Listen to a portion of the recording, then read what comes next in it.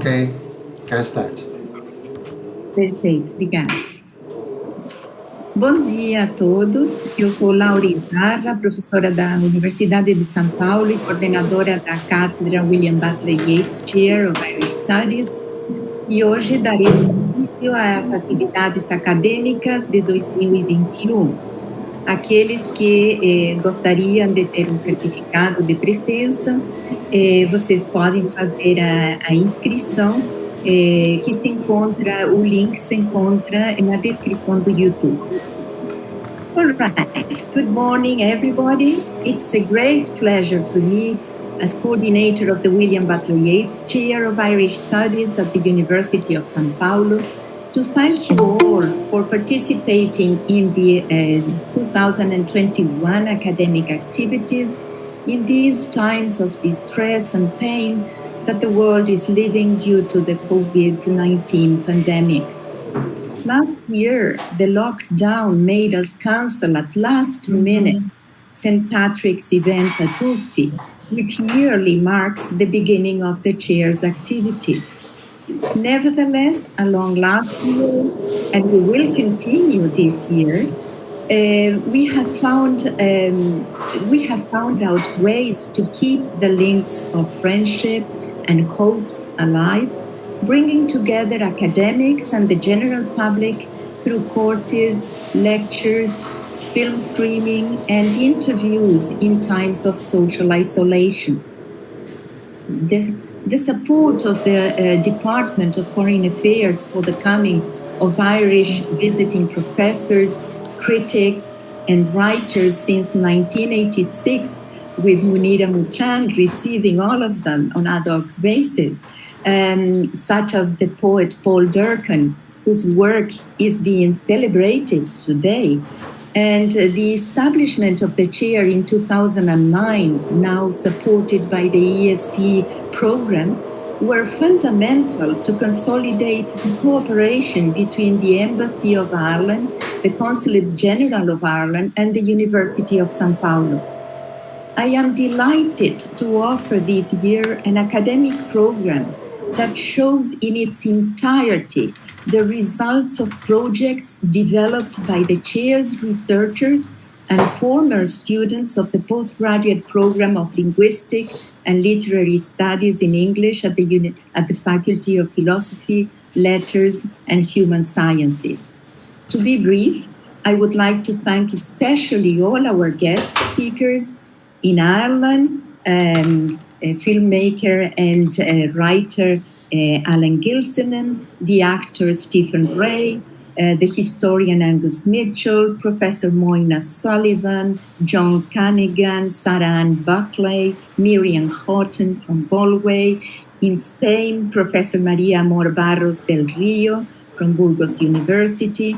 And in Brazil, Professors Maria Silvia Berti, Aline Fernandes, Rosalia Haddad, Gisele Volkov, and all the researchers of the chair, the film director Aurelio Michilis, whose documentary Secrets from the Putumayo will be discussed tomorrow, and his whole team of excellence, André Finotti, André Laurence Michilis, Alvice Migoto, and Patrick Leblanc. The whole program, including the launch of the ABEI Journal special issue and books, proves today how a dream has come true. So thus, to finish, I would like to echo the very well-known verses of Yeats' poem that says, "I have spread my dreams under your feet. Tread softly because you tread on my dreams." Now, I would like to call Professor Adrián Pablo Fanjul, head of the Department of Modern Languages and Literatures, to welcome all of you on behalf of the faculty too. Thanks, Adrián, for being here with us. Muito obrigado. Obrigado.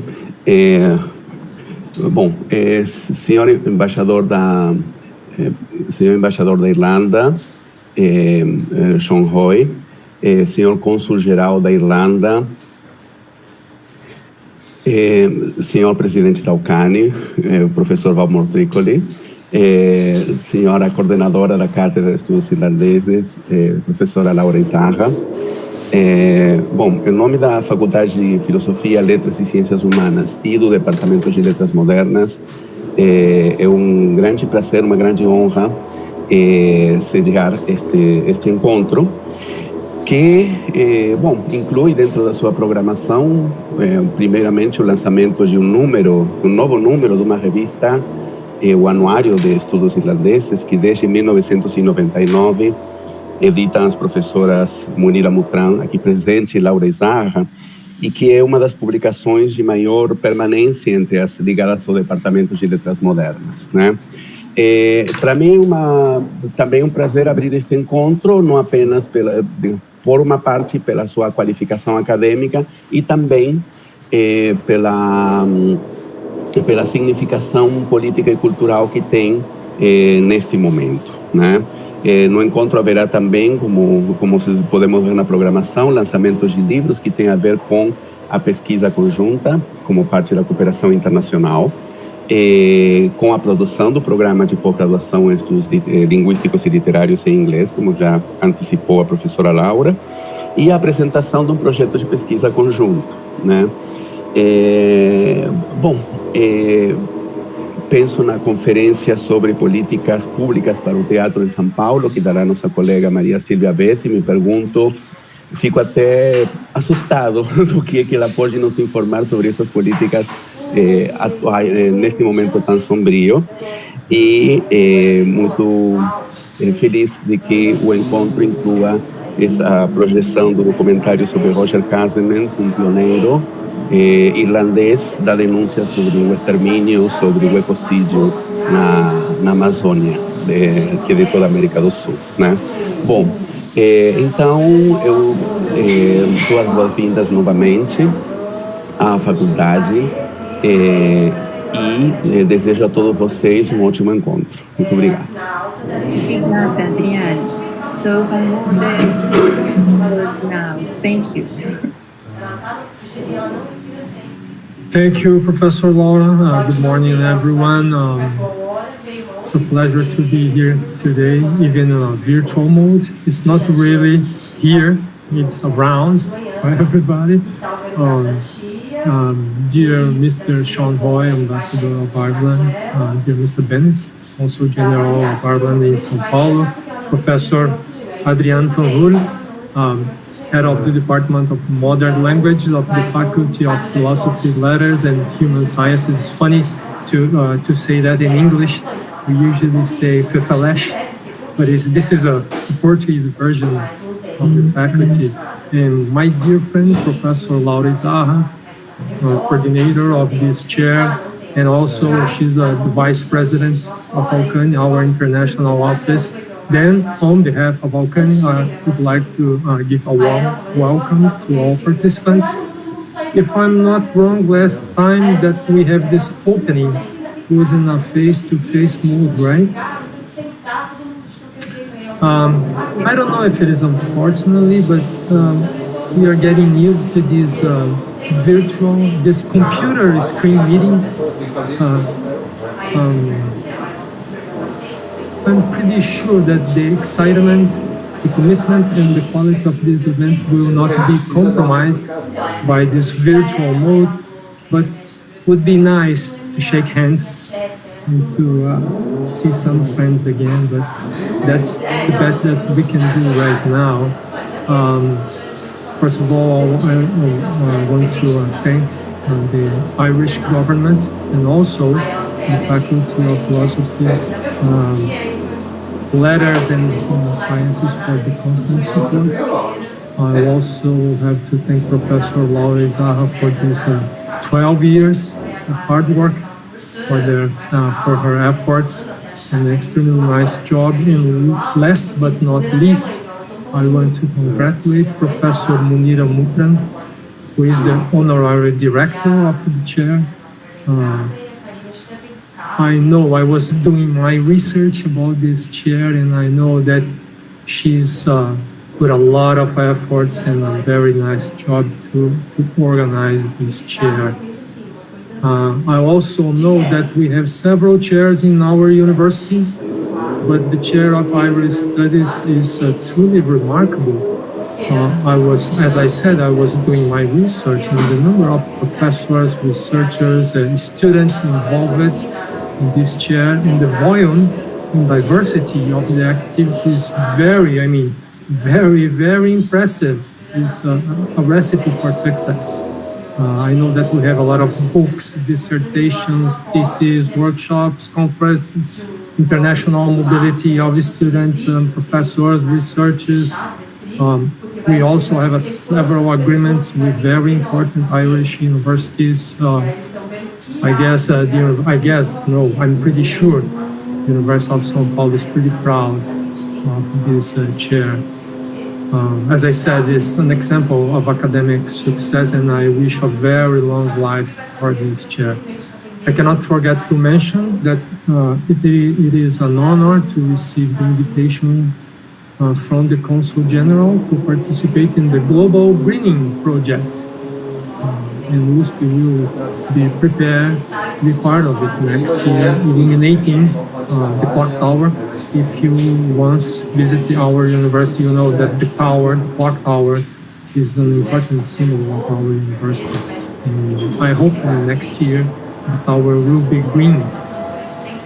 Finally, I wish all of you St. Patrick's Day celebration with great joy and hope in these hard times of the pandemic. And it seems that it is okay if it's going to rain, because it's not going to be an outside celebration. Thank you very much for your attention. Thank you very much, Valmor, for your kind words. And I would like now to give the floor to Ambassador Seán Hoy, who will give the official opening remarks for this opening of the activities of the chair.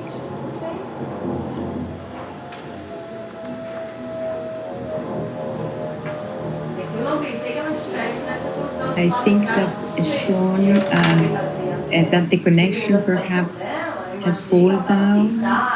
Let's see if he can.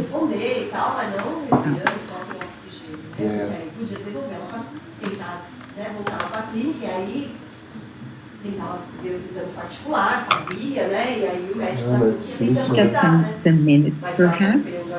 Munira, we cannot see you. You have to be here in person, right? Okay.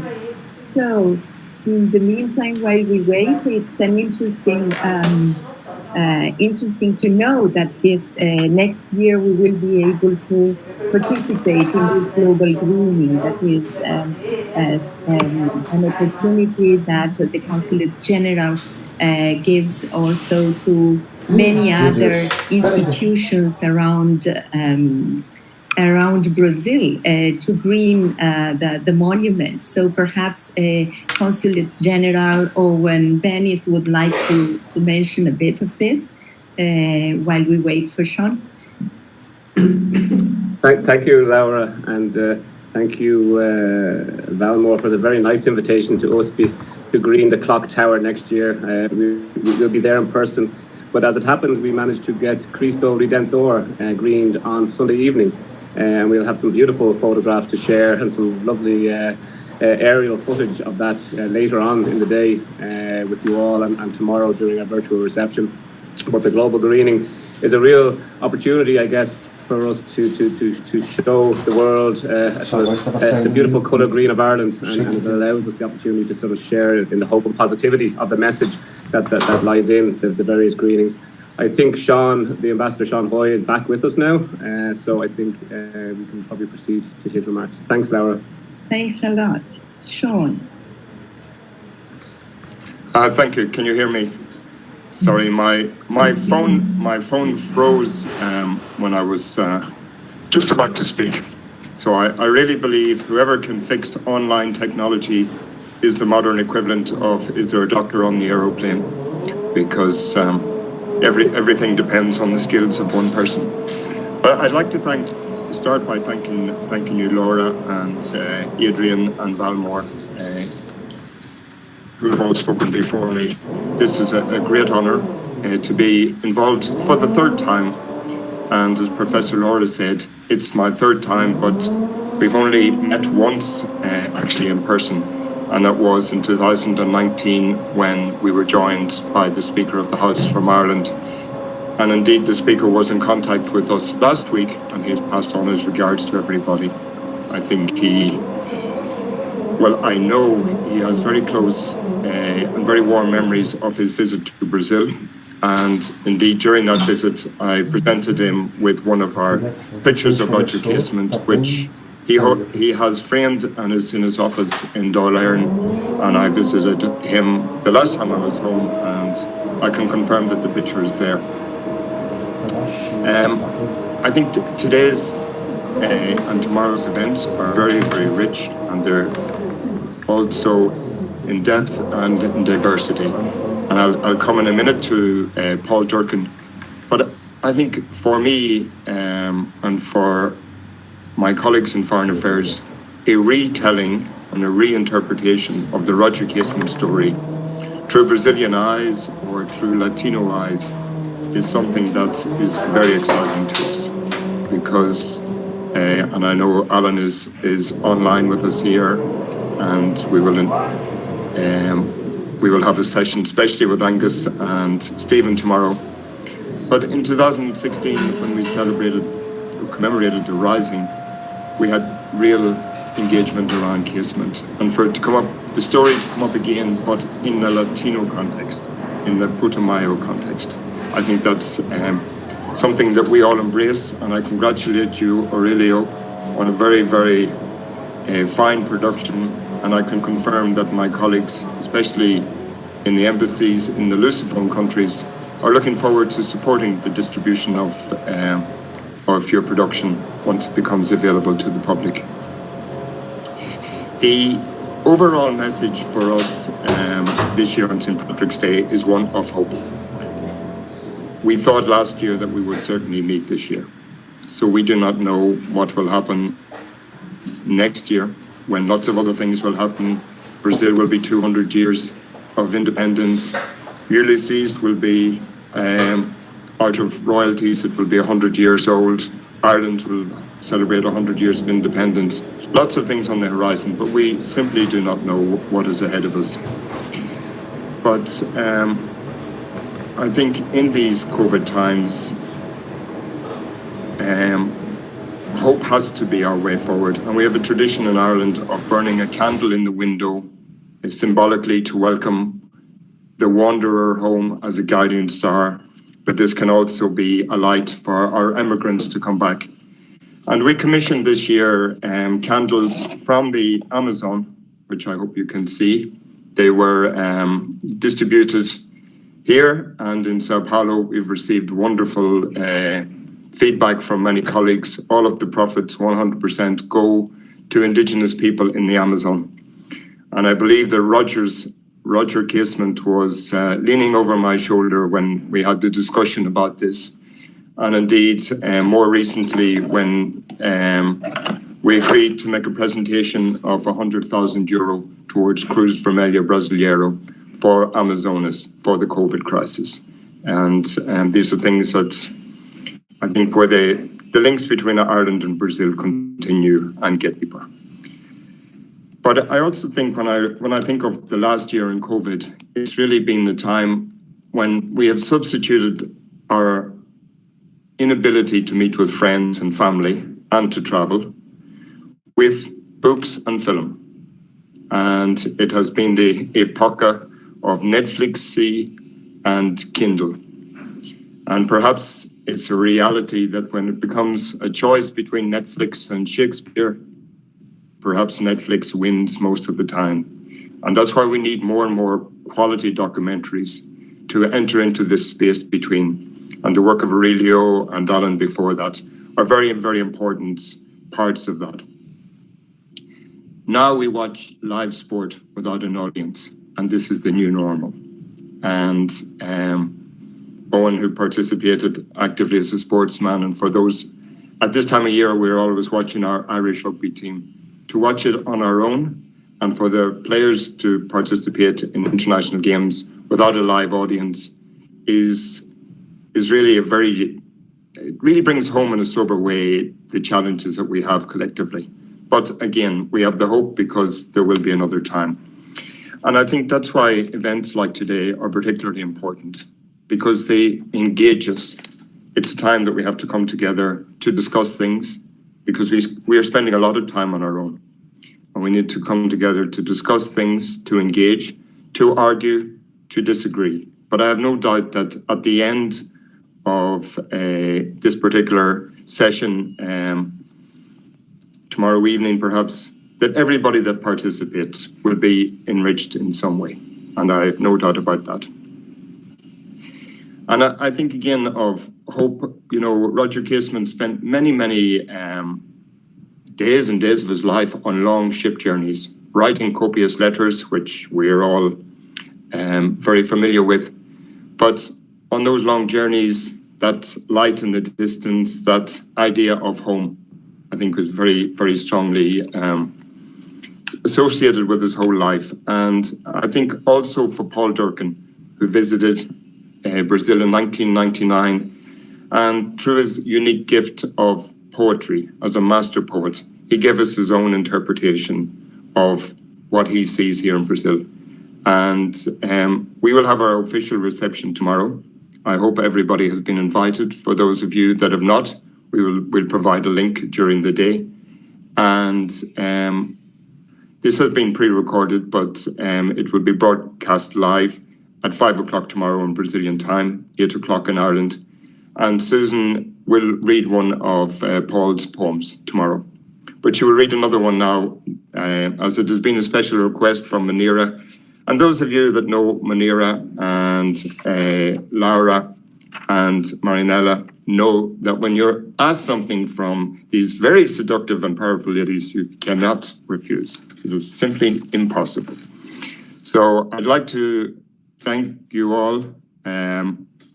I've read Mariana's book on casement as well. Every interpretation is an extra layer of clarity and richness. And you're part of our ever-growing Irish-Brazilian family. It's just a pity, as Adrian said, that we cannot meet later to discuss the day, to have that wine done, to have that analysis over a glass of wine. Or maybe the last time when we were in São Paulo, we had a little sidera of cachaça. I think you were there, Alan, but I'll not even mention that. But let me just finish with a little Irish Brazilianism. Ciao for now. So maybe I can hand over to Susan. Thank you.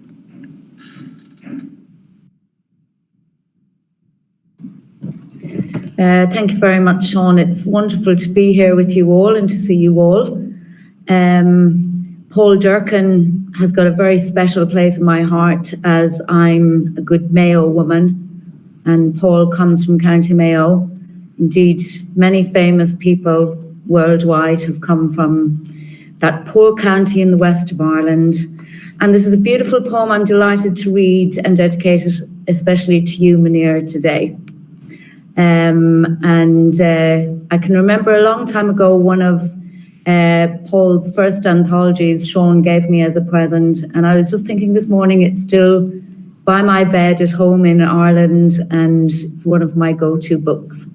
Anyway, this is called Man Walking the Stairs after Shaim Soutine by Paul Durcan. Odd to overhear you think I am saying man walking the stars, when all my life I have been saying man walking the stairs. Living alone in a semi-detached villa between the mountains and the sea, I spent a great deal of time on the stairs. Halfway up the stairs, I pause at the window overlooking the entrance to our cul-de-sac, the lancet window in our gable. I pause or climb on. When I get to the top of the stairs, I cannot remember why in the first place I came up the stairs. But that is the nature of living alone. I am neither perplexed nor perturbed. I go back downstairs and start all over again.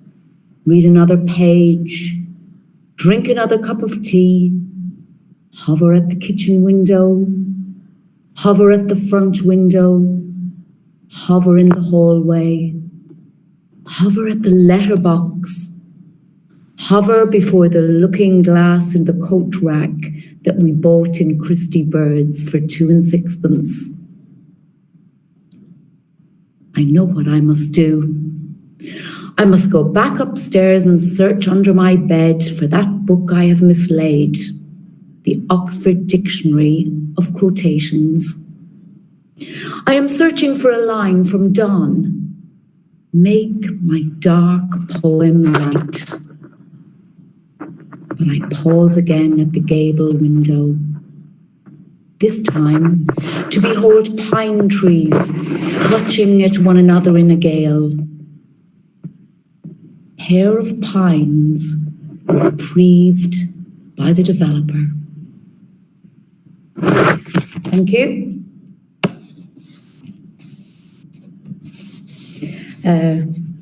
Thank you very much, Susan, for this present to Munira. Munira, your wish and your dream came true too. Okay.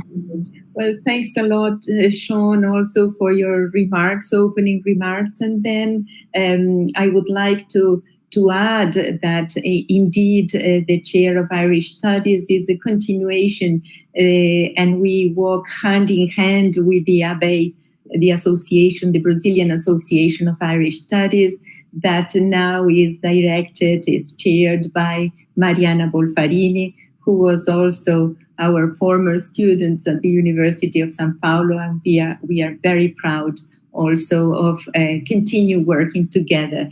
So we are children of Munira, and at the same time, granddaughters of Munira. Thanks a lot. And so I will pass the floor to Eoin Bennis, Consul General of Ireland in São Paulo.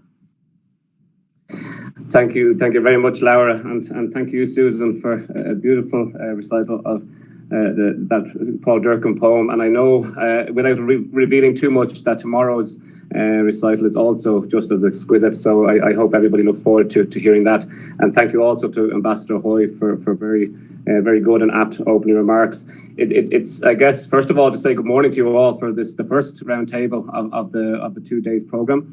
It's my first time to present at the opening of this WBH chair of Irish Studies, and I can assure you that it's a real honour and privilege, especially on the eve of St. Patrick's Day, to launch this journal, a special issue that celebrates the work of Irish poet, or master poet, as Ambassador Hoy remarked, on his 76th birthday, Paul Durcan. Indeed, the period around St. Patrick's Day, as we all know, offers us a unique, wonderful opportunity to celebrate our Irishness through the sharing of Irish culture, poetry and literature. This morning's opening of the chair, our discussion to come on Paul Durcan's work, and the really magnificent programme in place for the next 2 days is a wonderful, wonderful demonstration of this. The team here at ABEI and the WBH chair, led by Professor Laura Izarra, Munira, Mutran and Mariana Bolfarine, are invaluable drivers of Irish studies in Brazil and South America as a whole. Their dedication to the study and promotion of Irish studies through poetry, literature, art, history is both inspiring and motivating. As the then Minister of State for Culture, Joe McHugh, very accurately remarked when opening the chair in 2018, Irish studies seems to know no boundaries in Latin America. I can assure you that the Consul, together with the Embassy, are most grateful for all that you do for Irish studies. We value our rich friendship immensely and look forward to the continued success of our strong partnership. Central to this is the ABEI's Brazilian Journal of Irish Studies, previously a newsletter. The association has produced close to 25 journals, 6 of those special issues since 1999. The journal provides a truly learned and exceptional insight on all aspects of Irish studies, including Ulysses, Seamus Heaney, Roger Cashman, Yeats, John Banville, and now Paul Durcan. It's a wonderful connection to Irish studies, which will help to empower and connect a younger generation of Brazilian academics working in this area. In a previous ABEI event on John Banville, I mentioned Banville's drive to write the perfect sentence. With Paul Durcan, we find ourselves encountering yet another driven by perfection, with his dream in poetry to get every word right. One only has to experience his poetry and listen to and feel his words to realise that he very much succeeds. A winner of the Lifetime Achievement of Irish Book Award, Durcan's poetry, some of it dark, covers a multitude of themes, from the mundane to the magnificent, the familiar to the peculiar. Indeed, warmth, loneliness, friendship, intensity, sadness, and happiness are just some of the feelings and emotions that we encounter as we journey through his poems. Durcan's work provides us with some wonderful and illuminating insights into his varying levels of consciousness and unconscious way of thinking on life and all that it entails. He speaks of and embraces the weather, Ireland in 1916, feminism, the Celtic Tiger days, suicide, the W.B. Yeats shopping centre, divorce, the celebration of life, the loaf of batch, and even to quote the title of his poem, the old guy in the aisle seat on a flight to Chicago. As we leave Ireland, and with the journal opening Paul Durcan's poems around the world in mind, Durcan's work takes us on some amazing journeys throughout the world, with Argentina, France, Germany, Russia, Spain, and of course Brazil, all featuring. His famous collection, Greetings to Our Friends in Brazil, takes us on a more intimate journey around Brazil, stopping along the way in Rio, São Paulo, Belo Horizonte, Ouro Preto, Recife, Batumi, Ambia, and more. Included in this wonderful collection is a poem dedicated to one of our esteemed speakers today, Professor Munira Mutran. The daring middle-aged man on the flying trapeze provides a remarkable portrayal of a moment in the life of Durcan and is wished to hear declaiming Ulysses in Portuguese in Finnegan's pub in São Paulo, and ultimately doing so under a hoth moon in Dublin. Without the dedication and passion of those promoting Irish studies, many here in Brazil may never have had the opportunity to experience and enjoy the poetry of Durcan. The art of translation is one thing, but the challenge and difficulty in translating poetry is altogether a different art. Literary translation is a hugely important task. It makes possible for most of us to enjoy and experience poetry in a real way. It helps to share our understanding of the world, our culture, history, philosophy, politics, and much more. The journal excels further as it explores the work of Durcan with an extraordinary lineup of international guest editors, with each providing a unique perspective on Durcan, the people's poet, as he is known by some. The second part of the journal looks at Paul Durcan's poetry from the Irish and the international perspective, presenting original and republished essays by friends and scholars on Durcan's work from Ireland and abroad.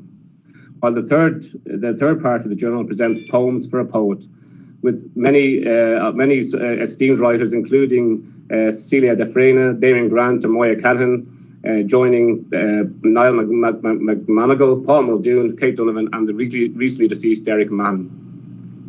Finally, it must be appreciated that the journal is not just a one-way sharing of culture. In its sections, Voices from Brazil, readers from abroad get a unique opportunity to experience the Brazilian culture and perspective. This special feature in the current special issue journal sees writer and scholar Helena Godoy contribute with an original piece that plays with the idea of Durcan dancing down to Brazil, a very fitting contribution. Friends, in celebrating Paul Durcan's 76th birthday and his works in this, the latest ABEI special issue journal, one cannot help but reflect on the strong and warm relationship between Durcan and Brazil, and the fact that it is in many ways coming full circle. Durcan celebrated this two-way relationship in exquisite style through his work, Greetings to Our Friends in Brazil. Today, ABEI and the WBH chair with Munira, Laura, Mariana, Alan, and all of the guest editors have reciprocated in similar style with this, the latest special issue, which in many ways can be considered Greetings to Our Friend in Ireland, a treasured birthday gift. So before I introduce our first speaker, I would really like to ask Alan Gilsenan, a good friend of Paul Durcan, to share with us a special message from Durcan himself, a greeting to his friends in Brazil this morning. Paul. Thank you. And thank you, Ambassador, for those inspiring remarks, and Susan for that gorgeous reading. I know Paul would be particularly elated by that, and that you're a Mayo woman, which is very important. I spoke with Paul yesterday, and he was saying, how is all this thing going to work today? And I said, well, we're all going to meet, on Google Meetings or Zoom or Teams or something. And Paul stopped me there and he said, Alan, I don't understand any of those words. And Paul, of course, values his words deeply. So that explains somewhat why he isn't with us in person or virtually today, but he did ask me to share a message with you at the outset of today's proceedings. And just before I read it, I remembered the last time I was with you in São Paulo before I left, and that now with lockdown seems a very fond and very distant memory. But before I left, I went shopping with Paul. I took him shopping the day before I left to Tesco in Ringsend. And as we often did, we would sit outside the supermarket in the car and talk about this and that. It's nearly a Paul Durcan poem in itself, sitting outside Tesco, which is a supermarket chain in Ringsend. But I remember saying that I was going to São Paulo the next day. And the one thing that Paul obsessively said is, if you meet Munira Mutran, you have to give her my love. And indeed, I promised to do that. And in some ways, that meeting with Munira in São Paulo was the start or the seed of the journal that you have before you now. And there's a theme here, because I'll read you Paul's message for today. Beloved Munira, my warmest congratulations to you and the Brazilian Association of Irish Studies. Deepest gratitude to yourself and Alan and Mariana Bolfarine. I can never forget that miraculous sunny June day when you introduced me to Sandyman Strand, São Paulo, and James Joyce. I rejoice with you all. God bless you, Paul Durcan. Thanks. Thank you, Alan, for what is a perfect message from Paul and a great scene setter. It helps us to get a real sense of the real and the lovely friendships in place, I guess, between Ireland and Brazil, between Paul and Munira and the rest of today's guests.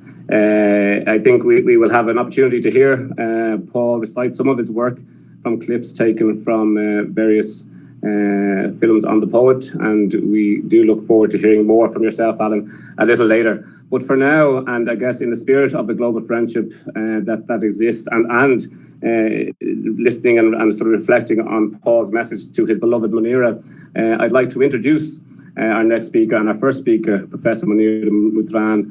When Munira began exchanging views, I guess, on Ireland and its writers with Seán Fflch back in the early 70s, I'm not sure she envisaged such success in Irish studies here in Brazil, but a wonderful success it's been and continues to be. As you know, Munira is Associate Professor of Literature here in English at the USP. She's specialising in Irish literature and comparative studies. She holds an MA and a PhD and a postdoctoral thesis at the university and a degree of Doctor of Literature at the National University of Ireland in Mayo. She was the co-editor of the Brazilian Journal of Irish Studies from 1996 to 2018 and of lectures, a series of books with lectures given at the WBH Chair of Irish Studies. She has published many articles and chapters in books on Irish fiction and drama, 2 collections of Irish short stories translated into Portuguese, and she also received in 2018 the Presidential Distinguished Service Award for her almost 40 years of commitment to Irish studies at the University of São Paulo. Incredible achievements from somebody who is unwavering in her passion for and promotion of Irish studies here in Brazil, with her long-lasting friendship with Paul Durcan and the fact that she does have that poem dedicated to her and Durcan's Brazilian collection. Professor Mutran is perfectly placed to get this morning's roundtable underway. So over to you, Professor Mutran.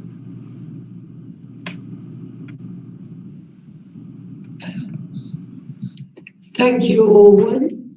Thank you, Alan. Thank you, Mariana, for taking part in this round table. Before I begin, I would like to thank Susan for such an impressive reading of Man Walking the Stairs. For me, that man is a modern Sisyphus, going up, down, and down. Thank you, Susan. Thank you very much.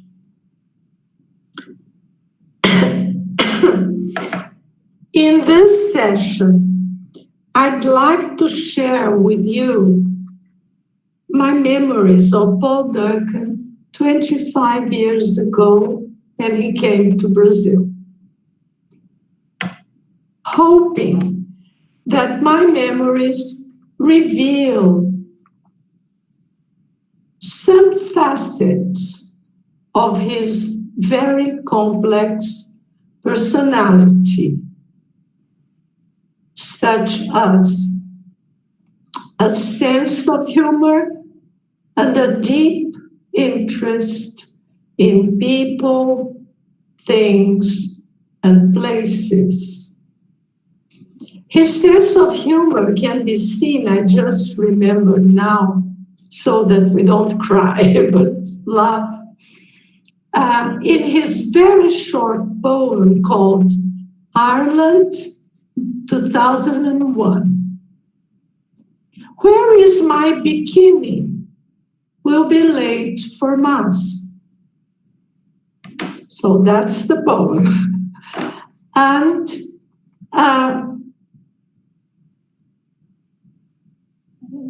in 1995, so let's go back in time. In 1995, there were two very important events for the future of our program of Irish Studies at USP. The first one was the state visit of Mary Robinson, President Mary Robinson, to the University of São Paulo as an acknowledgement of what had been done here so far. And in June, we had Paul Durcan's visit, opening up new fields of research in poetry.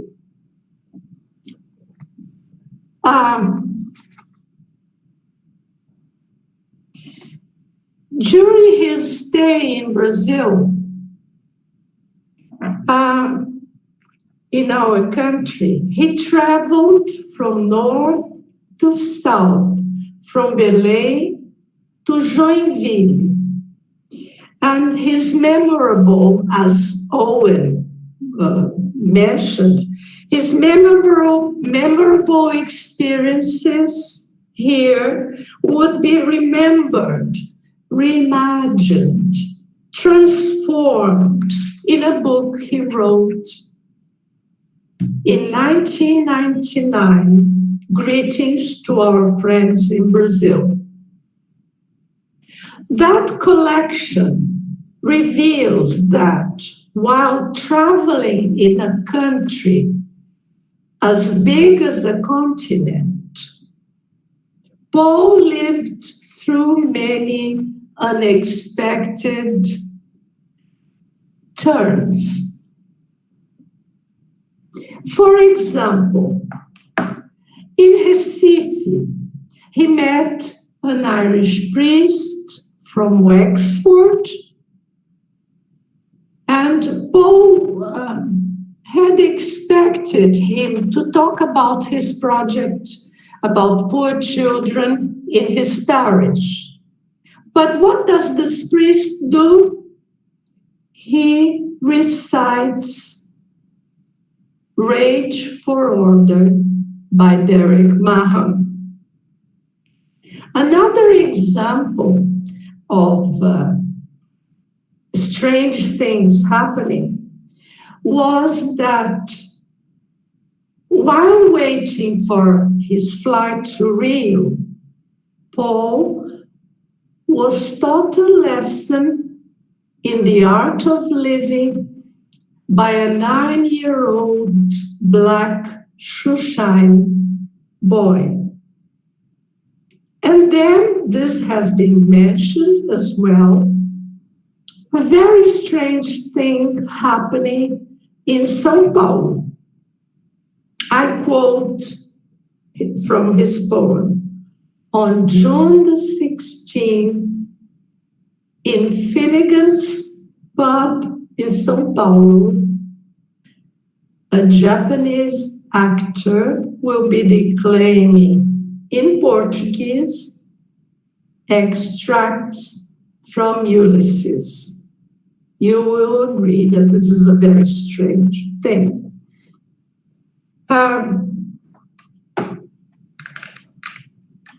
Now, let us remember his stay in São Paulo.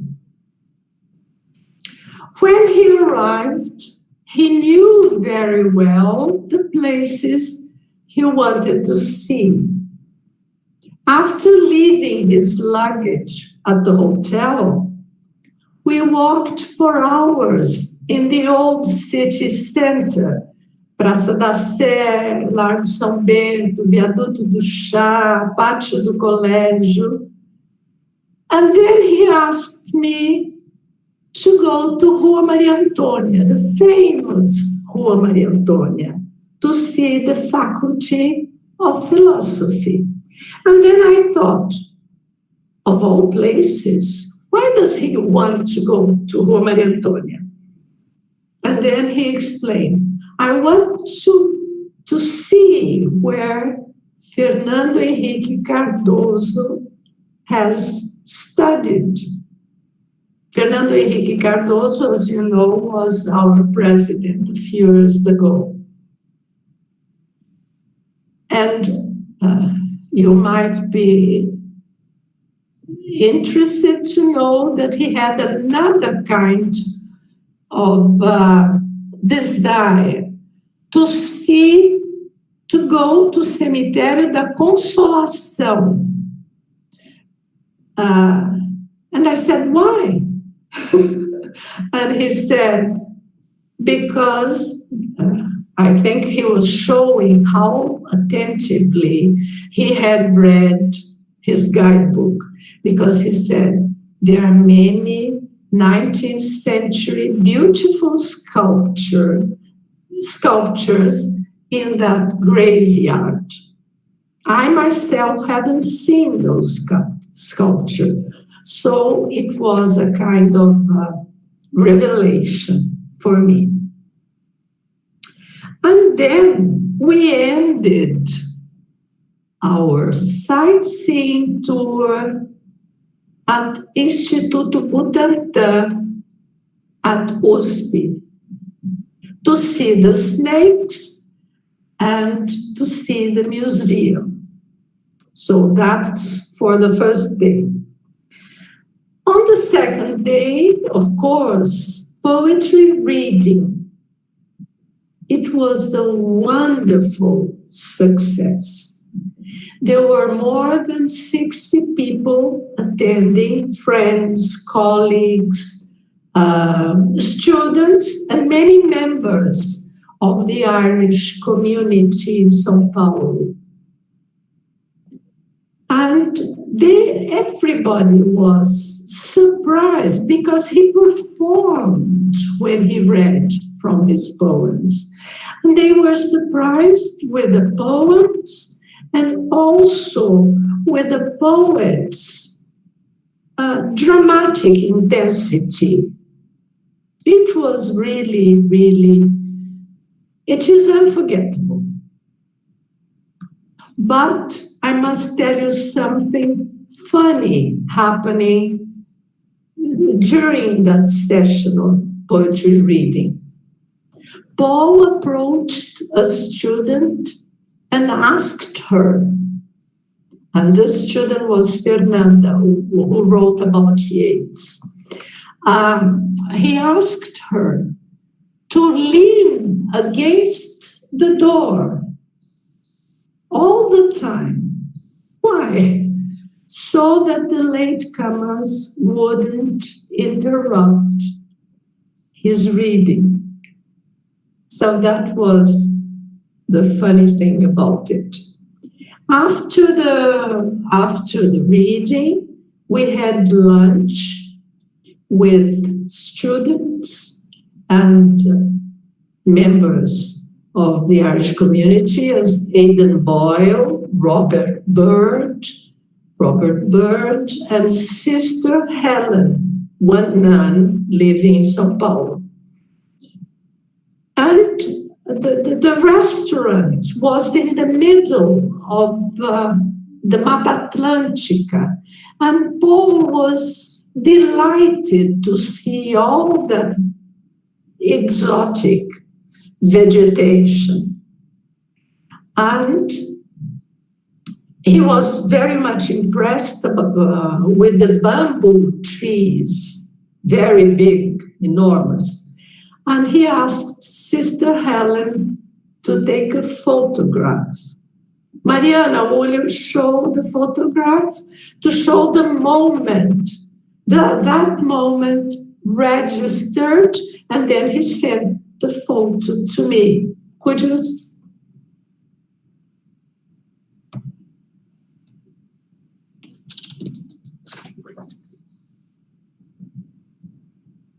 So, Aidan Boyle, myself, Paul, Robert Baird, who died here in Brazil. He was an engineer, an Irish engineer.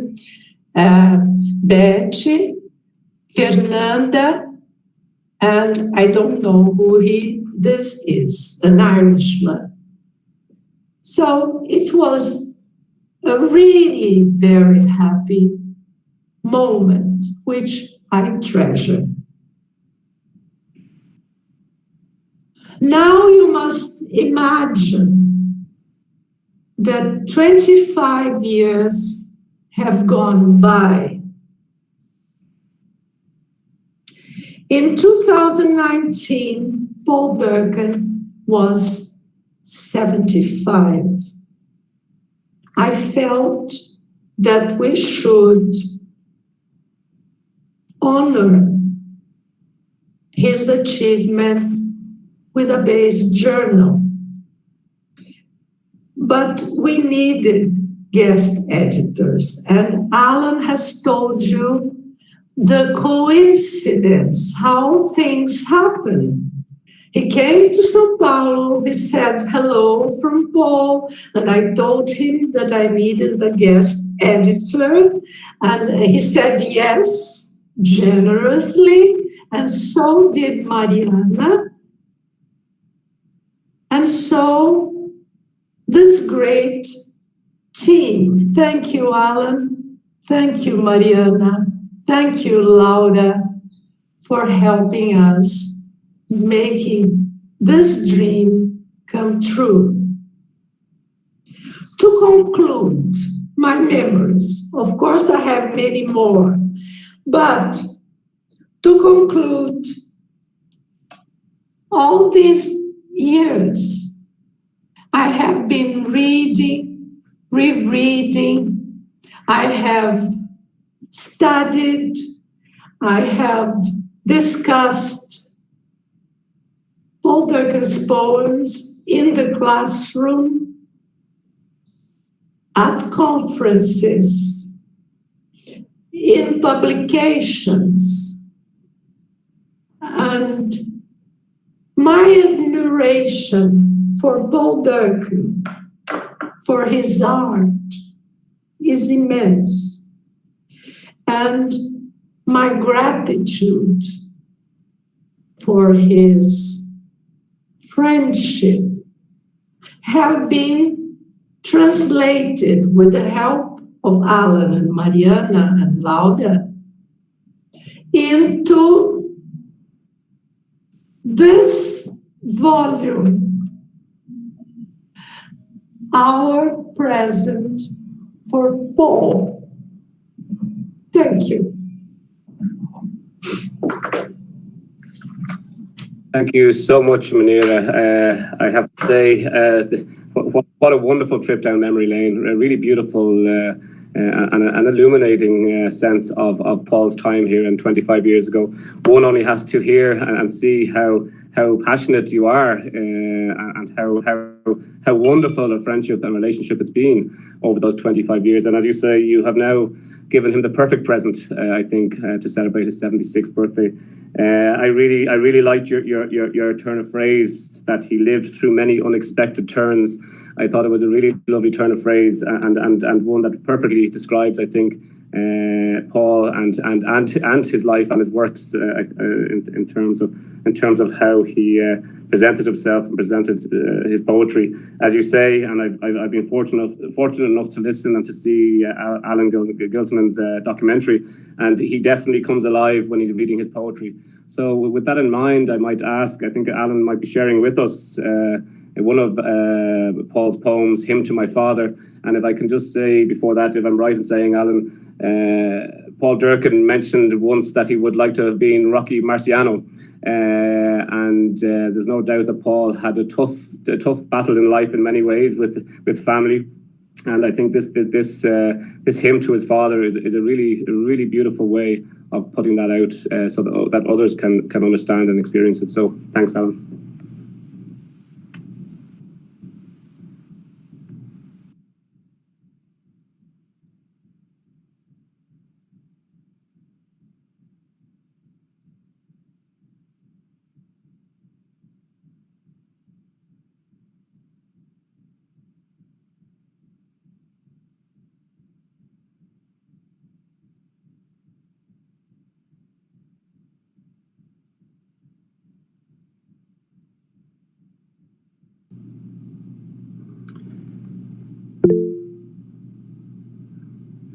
There's no sound, Laura.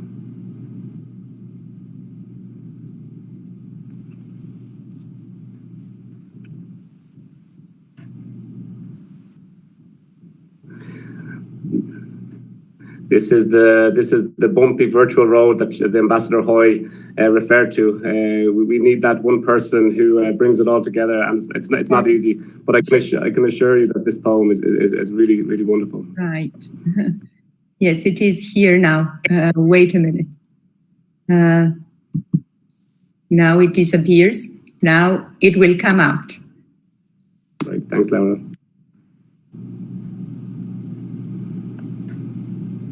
Dear Daddy, on your last legs now. Can you hear me in your bedroom in the treetops?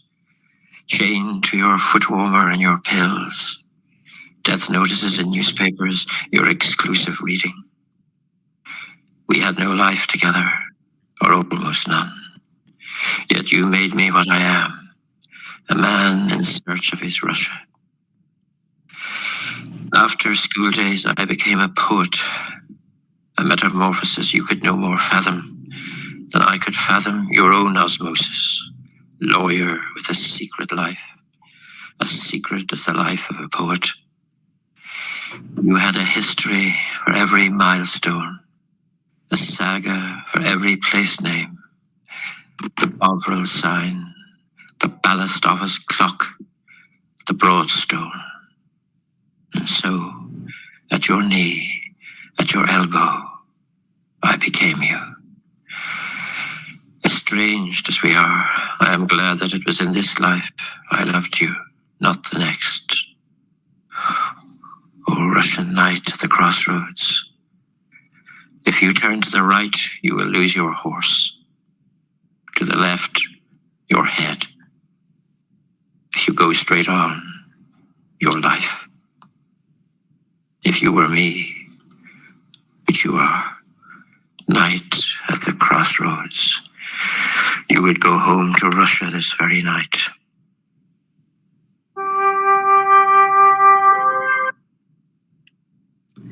Thank you, Laura. I think if I can use the words of Ivor Brown, who was a very close friend of Paul Durcan, when he says that when you hear Paul Durcan reading his poetry, you really appreciate his genius. The words seem to come alive when he reads. I think after hearing that, we really get that sense that his words do truly. You can feel Paul. You can feel how he sort of joined life with all of us in terms of his words and his poetry. So in going on to our next speaker, and thanks Munira again for that lovely and wonderful trip down memory lane, a real pleasure for myself. as somebody who is just new to Brazil to get that sense. So thank you so much. So just to introduce our next speaker, who many of you will have known, and Laura mentioned her earlier in the session, Dr. Mariana Bolfarine. Dr. Bolfarine holds a PhD from the University of São Paulo, and she was a research fellow at the National University of Ireland in Maynooth. She combines her teaching at the Federal University of Rhodonópolis in Mato Grosso with her research role at the WBH chair. She is also head of the Brazilian Association of Irish Studies, or ABEI, as we know it. And reflecting on the art of translation that I touched on earlier, Dr. Bolfarine has translated into Portuguese so many wonderful translations, including Roger Casement in Brazil, Rubber, the Amazon, and the Atlantic World, 1884 to 1916, and the Amazon Journal of Roger Casement, 2016. Of course, Roger Casement and the Secrets from Putumayo will feature in tomorrow's programme. But ahead of this, and as we continue this morning's discussion on the journal and Paul Durcan, I'll pass over to Mariana, who will share with us some insights on the journal itself and its structures. So Mariana, over to you. Okay. Thank you, Consul Eoin, for such a generous introduction.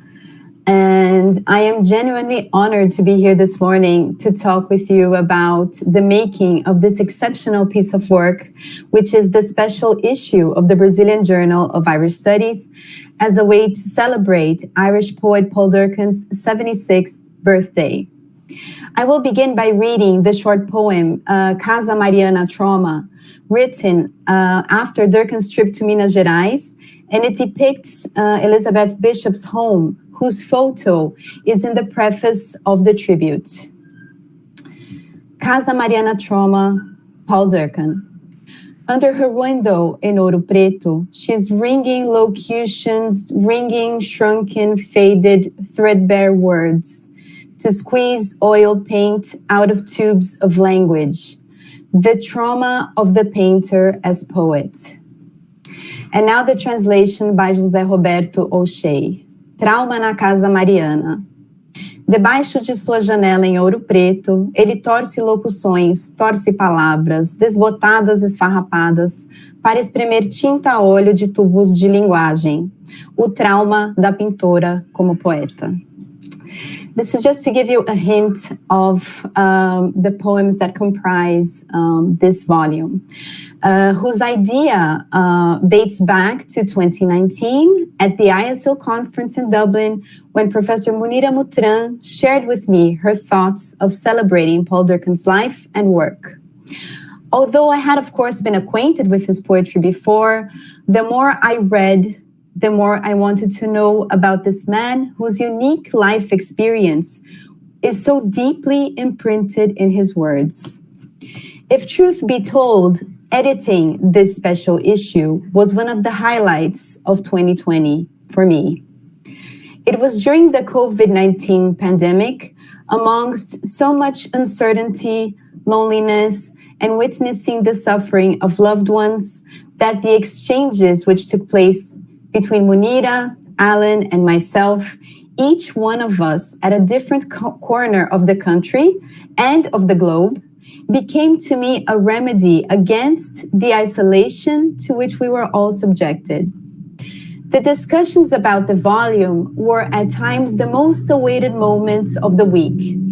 I was able to find refuge in Durcan's poems, in the translations, and in the recollections by his friends and admirers. Reading Man Walking the Stairs, What Shall I Wear, Darling, for the Great Hunger, The Last Shuttle to Rio, Going Home to Mayo, Winter 1949, to mention a few, brought tears to my eyes, but also gave me hope, as Ambassador Seán Hoy also remarked. As Munira has mentioned, what stands out in this volume and what makes it so special is that it offers both an Irish and an outsider's perspective, which reveals the wide reach of Durcan's work. As a traveler, he has been to so many places and experienced everyday situations which can be humorous, satirical, and at the same time poignant and touching. All of the parts that inform the journal are intricately connected.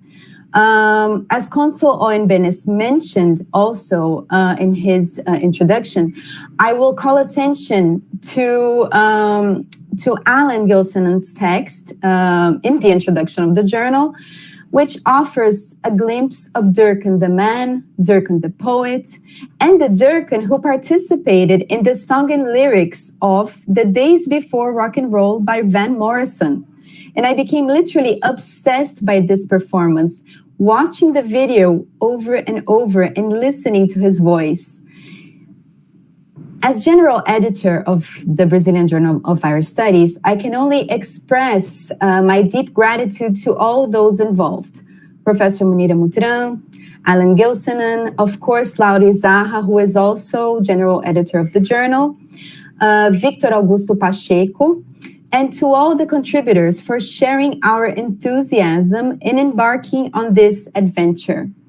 My final thanks go to the William Butler Yeats Chair of Irish Studies, and of course to the Immigrant Support Program, which financially supports the journal. And I hope, of course, you'll all enjoy. Thank you. Many thanks, Mariana, and I can assure you that I'm also a keen fan of Van Morrison, as I am sure there are others in this virtual room. So thanks for bringing that memory, and thanks also for your words and very interesting words on the journal itself, the structures and how this came to being. I think, and having gone through this journal and the previous journal focused on John Banville, the work that goes into this, the linking up of the various elements of each person's life is just incredible, and I think it's a real gift that you give to not just Brazil, like I mentioned before, but to the world in terms of Irish studies. But before we introduce our final speaker for today, I would like to introduce our next poem, Hymn to a Broken Marriage. Again, another opportunity to really sense the person that is Paul Durcan. So if I can ask Laura to play the next clip. Thank you.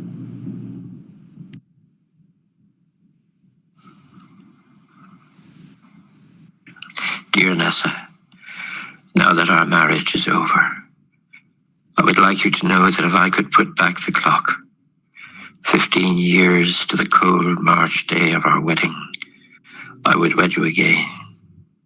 And if that marriage also broke, I would wed you yet again. And if it a third time broke, wed you again and again and again and again and again.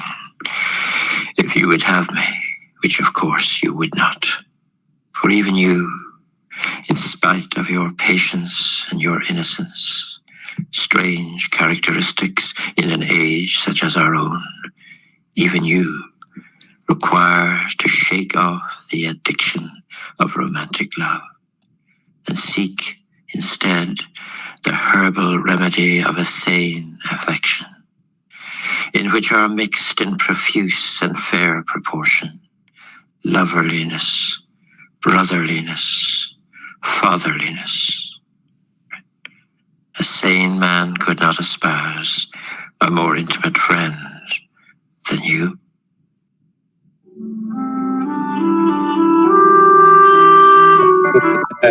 A real sense of Paul Durcan's love and continuing love for his wife Nessa. If I can, and when I was watching Alan's film, and I'll introduce Alan now, I was really taken by the fact that Paul Durcan mentioned that his life really took off in that moment where he met Nessa, and that he, as he says, he got permission to fully live and breathe and become some sort of grown up. I just thought it was a lovely way to introduce his wife through your documentary. And that brings us to our last speaker. And as with other previous speakers, I don't think we need to give introductions to Alan Gilsenan. He's known to many in the room. And as Munira said, there was a coincidence as such, and he became one of the guest editors for this special issue journal.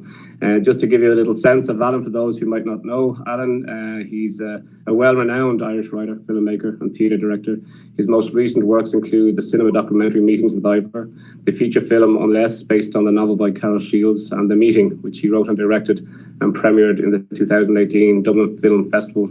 As the former chairperson of the Irish Film Film Institute, he has also served on the Irish Film Board and on the board of the International Dance Festival Ireland.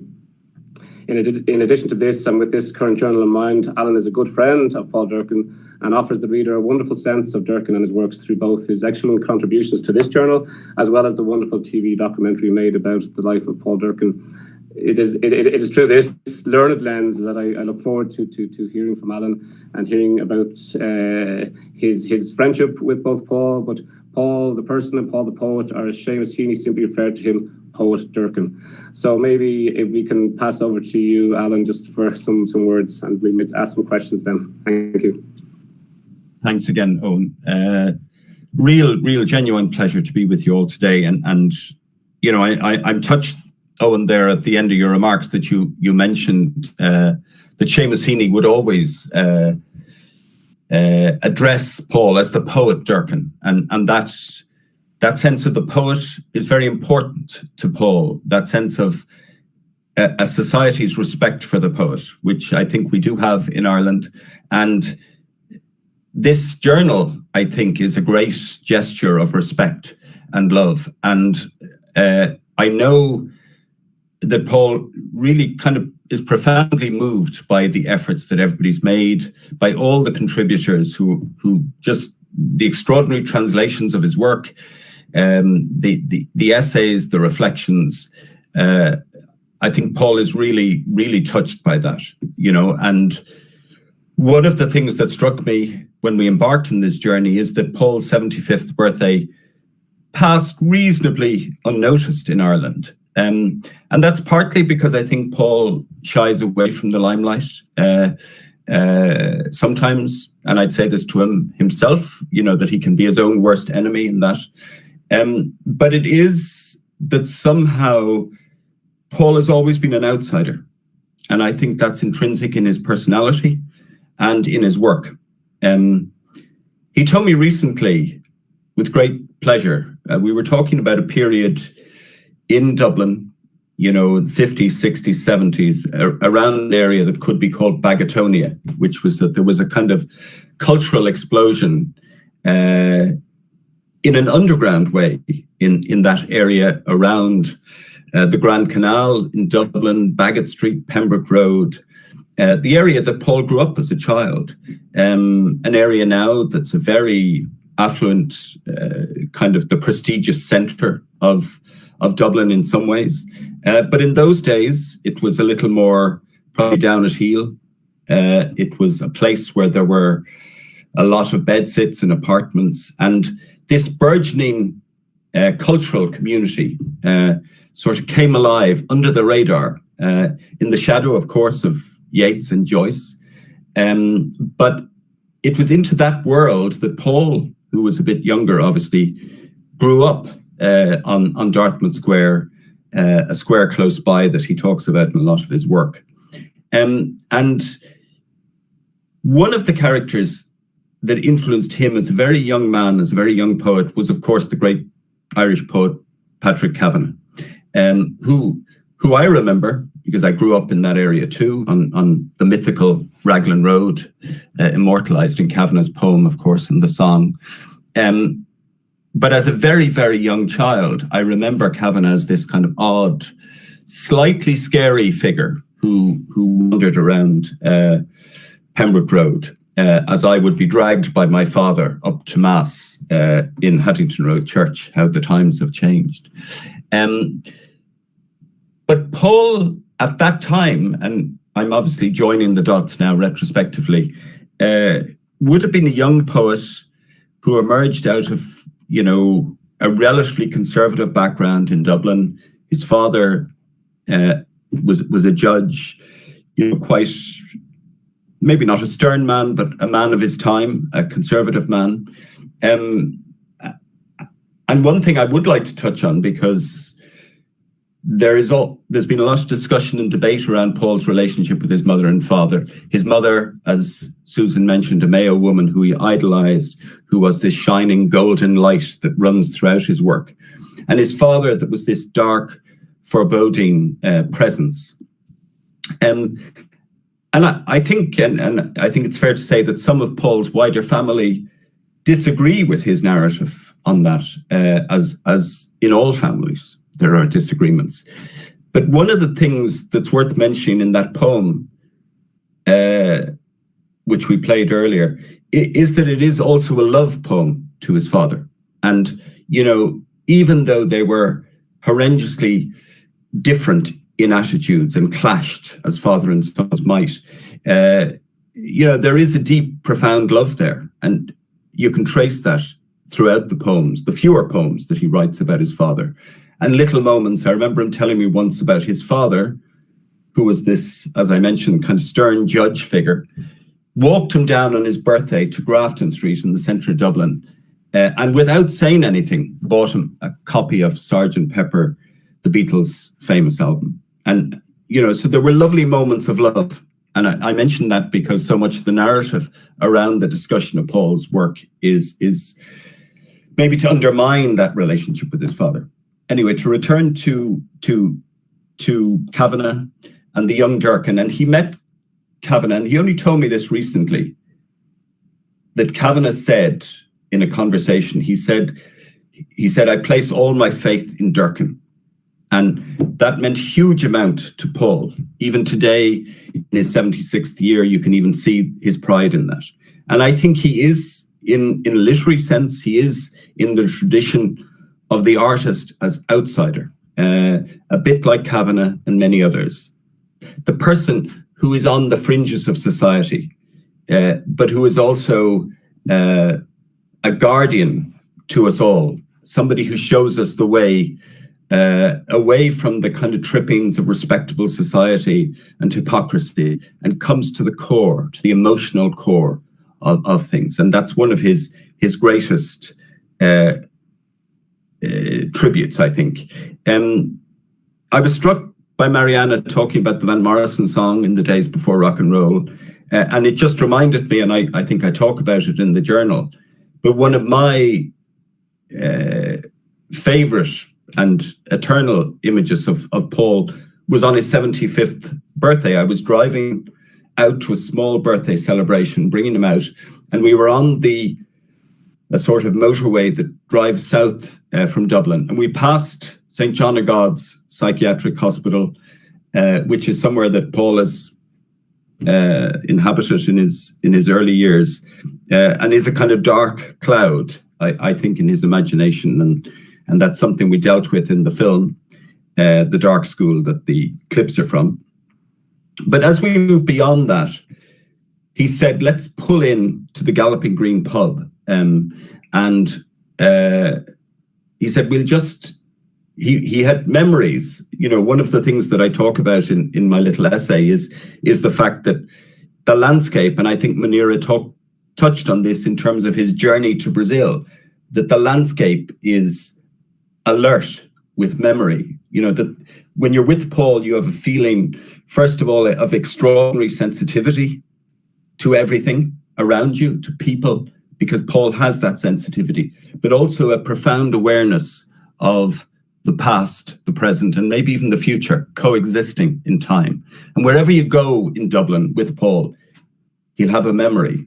Oh, that's where I saw such and such in 1968. You know, it's very specific. But he had a similar memory about the Galloping Green pub, and we pulled in, and just as I was about to turn off the engine, Arena, which is an Irish radio program, arts program, came on and started with a lovely tribute to Paul. And then they played Van Morrison's in the days before rock and roll. And we sat in the car with the commuter traffic flying by us, and Paul started to sing in that hypnotic way he has sometimes when he reads, with the head down, and the rhythm starts to come out of him. And it was just one of those beautiful moments, and also beautiful for Paul because he felt there was some public acknowledgement of his role as the poet. And this journey is part of that, and the huge investment. I mean, Munira and Mariana have been very gracious and generous to me, but I know I was only a mere altar boy in proceedings. That, you know, the huge work that Mariana and Munira put into this was quite colossal. And I know that does mean and will mean an awful lot to Paul when I deliver the journal physically to him. He'll be delighted. Just as I was thinking about today, I realized that it's probably 20 years that I've known Paul, not always as a close friend. We met when I made a short film of one of his early poems, Six Nuns Die in a Convent Inferno. And then later on, in 2007, I made a documentary, which the clips are from, called The Dark School. And that was an extraordinary engagement with Paul, because anybody who knows him, and Munira mentions the door being held open at the reading, he is very specific about things. So when I sat down to discuss maybe making a film, he was very specific. He sat down and he said, Alan, I want to do the years 1944 to 1977. End of story. No debate. And that was, as Eoin mentioned, concluded with his marriage to Nessa and his two lovely daughters, which sort of transformed his life. But also, it was on the advent of him becoming a poet. And that was, as the title suggests, a dark period in his life, a life of struggles with the conservative world he grew up in, struggles to be a poet, health struggles, mental health struggles. And Paul wanted to really invest and share that story. And as I remember that film, and even the title, The Dark School, which is one of his poems, sometimes I find when I discuss Paul, and he is a man, you can see his face, when the clip came up without the voice, his face almost tells a parallel story to his poems. That it is the face of, there is pain in it, there is darkness in it. And often I find I talk about Paul in those terms, but Munira made a really vital point earlier when she talked about his sense of humor, his sense of joy, his sense of performance. I can remember doing an event in the Gate Theatre in Dublin with Paul, and we were backstage, and he was riddled with nerves and anxiety, and almost like you could not imagine him going on to do the reading. But then he came on to huge applause, and he is suddenly electric. And suddenly you forget always, first of all, how funny Paul is, the sense of humor, the extraordinary performance ability. He kind of in some way, often to me, echoes the great actor Robin Williams, but he has this extraordinary chameleon-like ability to perform his poems. And you then realize, I suppose, the joy of Paul that goes alongside the darkness and the despair and the angst, that there is great humor, there's great joy. And when I was thinking back on the little films that I've done with him, that even the first film, which was based on Six Nuns Die in a Convent Inferno, which was about a very tragic fire in a Loreto convent in Stephen's Green in 1986. And I was reminded when I looked back at that even though, you think nuns and conservatism, but what's in the poems alongside the tragedy, which he really captures beautifully, and alongside, a certain humor in that, a certain surreal quality that he always has, but there's huge compassion. There is huge warmth and generosity and compassion in him. And that, alongside the joy and that ability to be humorous and funny, is very much part of the complexity of Paul. And it's very easy, either in an academic setting or in an art setting, to see him only as the outsider, the angst-ridden, the tortured artist, and to forget the twinkle in his eye, the joy, the delight in people, the delight in places, in history, in all the things that Munira talked about earlier, and that's really essential that we remember that in Paul, that beautiful sense of personality. It's interesting that he Joyce has come up a few times, and he mentions Joyce both in his poems, in Greetings to Our Friends in Brazil, but also in his little message today. And one of my most recent experiences with Paul was when I was making a film of Ulysses for the new Museum of Literature Ireland, which is a beautiful museum next door to the Department of Foreign Affairs head office for Seán and Eoin. And for a long time, I was making a visual film, in a way, a kind of response to the book, if such a thing is possible, which of course it's not. But I remember thinking, what was I going to do with the voice of Joyce? And I remember driving down Sandymount Strand, which was mentioned earlier, with Paul, and he started to talk about being a young poet with Michael Hartnett, and the two of them walking Sandymount Strand and fantasizing about being James Joyce. That Joyce was truly the poet. And of course, there's connections there, the different voices, the theatricality, the surreal elements, that you can see that he is in that sort of Joycean lineage, genuinely. And of course, often the best ideas are the obvious ones that you have missed all along. It was that Paul would read the passages from the book that I was using. And that was a real joy, and at one point, when Paul agreed to do it, he mentioned casually that since we discussed it, he read Ulysses 7 times.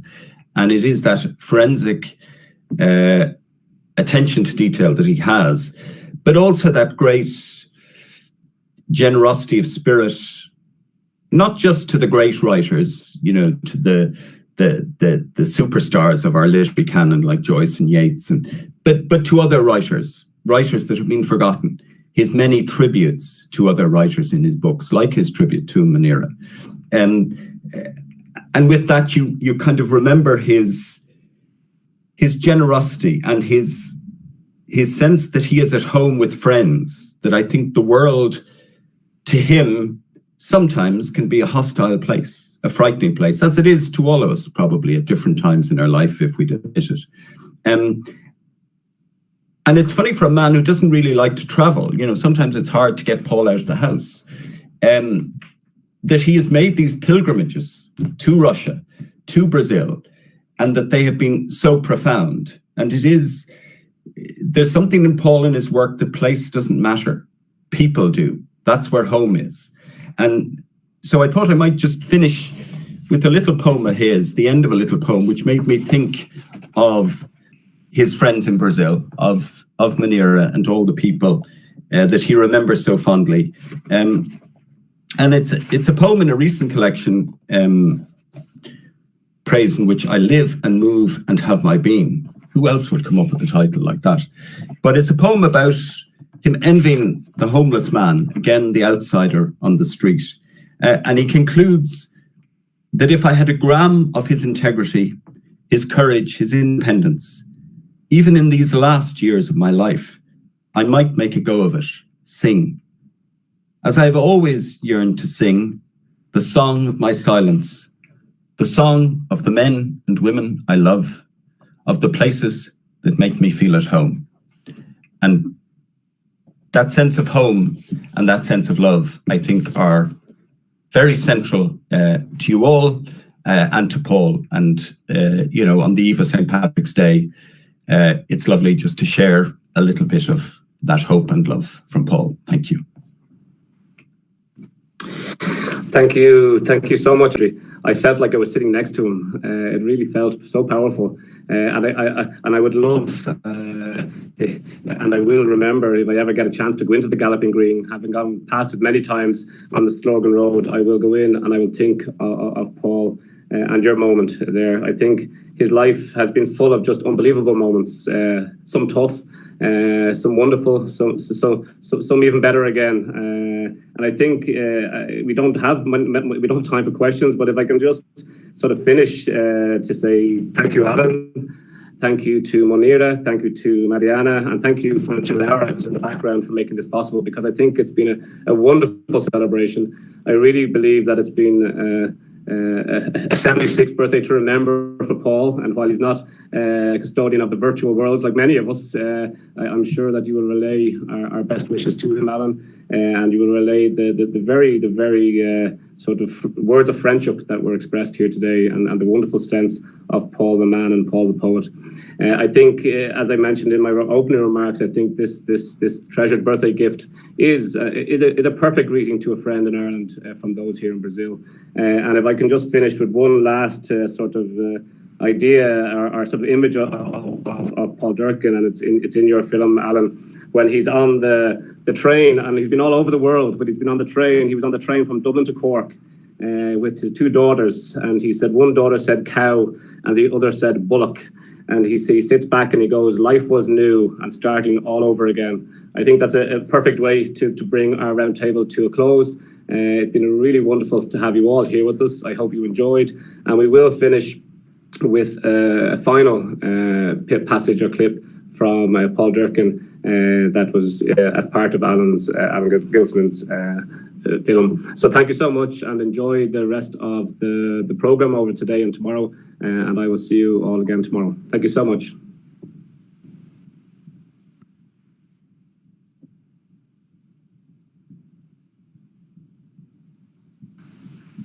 They liked me when I was on the wing, and I could whistle and I could sing.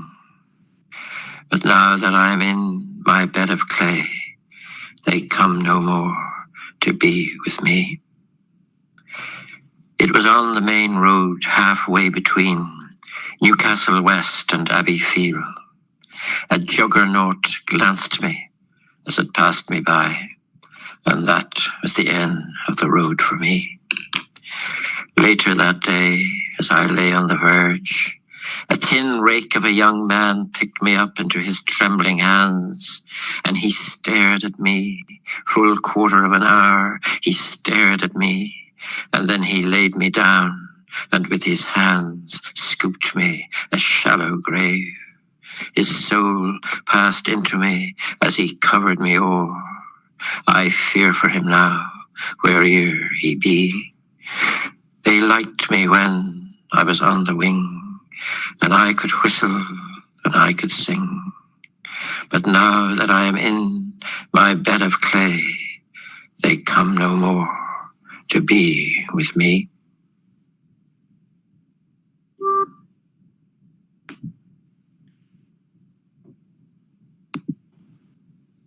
Okay.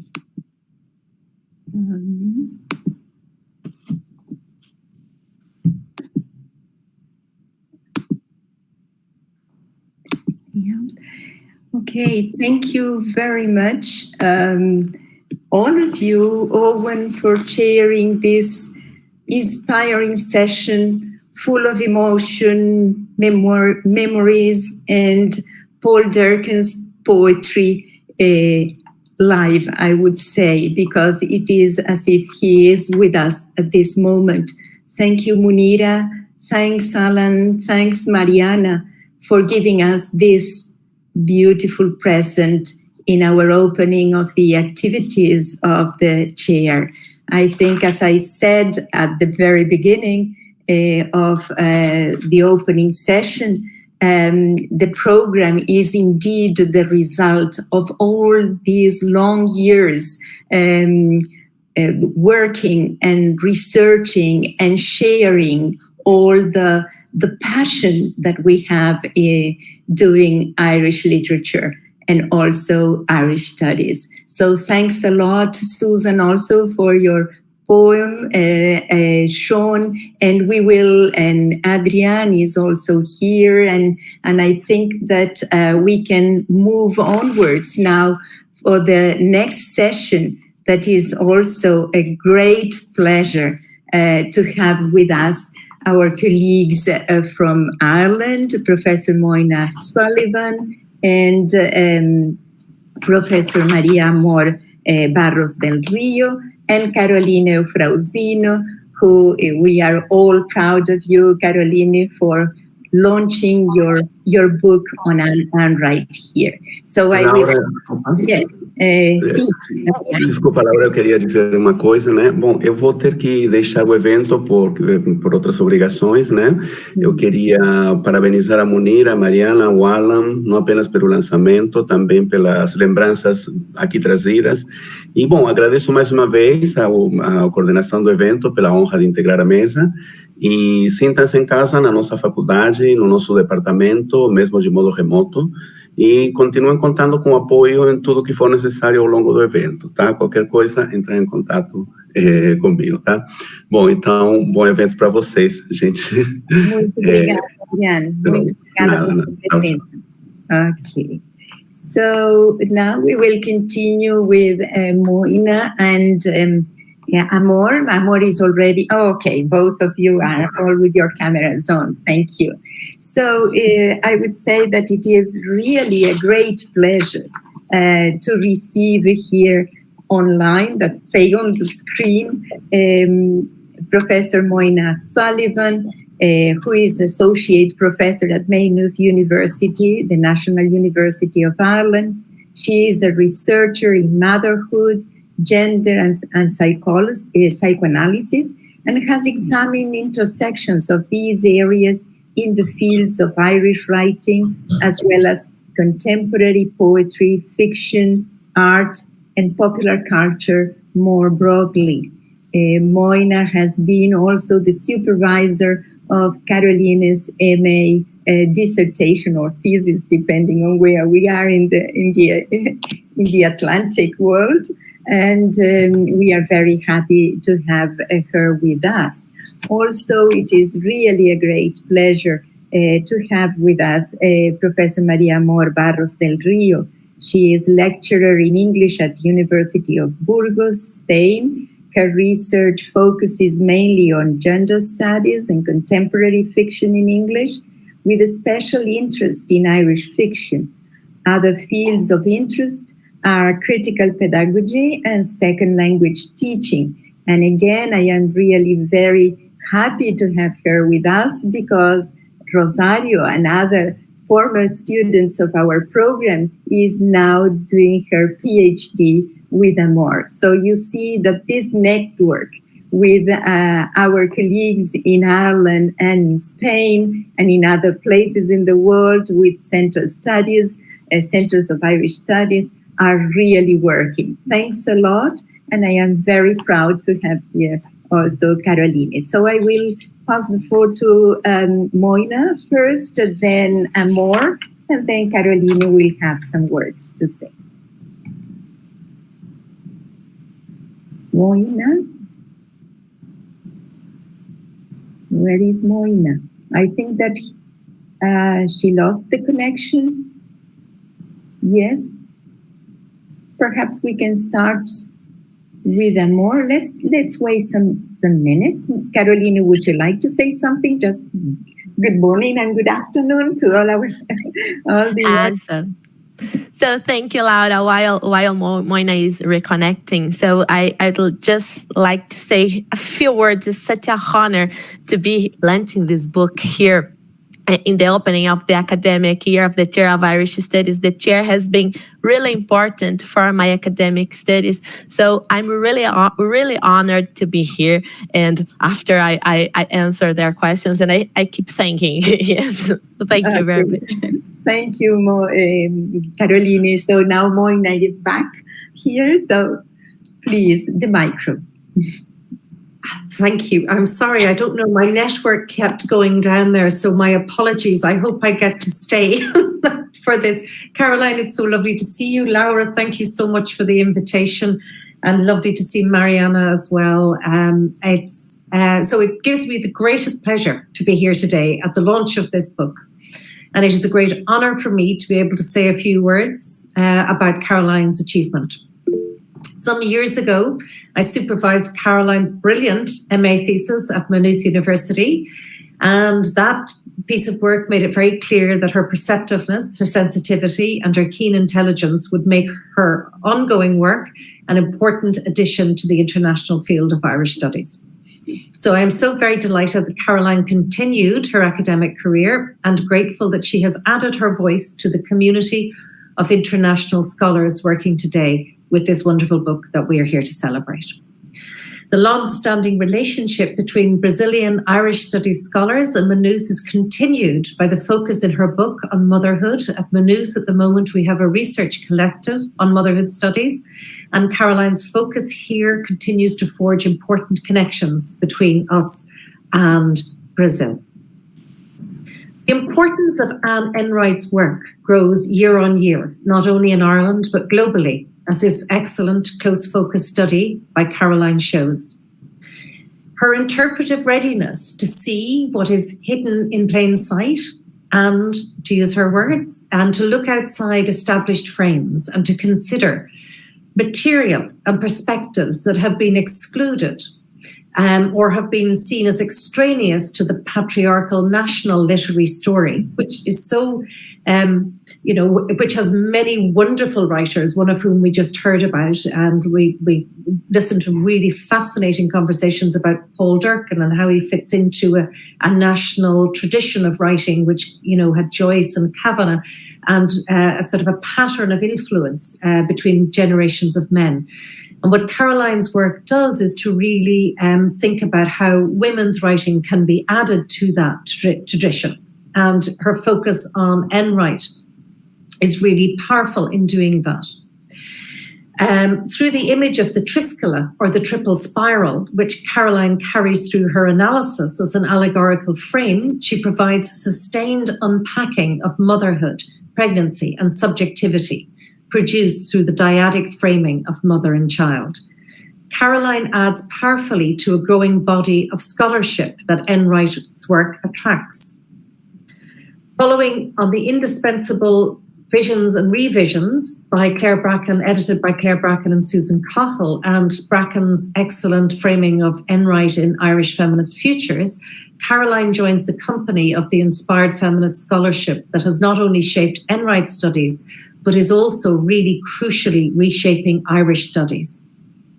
And this wonderfully rich book adds abundantly to the extant scholarship. Caroline centralizes the maternal in her interpretation, and through this she's able to explore how Enright's work fits into or sits at odds with prevailing literary and critical traditions. And she also examines how Enright's readings exceeds the terms of a traditional literary national landscape, largely shaped by lines of inheritance from literary fathers to sons, by placing it squarely into an international and transnational context. Enright's work demands a prismatic set of lenses to illuminate the refractions of her different styles, concerns, and registers, and Caroline provides this illumination from her introduction, which sets the historical and theoretical tone, through to her very fine reading of the later work.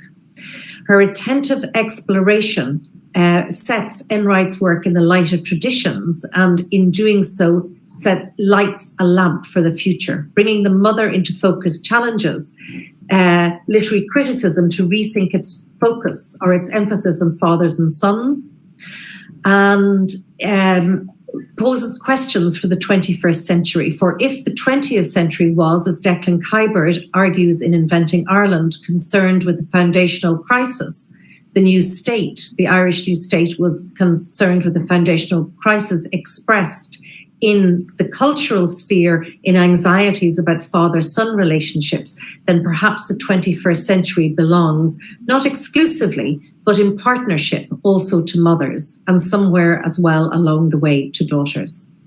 So Caroline builds on the work that shows how Enright engages with this literary tradition structured around the father and the absence of the mother in a way that both preserves and refigures it. Geraldine Meany noted that when Enright claims Joyce as a type of literary foremother rather than forefather, she queers the very foundational pitch on which the modern Irish canon is built.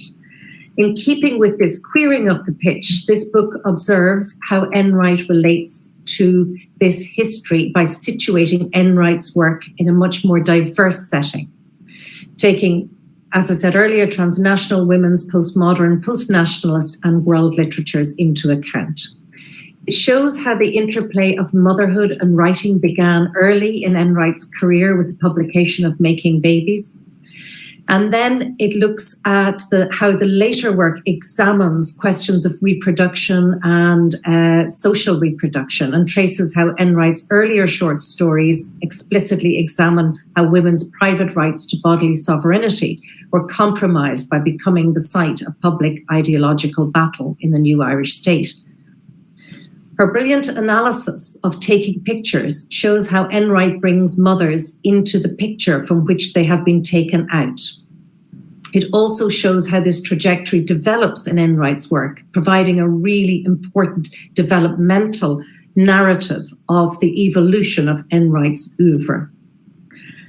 The doublings of the past, its pregnant in its pregnancy and its potential to be rewritten, is highlighted in Caroline's analysis of Enright's portrayal of a controversial pregnant historical figure in The Pleasure of Eliza Lynch, which also calls up other history and encodes practices of metafictional historiography.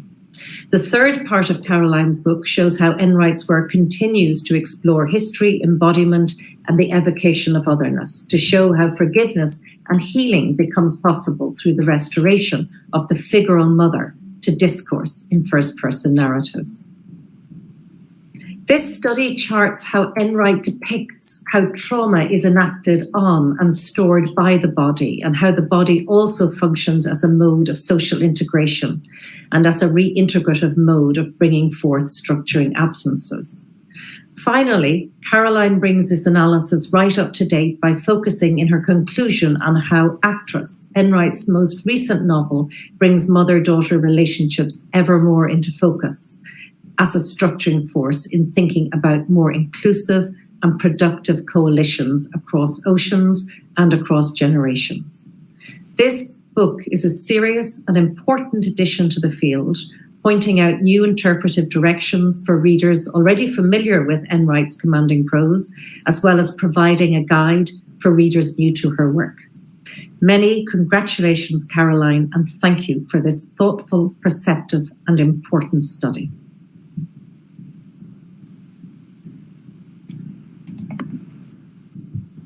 Oh, thank you very much for your words, Moynagh. I'm really grateful for being here. So first of all, because here at USP and Fflch, as Professor Miraldo said in the beginning of this session, we say here Fflch, and Fflch is my faculty here at São Paulo, where I find love and where I feel at home. Yes, so it's a pleasure for me to be here. And the Chair of Irish Studies, W.B. Yeats, was really important for the development of my research on Irish literature for multiple reasons. But I'd like to mention a few. So I was awarded a grant to take part in IASIL in 2013. The grant was waived by the Embassy of Ireland, along with the Chair of Irish Studies. And that was really important to take part in that conference, which was held in Queen's University in Belfast.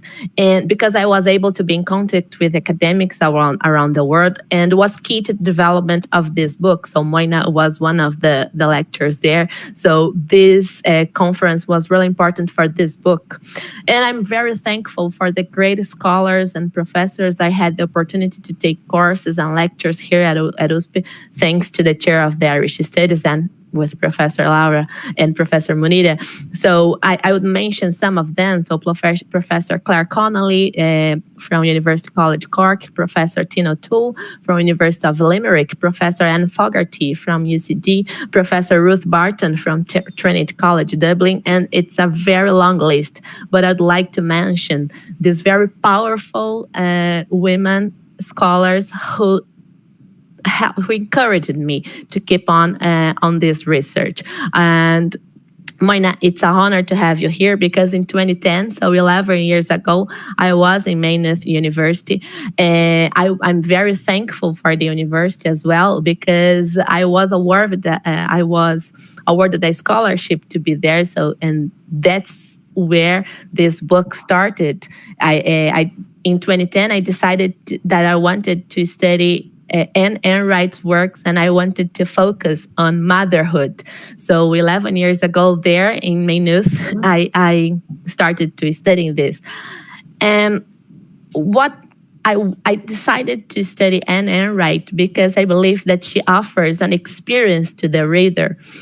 So she doesn't describe women as saying, she describes women as we feel it. And while reading Anne Enright, I used to, for a long time in my research, I used to say that she provokes an inside-out perspective. So I'd say that she guides the reader to get inside the fictional world and the fictional characters and to get to know about this secret realm of motherhood and what happens to women when they become mothers or during pregnancy. Because I don't know how and I don't know why. Yes, we know, but women keep this as a secret. All the anxieties, all the sufferings regarding motherhood, it's all a secret. We don't talk about it. We don't discuss it. We don't share. We don't debate. And I consider that Anne Enright, in her writings, she has this quite witty way to cast light over these shadows and to expose these feelings regarding motherhood while narrating. And while I was in that reading, I noticed that it's not just a matter of style, it's not just Enright's writing style. It's like different techniques and she uses in her narrative as the way she sets time and space in the narrative or the metaphors and irony used. So different aspects of the narrative, they all come together and I concluded it was her own aesthetics. And I say that it's a feminine aesthetics, but not the feminine aesthetics, because that's what we want to say. It's not one alternative or the opposition of what is we consider as a male narrative. It's a possibility of femininity, and it's a possibility of looking at motherhood, which is not regularly discussed and shared. And I consider it was an spiraling aesthetics because when we start reading Anne Enright's stories, we get into that fictional world, we get into those characters, we perceive women through different lenses. And when we return to our world, to our reality, we don't return to the same position we started. There is an elevation. And I consider this elevation is regarding self-awareness. We become more aware of who we are or where we come from and our position in society and in our family. So how these positions regarding gender are seen and how they are perceived. So I consider this as a spiral, and I used this image I tried to explain in different narratives by Anne Enright, short stories and novels and her own autobiography. So I consider that she uses this technique and she develops this feminine aesthetics in a spiral in her narratives, and the book is dedicated to that, is devoted to that, to detail these aesthetics. And I'm thankful for these women here. So I can see Professor Moynagh, Professor Valmor, Professor Laura, and Professor Munira, who are very important for me at this moment, because you are all part of a web of women who are part of this spiral, and one is holding the hand of each other and helping to go up. So I believe you are part of this spiral who really takes women up. So I'm very thankful for having you here. That's great, Caroline. I know that we know through your words that you are really an enthusiastic researcher, teacher, and you will have all success. Now I will ask Professor Valmor to say her words about your book, and then we will try to dialogue with them too. Please, Amor. Okay, thank you. Thank you so much. Dear Caroline, colleagues and participants, it's a pleasure and an honor to participate in this wonderful event hosted by the Universidade de São Paulo. So, bom dia in Brazil, and good afternoon already in Ireland. I'm thrilled to be here today because as a current secretary of ABEI, the Spanish Association of Irish Studies, as Laura mentioned, I'm delighted to contribute to the excellent relations between ABEI and ABEI. This web is very solid. And as a scholar working on Irish studies and more particularly on Irish women writers, I heartily congratulate Caroline Eufrausino for the pertinence and relevance of her publication. As Moynagh already said, Enright is not only one of the most gifted writers in the contemporary literary arena, she is also a key author among a generation of writers whose work has become essential to understand more fully a substantial part of Irish society, and I'm meaning women. A well-known writer, as Anne Enright is, she has explored the deep transformations of contemporary Irish society, and her work has resulted in innovative reworkings of generic conventions that she projects not only in the topics she tackles, and we can talk about motherhood, Catholicism, immigration, identity, I mean, it's quite broad, but also in text experimentality. And this is reflected in her challenging prose that demands the engagement of the reader, as Caroline's book demonstrates. In her book, Eufrausino analyzes Enright's strenuous and continuous efforts to give voice to the diversity of female experiences in Irish history, always connecting past and present, private and public, personal and political. And to prove this, Caroline has selected relevant writings that comprise a span of almost 30 years of time, from The Portable Virgin, published in 1991, to Actress, recently published.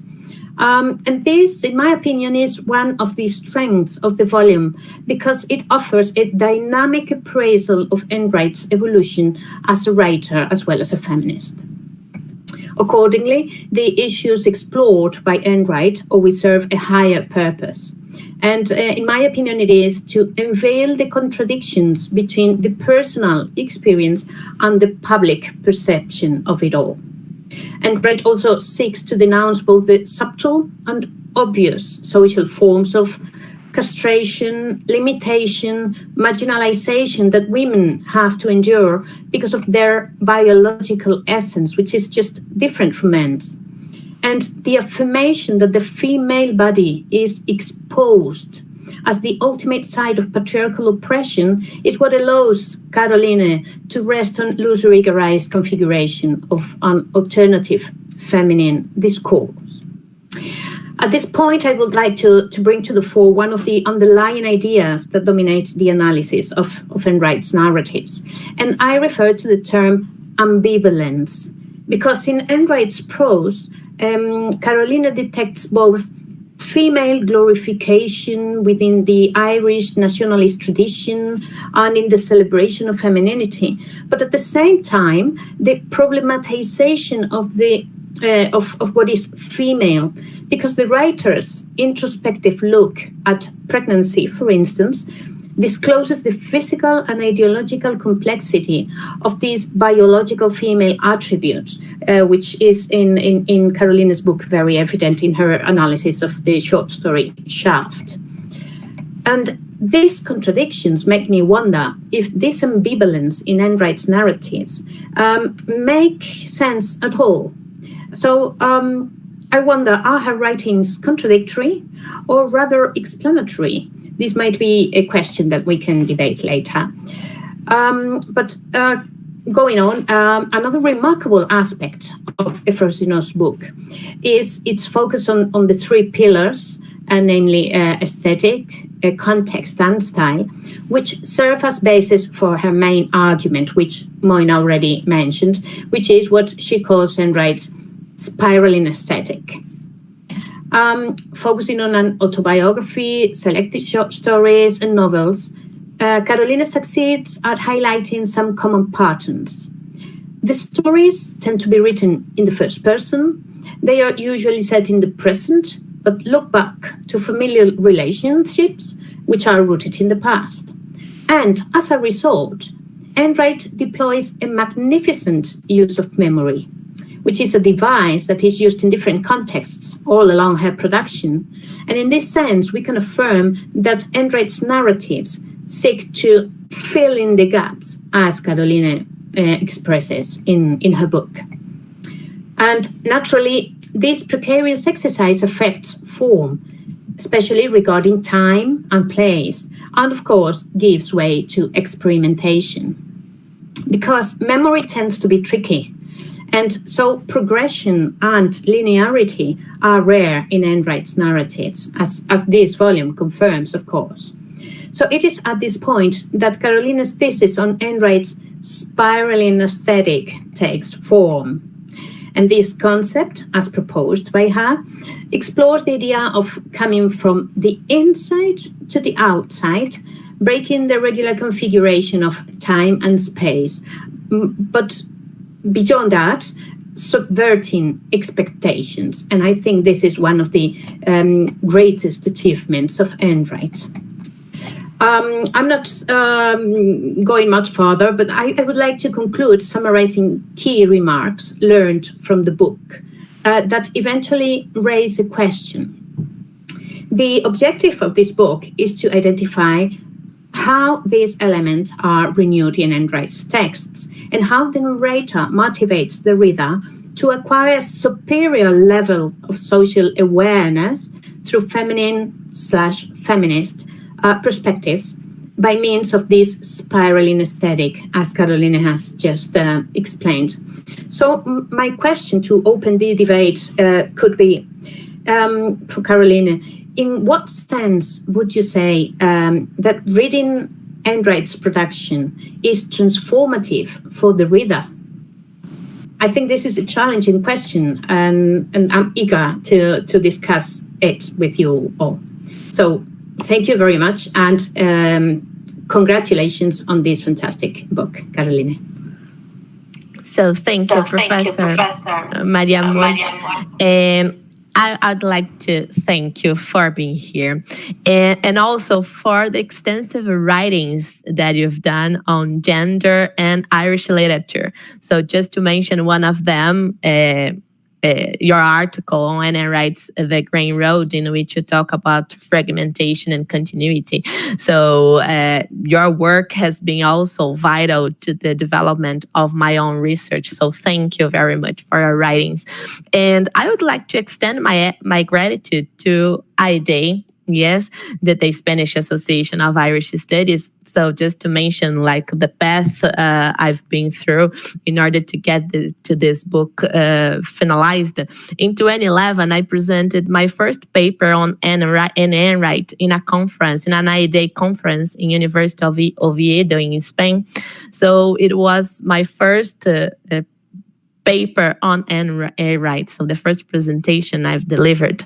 And I'm very grateful also to Professor Luzmar, who encouraged me to present the very beginning of that research on Enright, and by the time on pregnancy. I was in a panel there during this conference with Professor Anne Murrell from UCD and Professor Hedwig Shaw from Louvain University, who are great specialists on Enright, and they've been present also. They are in the book, yes. So I'm sure that these two great specialists, Anne Murrell and Hedwig Shaw, their words are there. Yes, their ideas are there in this book on Enright, and we've been in touch during these years as well, and they've been really supportive. So I'm very thankful for that, and for ABEI for this opportunity. And to all I extend my gratitude to different members of our day. So my Professor Mariana, you are please receive my my thanks as the representative of IADE. Thank you very much. And I agree with you, like Enright presents incoherences regarding the body and regarding the perception of the body in her narratives. And what I say is that we believe they are incoherences because we see coherence as another thing, like we see gender as a coherent institution, like a conception of something coherent. In our perspective, which is the convention in our contemporary society. But Anne Enright problematizes that when she shows us that gender is not coherent. There are incoherences. We perceive our bodies differently. Sometimes what is seen as perfection, it's not. And we have our own perfection and imperfections. So as you said, I believe she tries to explain the body and the female body, the pregnant body in that short story in which I was trying to talk about it. I think she tries to explain the body and gender in a different way. That's why I believe it's elucidating and transformative in this sense. So we get to know a different perspective, a different point of view, which is not regularly and widespread in contemporary readings. We see this perspective, the women's perspective, differently. Today I'm a mother, but when I was writing this book, I wasn't. So I had the opportunity to put myself on these shoes and to see things different based on that. So I believe her writings for me were really transformative. And as once a professor said, that if a book transforms one person, yay, it's transformative. Yes, if it's able to transform at least one reader, it's achieved. But as I've seen, so Enright has been highly praised. So a critic has been recognizing her as a great writer of our times, not only in Ireland, but world literature, regarding this perspective she has on what is feminine and what might be feminine, the multiple possibilities of being feminine. So I do believe her writings are transformative, and my proposal was that people read her as well and read her narratives and be transformed by it as I was. So thank you very much, Professor Mariana. Thank you, Moynagh. Thank you, Laura. Laura, I'm really thankful for everything, like for all the support since day one. So when I decided to go to Ireland, you said, go to Ireland. Moynagh will take care of you. So Moynagh, thank you very much for being here all this time. And Professor Mariana, and in the name of IADE, thank you very much for this great association who is in contact with us, helping and enriching us so much. So, and Professor Munira, thank you for starting all of this. Thank you. Well, thanks a lot, Caroline. I think that this has been a very also emotional session, because of course we are very proud of you, of your achievements, and all the support that you have received from all our colleagues and all your friends also from ABEI Association that have encouraged you. But you have this great inner, Mariana is here also to attest to that. And I know that all this inner strength that you have, you are sharing with all your colleagues and your students. And this is the aim of the human chain, the pedagogical chain, the educators' chain in our lives, because we are really dedicated and motivated for what we are always doing, teaching, sharing, and understanding better and enlarging our knowledge. So we are very proud of all of you here, because as I said at the very beginning, this is the result of all this network with idea that Munira was the first one with the president at that time, that you have that idea of exchange. And then we continue, of course, from the very beginning with ISIL, that is the way that all our scholars meet and share their research and are so supportive. And I think that you haven't forgotten anybody to mention, because you also mentioned Hedwig and all our other colleagues that have been sharing their knowledge on Enright. And if she were still with us, she is with us today, I think, because of all this tribute that you have done publishing this book. Thanks a lot, and thank you very much. A hug. We could have been face to face sharing cold drinks and things to eat, but then we do that in this way. And I invite all of you to come to the afternoon session where our colleagues from Galway, the TUM project, that is a very important project that they are carrying on, and we hope we could join them in the near future when the pandemic is over. But take care, all of you, and thanks again from all my heart. Thank you. Thank you, Laura. Thank you. Thank you very much. Thank you. Okay. So, thanks, Susan, for staying here until, and thanks a lot. You're reading. Thank you, Laura. Okay. Thanks, Sean, also. Yes, thanks, everybody. I don't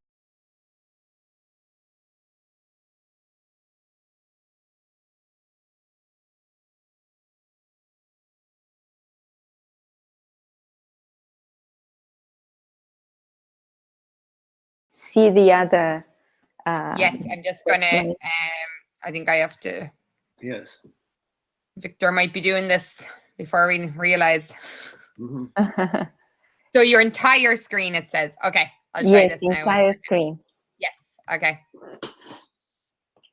We still have time, so don't worry. Is that it? Now that's it, but you have to start showing the slides. Yes. And click on from beginning. Yes. Yeah. Okay.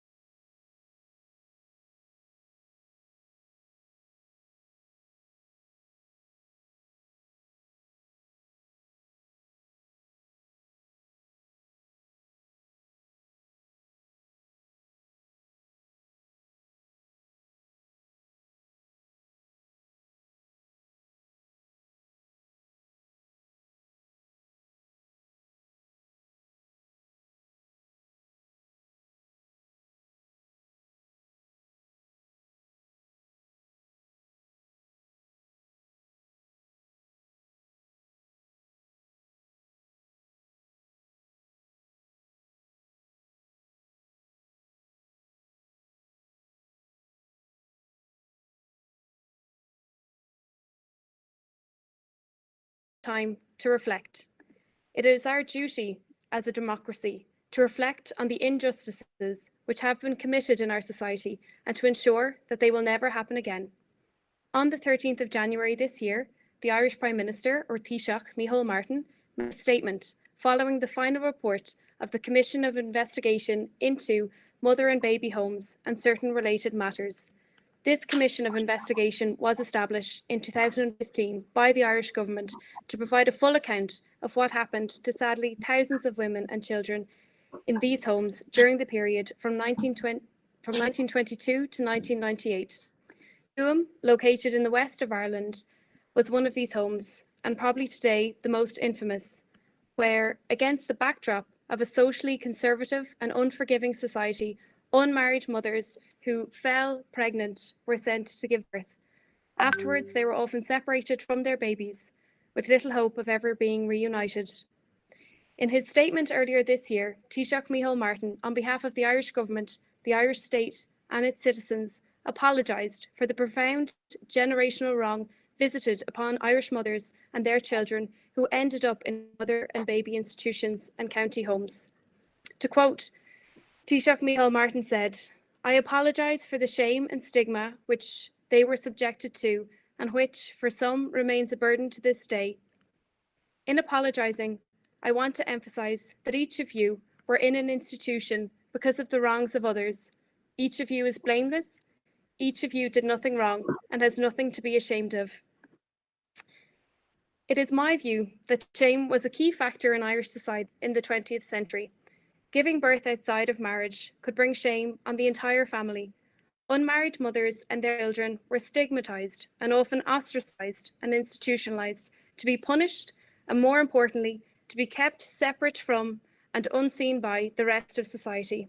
We have a long way to go in making amends for the evils that were visited upon the residents of these homes and their survivors. The Irish Government accepts and will respond to all recommendations made by the Commission, and its response will centre on four main pillars: recognition, remembrance, records, and finally, restorative recognition. Apart from the state actions which seek to make amends for these atrocities, there are several incredible survivor-led or collaborative academic NGO initiatives which seek to empower the survivors of these institutions, such as the Tuam Oral History Project. This project aims to give survivors and their families the voice to tell their own stories in their own words, to create a complete and accessible and a permanent archive of their experiences, and to work with survivors to provide an artistic response to their stories. By collaborating directly with the survivors themselves, they reassert their dignity following the wrongs that were visited upon them in the last century. Earlier, I spoke of the sense of shame that these fallen, unmarried mothers and their children were subjected to. In my view, when you listen to the oral histories of the survivors, some of which are already available as part of the Tuam Oral History Project as the podcast Other Stories from the Tuam Mother and Baby Home, I do not hear shame. I hear the courageous accounts of survivors who have suffered greatly, but who are committed to sharing their testimonies, taking ownership of the narrative and of their own experiences. The Tuam Oral History Project picks up the fallen women and children and supports them with dignity and respect as they continue to search for answers and for recognition. It is therefore my pleasure to introduce our three guest speakers today from NUI-Galway. First of all speaking, we'll have John, who I will introduce last. So please let me introduce Dr. Seán Buckley, who is one of the lead researchers on the Tuam Oral History Project. Seán is a lecturer of history at the College of Arts, Social Science and Celtic Studies at NUIG, working in the fields of modern Irish social history, particularly in the fields of Irish gender history and the history of childhood and child welfare. She is one of the foremost historians working on childhood in Ireland and gender history since her 2013 monograph, The Cruelty Man, Child Welfare, the NSPCC and the State of Ireland, 1889 to 1956. Her work has advanced the history of child welfare, poverty, gender and class in modern Ireland and made a significant contribution to the field nationally and internationally. We also have Dr. Miriam Hutton, a lecturer at the School of Humanities at NUIG. Miriam joined Drama and Theatre Studies at NUIG in 2014 and currently serves as the Vice President of the Irish Society for Theatre Research. Her research interests include 20th and 21st century theatre and performance, production and performance ecologies, the politics of performance, feminisms, trauma, and memory studies. Miriam's recent monograph, Staging Trauma, Bodies in Shadow, considers how performance and production ecologies in Ireland and the UK capture women-centred traumatic histories through staging, performance, and production encounters. This spring, Miriam will direct and produce the Tuam Oral History Theatre production with Drama and Theatre Studies, collaborating with staff and students throughout the university, which we will hear more of shortly. And finally, let me pass the word to Dr. John Cunningham, who is, as mentioned previously, is one of the lead or co-PIs in the Tuam Oral History project. Dr. John Cunningham is a lecturer of the Department of History in NUIG and is the former editor of Izarra, the Journal of Irish Labour History. John's research interests include Irish local history, the moral economy, and global syndicalism. He is the co-director of the Irish Centre for the Histories of Labour and Class, and he is currently completing a biography of Tom Glynn, a Galway-born Labour radical in South Africa and Australia. Thank you all for your attention, and I'm very glad now to pass the word on to the experts. Thank you. Take it away, John. Yeah, okay. Thanks, Jill. And excuse me, I should wish everybody a happy St. Patrick's Day, I suppose. And I'm privileged to be speaking at this event.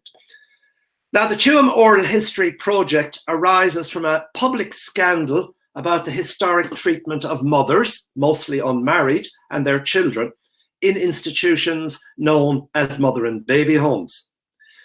Tuam, as has been said already, is a small town in the west of Ireland near our University of Galway. If it was where the public scandal was at its most scandalous, as it were, the scandal concerned the whole of the Irish state. For our panel, I'll be providing historical context. Seán Buckley will deal with the scandal and the commission of inquiry resulting from it. And Miriam Houghton will discuss a production which engages with testimony from our oral history project that she's preparing with her drama students. The presentations will engage only tangentially with the oral history project, but we hope to be able to report on progress in the questions and answers. Now, mother and baby homes were established mainly under the control of religious in the early 1920s, part of the process under which the new Irish state secured a substantial degree of independence from Britain. They didn't come from nowhere, of course. Rather, they represented an adaptation of a pre-existing welfare system established by the British state in Ireland. Ireland had been a majority Catholic part of a United Kingdom that was officially Protestant, Episcopalian. In order to manage religio-political differences in Ireland, the state established broadly secular educational and welfare systems in the 1830s.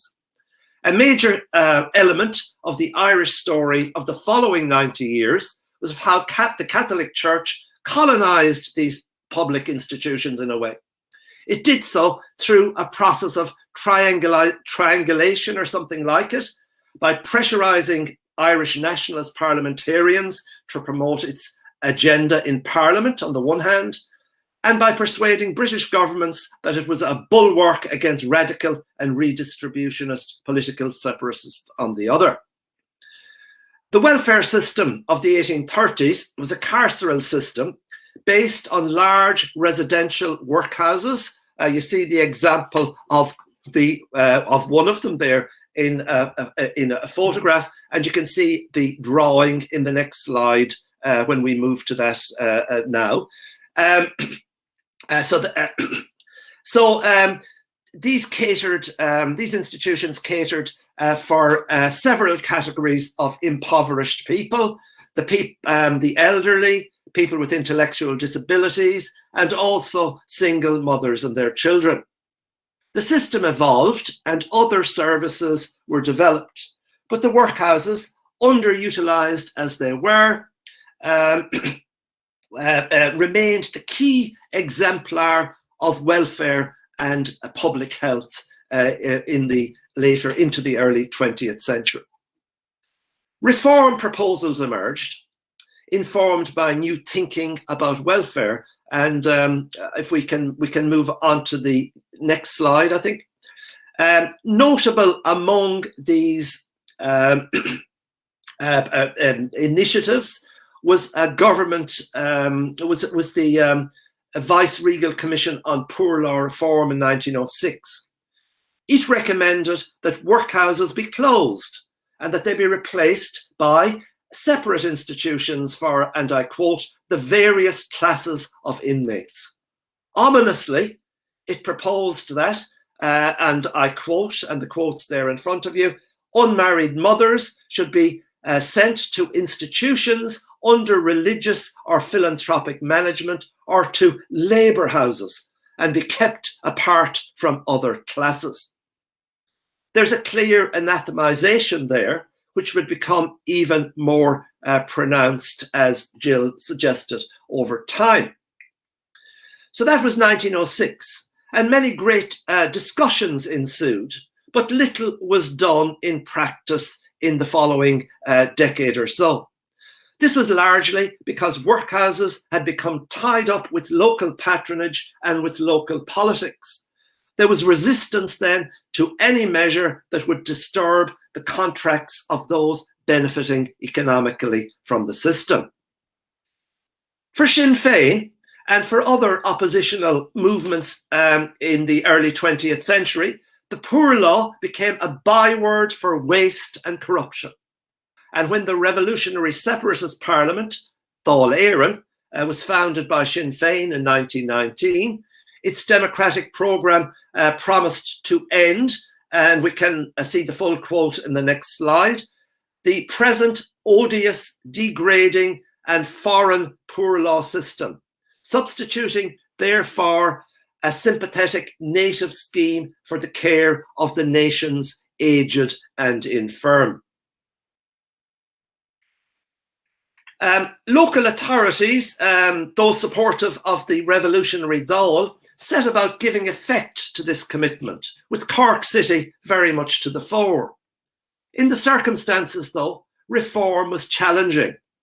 Funding from the British state dried up, and with the breakdown of law and order in the country, it was difficult to collect the local taxation on which welfare facilities depended. There was no possibility of constructing new buildings, so the grim Victorian workhouses were used.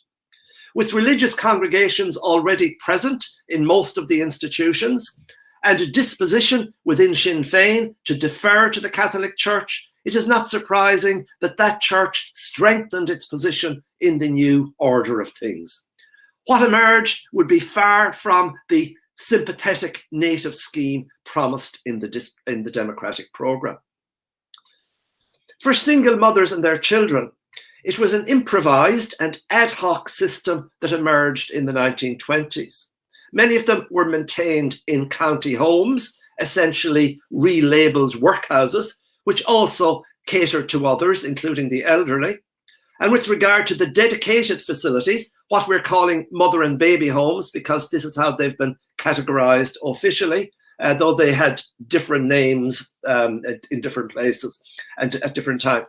But these were publicly funded, but operated mainly by Catholic religious, though a small number were Protestant.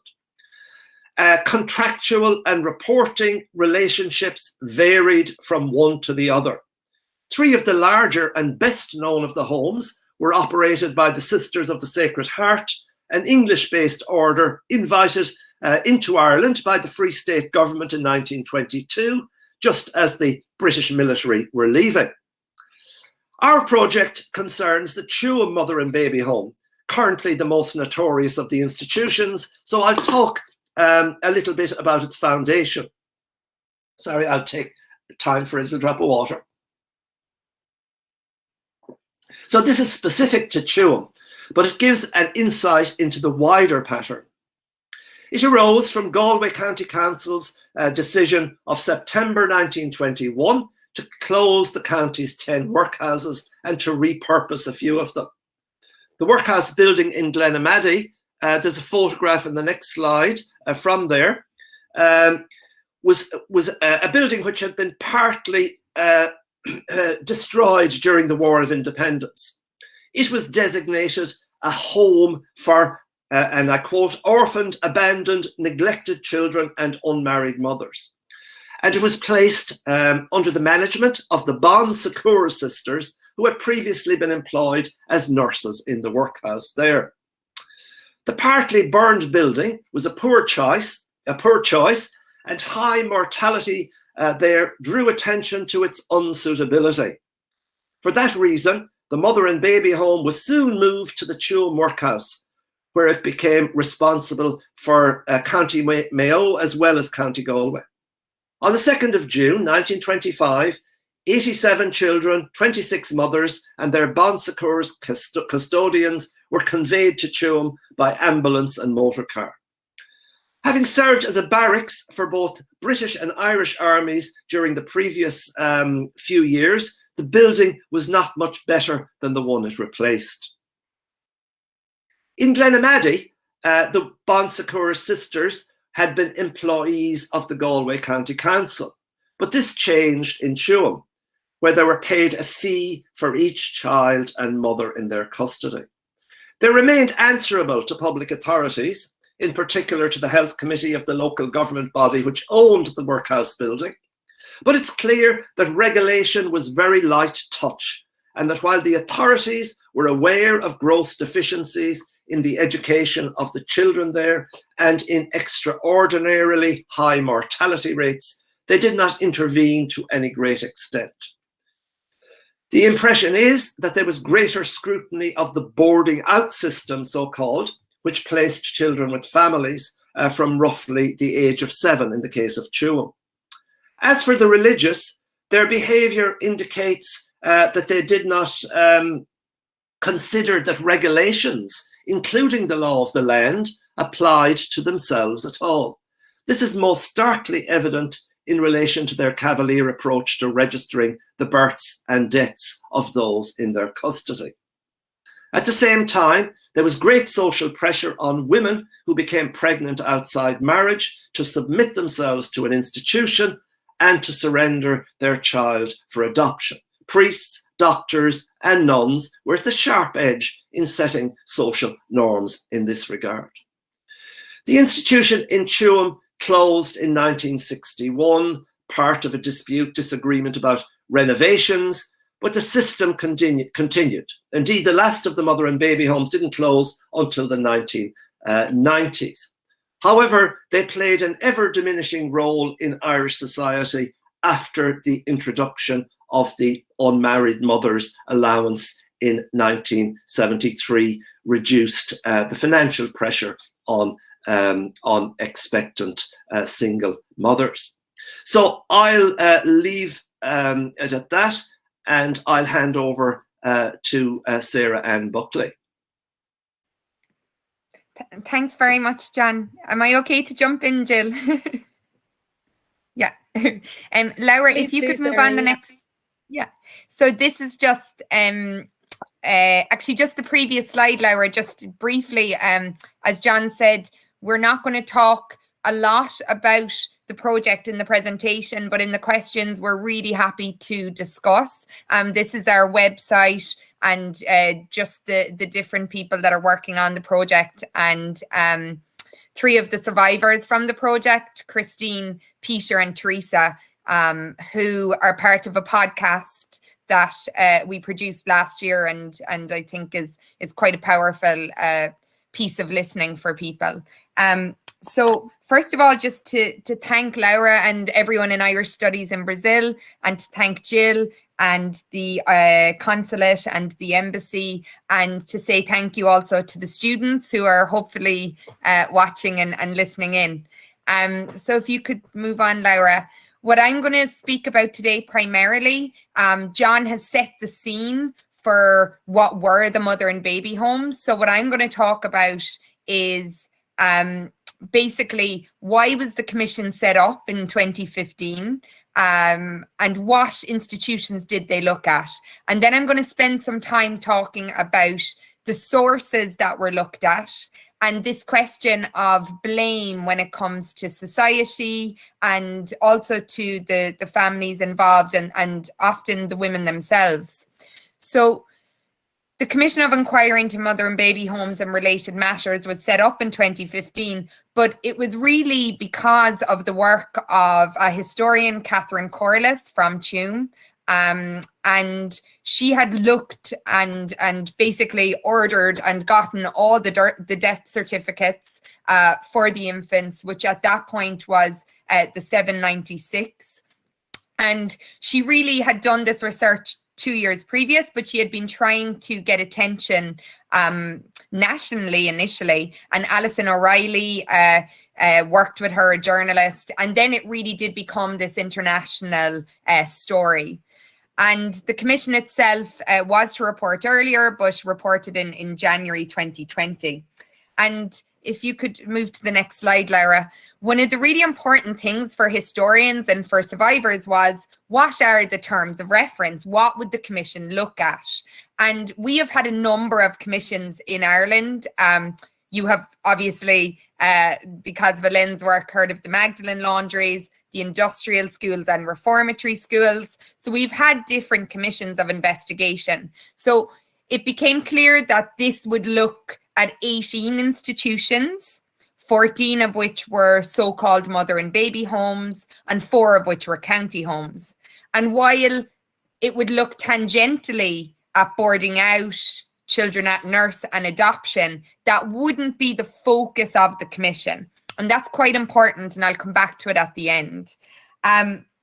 So just on the next slide, I have the list of institutions, and what you'll see is that the Bon Secours Mother and Baby Home, or the Tuam home, is number 5 on the list. Now, when it came to the county homes, as John has said, only 4 were looked at, okay? And that's quite relevant because there were another 20 plus county homes that could have been included. So what we're getting is really a fraction of those that were actually in operation. And the next slide will give us the numbers, and this is from the Commission's report. So about 56,000 unmarried mothers and 57,000 unmarried children were in the 18 institutions. But as I said, this is a much larger figure if we took into account all of the county homes. And it's also a much larger figure if we took in the other institutions that were not included. Okay, so some of the points that I think are quite relevant to us, most of those that were recorded were the unmarried mothers were between 12 and 40 years of age.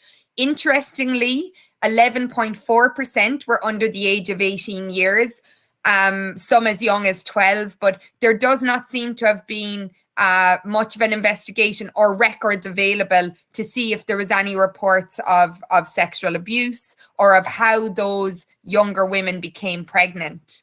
And very critically, the Commission reported that while it was not a peculiarly Irish phenomenon, the proportion of Irish unmarried mothers who were admitted to mother and baby homes or county homes in the 20th century was probably the highest in the world.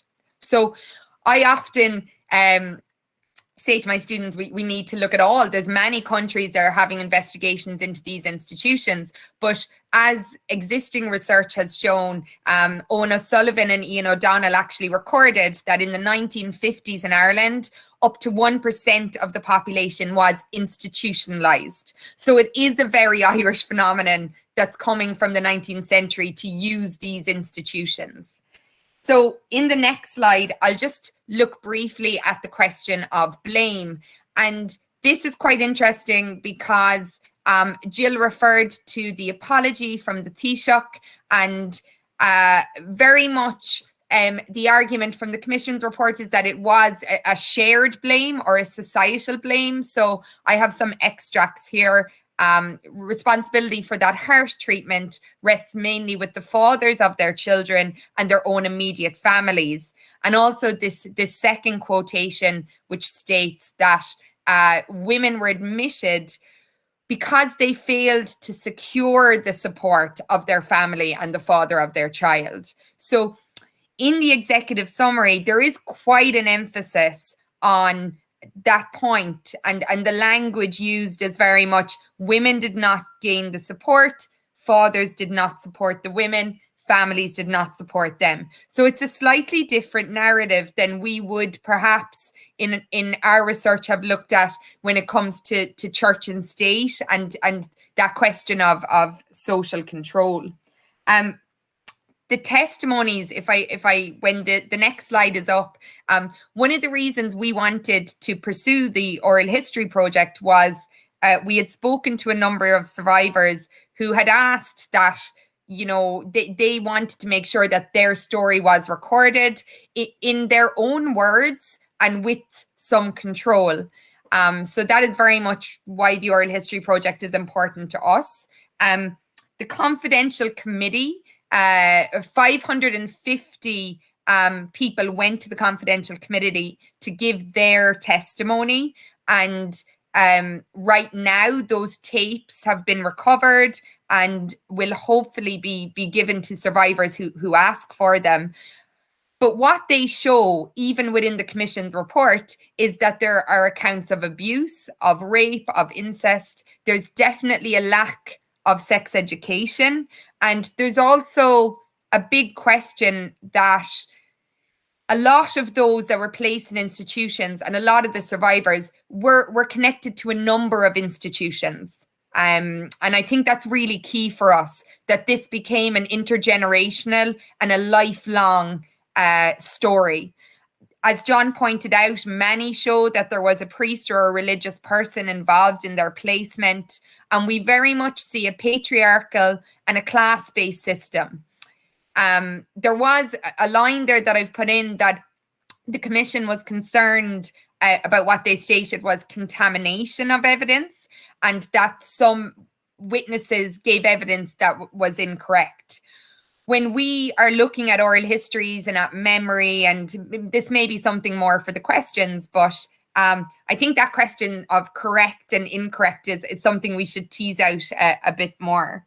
And just before I conclude, in the next slide, I have two examples from the confidential committee, and I've chosen these, the first, because we see that the woman that actually came and gave her story, she had been boarded out and then at the age of 12 was sent to an industrial school because of abuse. So we have at this point now 3 different institutions of the state, a mother and baby institution, a boarding out system, and then an industrial school. So I think that shows that question of different connections between institutions.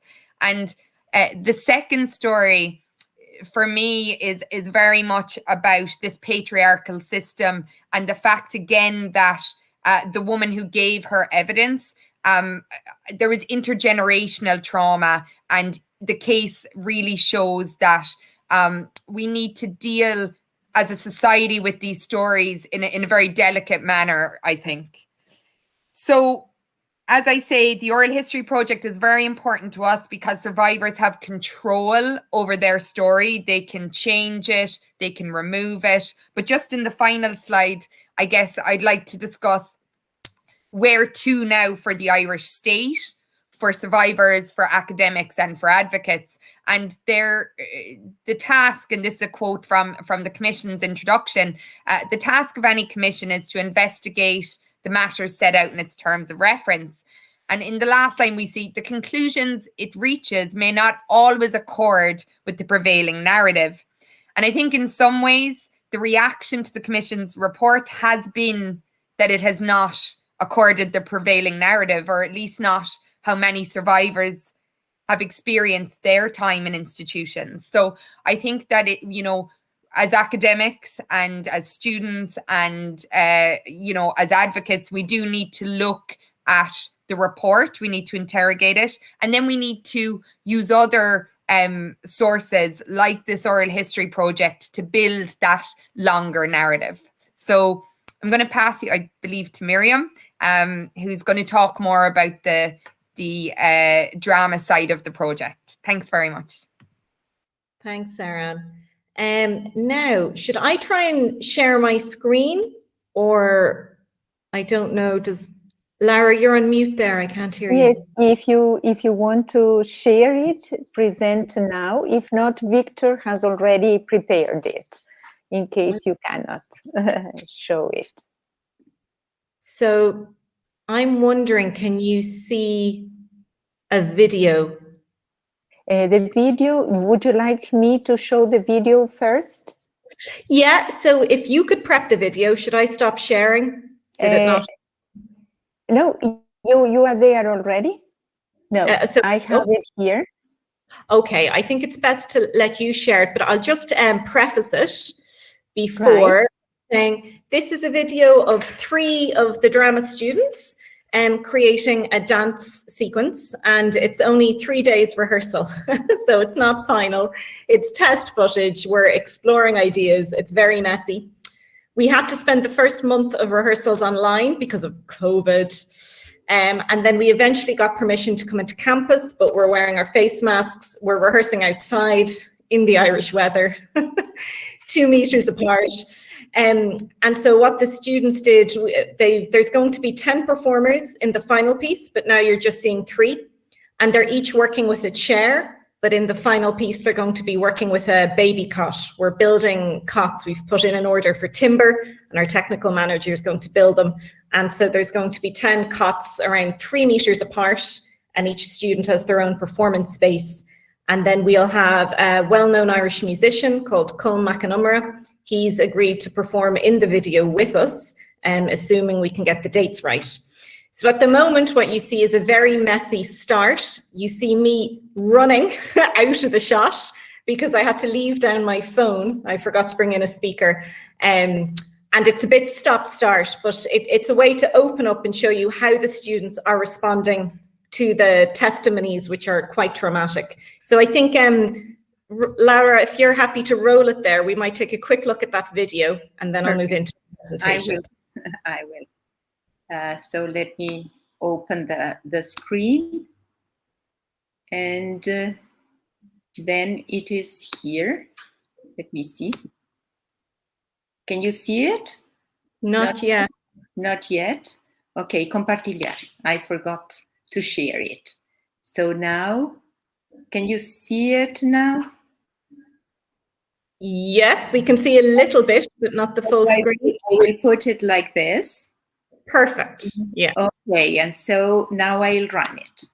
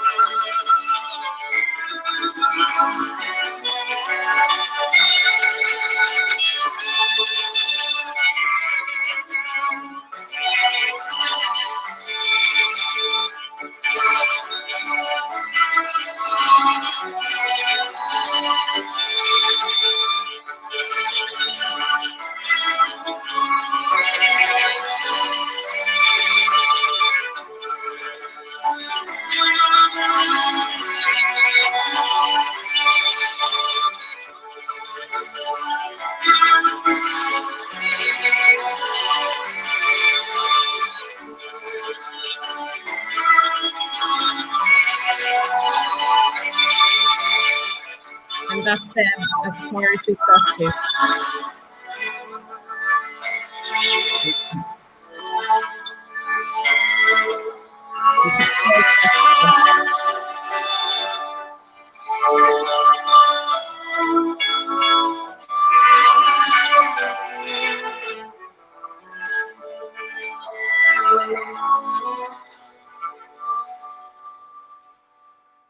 Thanks very much, Laura. And I might let me get out of here. Yeah. Okay. So that's just a bit of, I suppose, exploration from about 3 days in the rehearsal room. And as I said, there'll be 10 performers, but that was 3. And I suppose the key set is that those green chairs will be replaced by cots. And hopefully we'll have the musician with us. So if I can just go into the PowerPoint. Do you have that, Laura? Victor, can you share the screen with Miriam's PowerPoint?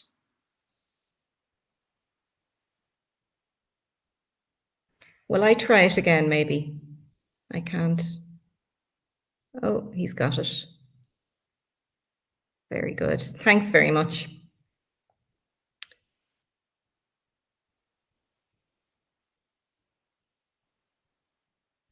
We can see Victor. You full screen. So I suppose what we're trying to do is to look at different arts methodologies for engaging with memory and with trauma and with oral history. So if I can just move on to the next slide there, Victor. So that's just a little joke for myself to remind myself this is not a traditional theatrical process. We would normally begin rehearsing in January and work over a 12-week period and then end with a live performance with a live audience. So COVID has tested everything, but we decided this is very much a time-critical history. The survivors are of an elderly age. We didn't feel we could afford to delay this and say we'll do it next year or the year after. And because of the recent publication of the Commission report, there is a national consciousness emerging about this institution, which has moved from this is the latest part of an institutional history to what happened in mother and baby homes, as they were known very specifically. And people are talking about it, and people are talking about it in a more nuanced way than we've seen previously, because we're getting access to a lot more expertise and various perspectives and survivor testimony. So it feels like quite a new chapter in how we're dealing with the past, and it feels like the right time to create an artistic piece that isn't a reenactment of testimony. We've decided not to do a reenactment, but is an engagement. And there's a key focus on the intergenerational aspect in terms of what happened to the survivors and in terms of the university students now. So Victor, if I can ask you to move on to the next slide for me. They're going to call the piece Nuachtaithe, which is Irish for unveiled, as they told me, and I'm ashamed my Irish isn't much better. So as I said, originally conceived as a live performance with a live audience, but we know that isn't happening. The original intention was to perform on different sites around campus. So it was always supposed to be largely an outside performance. We had ideas about dance and movement outside, and very much to try and contrast the idea of this history as being hidden and being behind institutional walls and in dark spaces and something we don't talk about. And instead, with the next generation, we present it outside in daylight, because it was going to be performed in May. And when you're being creative, you allow yourself to believe the weather will be good, even though you know it won't. But, you know, people will get over it for an hour. And so the idea to very much centralize the history in the university, which is a site of power and a site of privilege and a site of knowledge. And so that we're opening up the structures of the university and the education, that we're creating an intergenerational dialogue between survivors, students, and wider family and friends, and that we're taking a look at different ways of presenting history and engaging with history. So that's the, I suppose, the research framework and the pedagogical framework as well. And the students want to explore a mix of ways. So there will be some theatrical encounters based on anecdotes and memories that are in the testimonies. So we are going to act them out, but we're not going to have them very specific to each testimony. So there will be a specific link to the testimonies, but without centralizing one person over another. And there's a lot of dance and performance art because it feels like a very embodied trauma, like it's something people know, but a lot of the time we weren't allowed to talk about it as a society, or people didn't feel they could, or they couldn't articulate it. Or the classic idea with trauma is that language doesn't do it. It just, you can't articulate something. Your brain, your memory, your cognitive functions can't digest it. It becomes overpowering. And so instead you get feelings and flashes and emotions. And sometimes it feels more truthful to express that in an embodied way than trying to capture it in any kind of linear narrative with the beginning, middle, and end. Because we're really, are we at the beginning of this history or the middle or the end? It's hard to know. So we don't want to have to put that traditional storytelling framework on it because we don't think it really matches up. And there's also a suggestion, the idea we don't want to reenact a lot of the testimonies. There's a lot of violence in them, sometimes explicitly and sometimes it's signaled. And so we need to be careful not to trigger anything for anyone, whether the survivor themselves or even the students or even someone watching it. You never know what people have been through. And we think the purpose of the cultural engagement and the creative engagement is to open up the history and to get talking, not to try and shock and traumatize people to shut it down.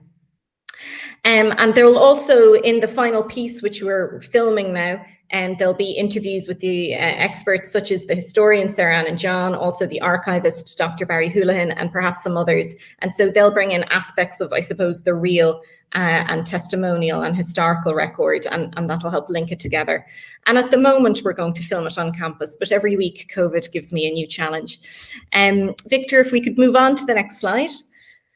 So this is just another aspect of how we're approaching it. This is a poem written by one of our PhD students who's also a playwright. So one of the students is going to record this with voice, and then we're going to use different imagery. So it'll act as a voiceover. But I think it's quite a powerful response. I'll read it out somewhat quickly. We, the only ones who heard it all, witnesses to first drafts, second drafts, bin drafts, burnt drafts, false drafts, soon to be lost drafts. Silently and dutifully, we drank it all in, waiting. Mostly cheap like tissue, sometimes fine like parchment. Beautiful penmanship belying the filth, impatient scrawls across our breasts, always in poison ink. We did not mind the scratchy fountain pens and biros, the sweaty hands in smoky rooms, the tea stains from china cups, sickening polished wood in the offices and parlours of the great and the good. Later typewriters, each letter a violent slap of metal on ribbon, each name a precious soul, worth every painful imprint. Now the words are on screens or in the air. You can't touch them, and you can't touch us, not now. Our yellowing leaves redacted, torn, scribbled upon, foul mouths silence us once more. The stench is the same, unmistakable 100 years on. Can you smell it? When we were first written, nobody knew we existed or the secrets we hold. Do not ask forgiveness of your daughters and or their daughters when Cugga Numana is told, because you know we are silent, sealed. So that's just an example of some of the kind of content people are creating and responding to, because everyone, I think, feels quite emotional, I suppose, by the revelations that keep coming. And a lot of people are responding in different ways. So that's just another example of the work we're using. Victor, if I can move us on to the next slide. So just some wider pedagogical considerations of working with young people. The students we're working with were all born after 2000, and they have very different memories and engagement with Irish history.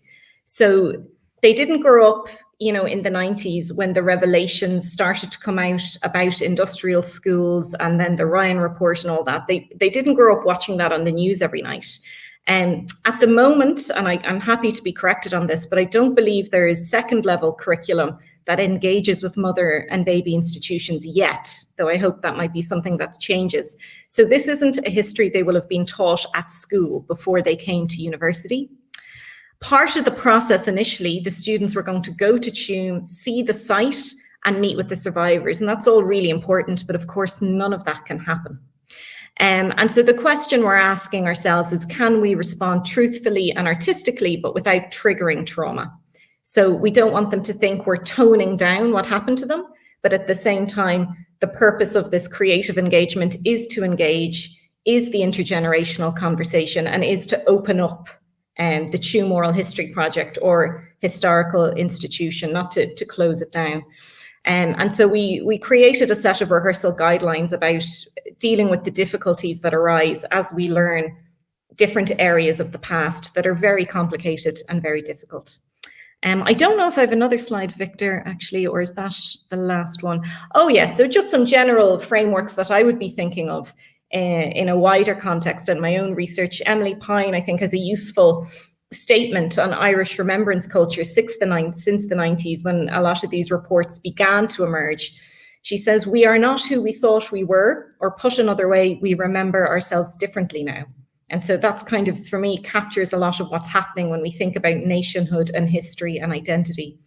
And Kathy Carruth, obviously one of the leading theorists on trauma, she says, if Freud turns to literature to describe traumatic experience, it's because literature, like psychoanalysis, is interested in the complex relation between knowing and not knowing. And that's exactly what we're trying to do with our creative response. We're in that space. We're not saying it's this, and we're not saying it's that. We're exploring this real difficult area in between and just trying to articulate a response with the tools that we have. And again, Jean-Francois Lyotard talks about art and the aporia of art and its pain. It does not say the unsayable, but says that it cannot say it. So again, sometimes that kind of thinking gives us comfort. We're not here to make a conclusion. We're not here to make a judgment. We're not here to make statements. We're here to engage and ask questions and respond artistically and ethically, and to become, I think, a point of conversation among different communities. So I'll conclude on that, because I think I've taken up a fair bit of time, and thank you very much for having me.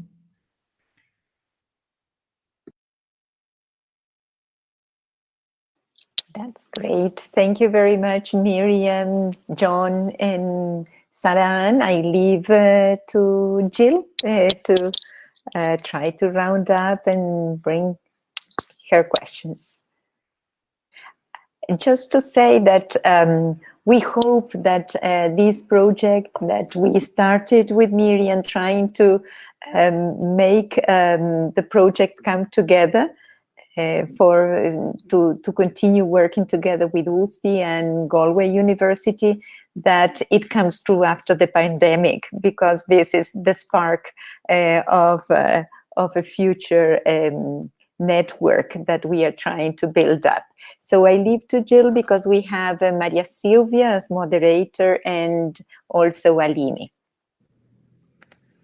Excellent. Thank you, Laura. I hope everyone can hear me. I won't take up too much more of anybody's time before we go to Maria Silva and Aline, but I just wanted to thank each of the speakers for what was an extremely insightful presentation and really powerful, I think, artistic representations of the work that the project is doing. I absolutely loved the sneak peek of the production. I have to say I feel envious of the thought of being cold, practicing something outside in Ireland. It's a concept that is quite far away from us here in Brazil. But particularly the poem Sealed by Sheila Ann Godfrey was a really, really powerful piece that I imagine everybody else who's on this call will take home with them and will reflect on it further on today. I just see one question that was put onto the chat in YouTube. I don't know if any of the speakers would have any ideas of any literary representations of the mother and baby homes, and to what extent those representations read through the lens of trauma theory. I don't know if any of our three speakers would like to take that. There's an account called Light in the Window by June Goulding, who was a nurse in the Besborough Mother and Baby Home, which I think is kind of important because it was one of the earliest accounts we had. And it really, when June published that, you know, she actually, I think, herself took a lot of criticism, but we can see now that a lot of what she's discussed in that has come through the report, particularly when women were giving birth, that no painkillers were given, and a lot of the issues there. So I would recommend June Goulding, Light in the Window. I can. Miriam? Nothing on mother and baby institutions come to mind, but I think people might be more willing to share their work in the coming months and years.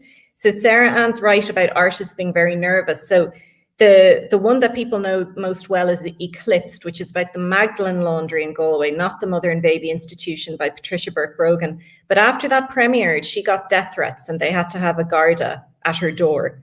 You know, so it wasn't welcome knowledge, and that was the 90s. And it even went to the Edinburgh Festival and won an award. But even though it was critically acclaimed, socially, the work hadn't been done in the cultural consciousness or the political consciousness, and it wasn't welcomed.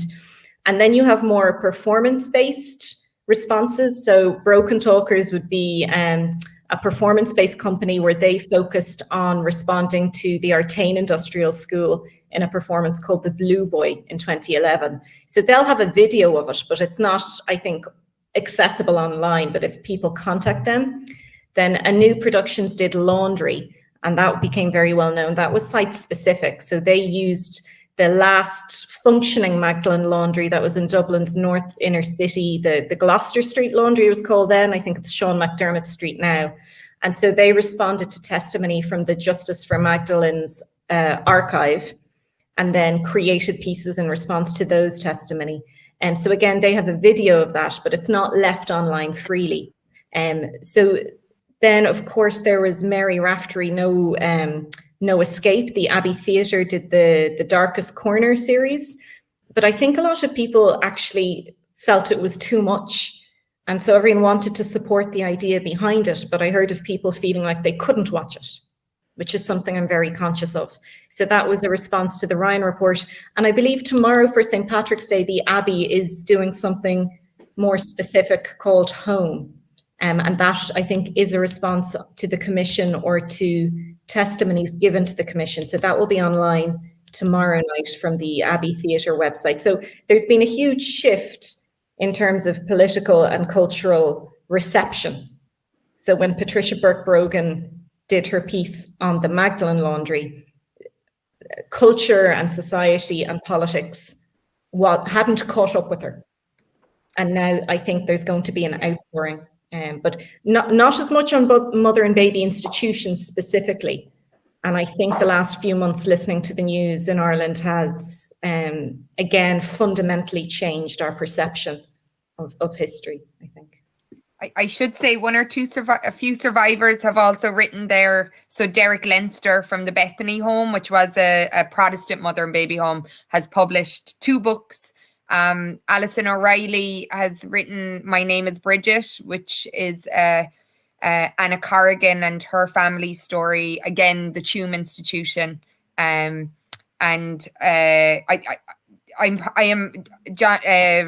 I would be leaving out people, but survivors have been writing some of their memoirs as well over the last 10, 20 years. And I suppose when it comes to institutions more generally, I would always recommend Founded on Fear, which is the story of Peter Tyrrell, which he wrote in the 50s and 60s before he actually commits suicide. But the manuscript was found by historian Diarmuid Whelan.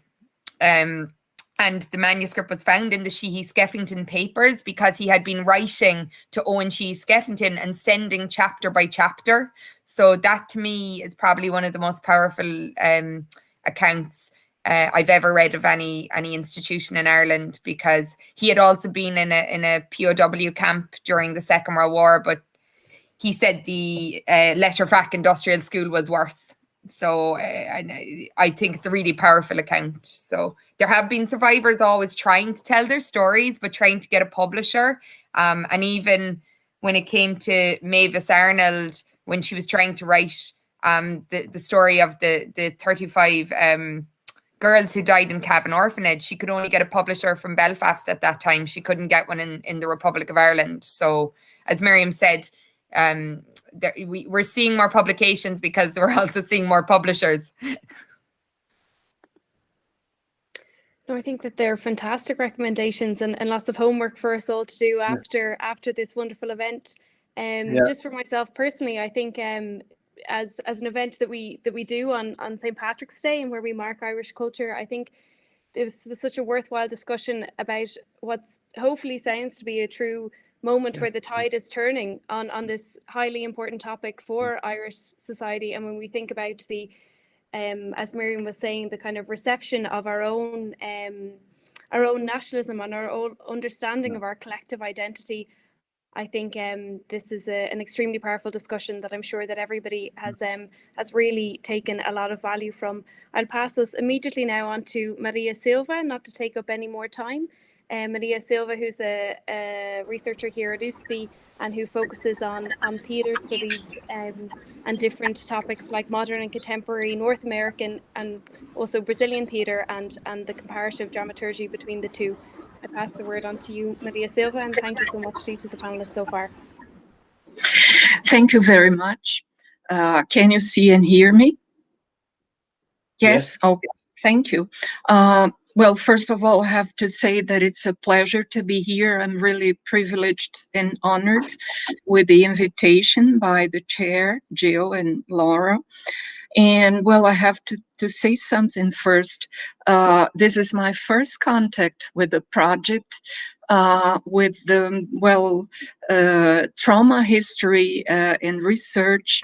And I was really fascinated to get in touch with the projects and with the reports by Professor Cunningham, by Jill, with Miriam and Sarah too, because while you were speaking and presenting, lots of aspects came to my mind as points of contact, particularly as concerns performances of theater plays related to similar institutions here in Brazil. Rather than asking conventional questions, I would just mention the aspects that were, the most thought-provoking from my point of view, and the ones that I really was very interested and curious about. The first one was the aspect of the question of blame, and also the relationship with testimony, how testimony was elaborated as something to get over the idea of blame. I was also interested in the methodology and the preservation of sources, methodology for the research. And as concerns the performances, I can say that I was very impressed by the video, and particularly by the aspect that Miriam insisted so much on, that it was not a reenactment. It was an intergenerational dialogue, and that the purpose was not to traumatize people. So these were the aspects that called my attention. They're not conventional questions. I'd like to, compliment all of you on the beautiful work, on the beautiful research, and please feel free to comment on something that you have or that you feel relevant from the point of view of the project. Thank you very much. Thank you so much. Will I take blame? And John, do you want to take testimonies? And okay, yeah. Maria Silvia, thank you so much. That's I think what you've pointed out is what we would hope would come through. For me, the question of blame, initially when the Commission's report was published, it became very much the story. So the news story at the time was that it was societal blame. It should be spread somewhat evenly. And I suppose for me as a researcher in child welfare, I would take a different perspective on this. I wouldn't. Now, that was not blame being put on survivors by the report, but it was very much on families and on particularly the men who may have interacted with women. I would probably take a more sociocultural approach, where I would think that the power dynamics, as John mentioned, within Irish society would not have given equal status to someone from a lower class or someone who is from, a particular religion. And so I don't think that blame can be apportioned so equally. But I do think that the testimonies bring up the question of blame very regularly in an interesting way. Often that blame can be very much on a local level. So it might be a particular person. It might be, it can be quite a local level. And then we still see the narrative of very much the Catholic Church in particular, but also the Protestant churches is coming through. And perhaps the question of the state doesn't get as much focus sometimes in the testimonies. Even during the times that we're looking at, or the decades we're looking at, there was some confusion as well about who was paying for the upkeep, if we can say that. I'm not sure we can, but who is paying for these institutions? And I think now we have a greater understanding that oversight should have come for many of them from the state. So I think that is important. But also we can see that for many of the families that placed and were involved in the placement of their daughters in particular, they may have had other ideas about how institutions operated. So I think the question of blame is really interesting, and we will hopefully tease it out more. John, do you want to discuss the taking of the oral histories and the methodology? Yeah. I guess, I suppose I'm switched on, am I? I am, yes. I suppose the process was developed in discussions with survivors, and I think it arose initially from dissatisfaction on the part of survivors with the way their stories were being told. And that would be out of maybe interviews, media interviews, and indeed with their early experience of the commission. So we tried to develop a process in conjunction with them, which would give them as much control over their stories as possible, forever, essentially, for as long as they are around, essentially, to edit and add, as it were. I should say, of course, that just like the performance, that the process has been interrupted greatly by COVID. And it's not, we're dealing, because Tuam was an early closure, as it were, back in 1961. The people we're dealing with are quite advanced in years. So it probably wouldn't be ideal in any case, the interviewing over Zoom, but really the interviews had just commenced when we were required to park them. And while we have been doing community interviews with the people who've been involved as campaigners or who had other connections with the institution, we have been held up, I suppose. With regard to a number of issues arise, I suppose, with regard to the specifics here in relation to the project. Paul Thompson said something about people being good in relation to oral history, people being good for history, but history being good for people as well, in the sense that oral history allowed people to tell their own stories. But obviously this is not a simple question, and revisiting stories can cause trauma as well, and obviously we don't want to go there. So questions of processes of counselling and so on, which are easily accessible, has arisen.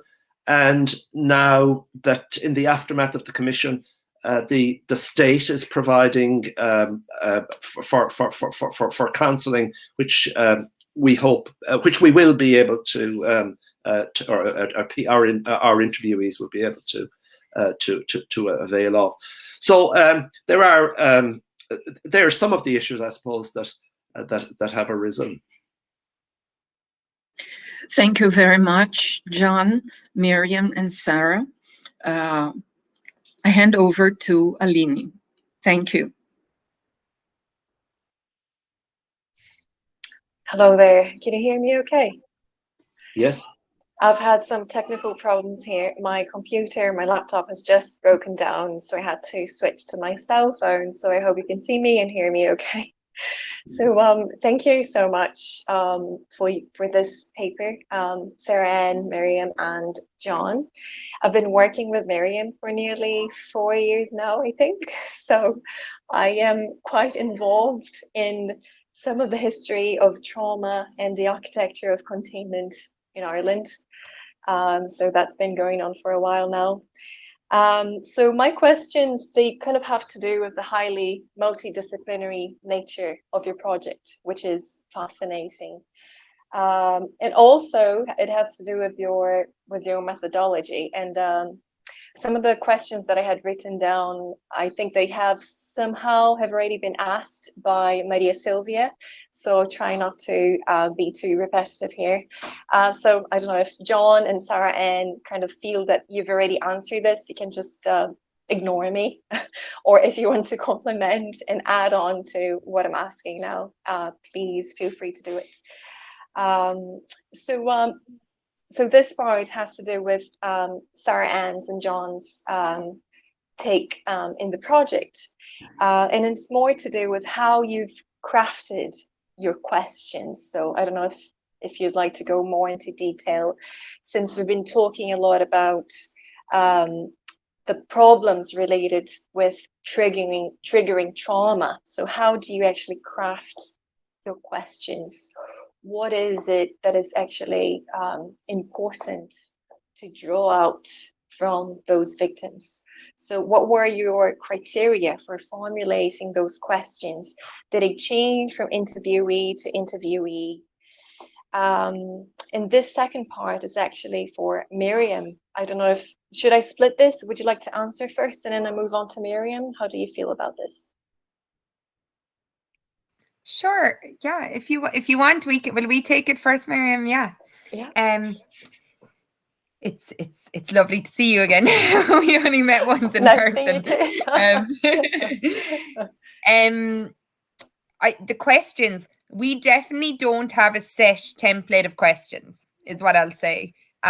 It's definitely much more an initial phone call, a chat basically, to arrange, where the meeting, as John said, primarily it would, in an ideal world, it would be in someone's house or somewhere they're very comfortable. It would be over a cup of tea. And we try to speak as little as we can. So it's very much, there are some factual details we do need, the years in which people were in the institution, personal details they may want to give. But most of the interviewees, because they were children, their memories of the institution are not very much the story. The life stories are around what they have learned, how they were placed in the institution, and the rest of their life. So usually when they were fostered out or boarded out, as the term, and we very much are seeing them as life stories. And that's where the piece that Miriam is discussing, the intergenerational piece, is really important as well, I think, because the Tuam institution closed in 1961, the children are now themselves older, which is really, really quite interesting. So it's for us, the questions themselves about the institution, it's not prescriptive. It's very much just letting people speak and share. I think what's interesting is when they read the transcript, they often would come back with additions or change something, or when you read it yourself or you hear it back, it can trigger, or it can kind of have a spark for something else.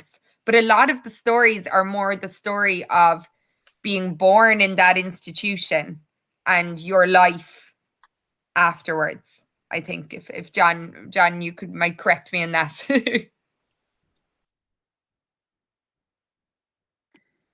You're on mute, John.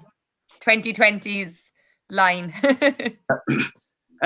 Experiences vary, so we try not to be prescriptive in this regard. So with people being boarded out at about 7, the memories prior to that are dim enough, though they do vary from one person to the other. So the experience of boarding out, and I suppose the subsequent quest for identity, essentially the struggles people had with the state, essentially, and with officialdom to get the sort of information they require about their origins and so on. That's looms quite large, and that process itself tells an awful lot about Irish society, say more recently, over the past 20, 30, 40 years, indeed, as well.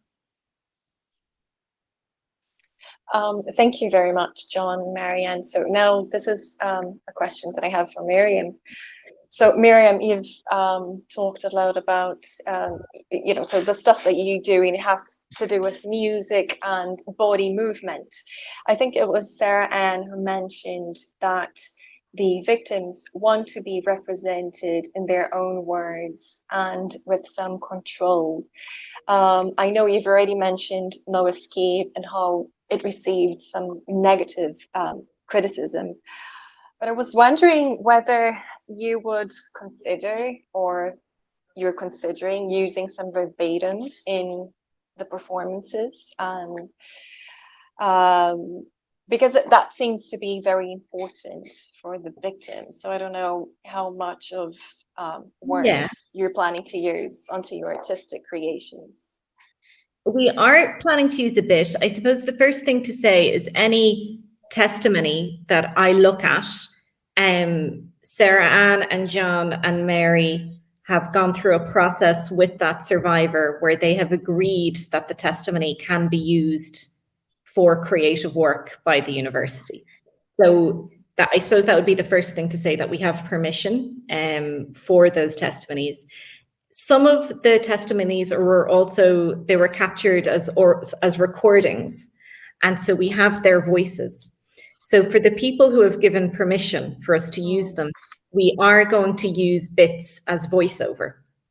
And for many reasons, because it grounds it very specifically that it's about these people and it's about this institution, and it's not about everything. It's not about every problem. It's not about every history. It's about this one specifically. And also because we couldn't do it justice. You couldn't reenact something as powerful as when you hear them tell their story in their own words. So that will be how we bring in their voices specifically. There had been a suggestion in earlier conversations with the Tuam Home Alliance as a group that a few of them might like to perform. Some of them like to play musical instruments. Some of them are fans of different kind of artwork. And we were totally open for that. But by the time COVID happened, there's no way we could put people in a room together. It's just too dangerous. So I can't have any direct engagement that we had been open to previously, but we will be using some of the oral recordings as voiceovers to some of the movement work the students do.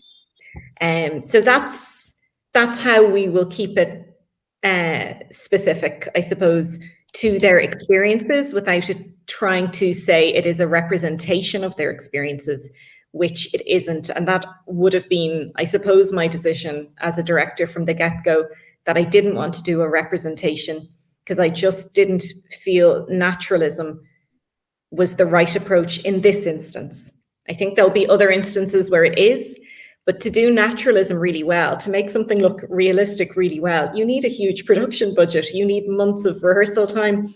If you're going to be dealing with violence on stage in any kind of physical or naturalistic way, you need to be dealing with professional performers, because these students are amazing, but they're 19, 20. And so they're, you know, trying to create the line between this as an educational experience, which is very meaningful, but an educational one, versus dealing with a group of paid professional trained performers who have applied for and gotten a job to do representational violence. You know, they're separate things. And so we have to remind ourselves that this is a university project with very key pedagogical goals. And the students are amazing, but I have to remember our job is the learning outcomes are about the engagement and the learning process. The learning outcomes aren't about the final product being a big blockbuster about, you know, what happened. And it's so hard to decide whose testimony you pick and make it like, who would you bring in and who would you cut? I wouldn't know where to begin. So we're going to take bits of the recordings that are there where we have been given permission, and we're going to use those in the final film, and we're going to have the interviews with the experts to address the historical issues, the political issues, the archival issues. And then the main work by the drama students will be on the degree they signed up for, which is a drama degree and not a degree in psychology or social work. And I have to be careful of keeping that line. I hope that answers your question. It does, thank you. And I don't know if I have time for one final question, maybe. I have loads, but, you know, Laura, do I have things? We are a bit delayed, but if you want to go ahead. No, I just have one. It's actually a bit of a curiosity. You're all coming from different academic backgrounds, so I guess it has to do with your dynamics and how is it that you split your work and your take in this huge and beautiful and important project. And I know that Barry is involved as well. I don't know, I guess it has to do with, yeah, the dynamics of your work as a group of academics coming from such different backgrounds. We talk about the importance of multidisciplinary studies in academia, but very often that's not very achievable. So if you could just talk us through your dynamics, maybe, if you want to. I thought one of the co-PIs should do this, John. This is a low budget project where these amazing academics are giving their time, their expertise. What I think it has shown is that NUI-Galway, who I didn't think I would be doing a promotion for the university, but we happen to have just these amazing academics that go across the university. So in drama, in the archives, obviously myself and John are in history. And then we also have involvement from Elaine Feeney, from Mary Cunningham. So we just have these amazing academics and researchers who really want this project to work. And I think that myself and John are not the reason the project is going well. It's that each individual is very diligent and is very creative. You obviously know Miriam, so you know this. So each one of them I just have huge respect for, as does John. And I think we're just very lucky to have a team of just very sound, as we say in Cork, people who are putting a lot of effort and time and a lot of themselves into work that is, you know, is very difficult. And also at a time during COVID-19 when everyone is working too much. Everyone is. And they're working at home, and there is a very little line between home and work at the moment for people. And yet everyone is doing everything they can. So I'll send them this recording, but they're an amazing group.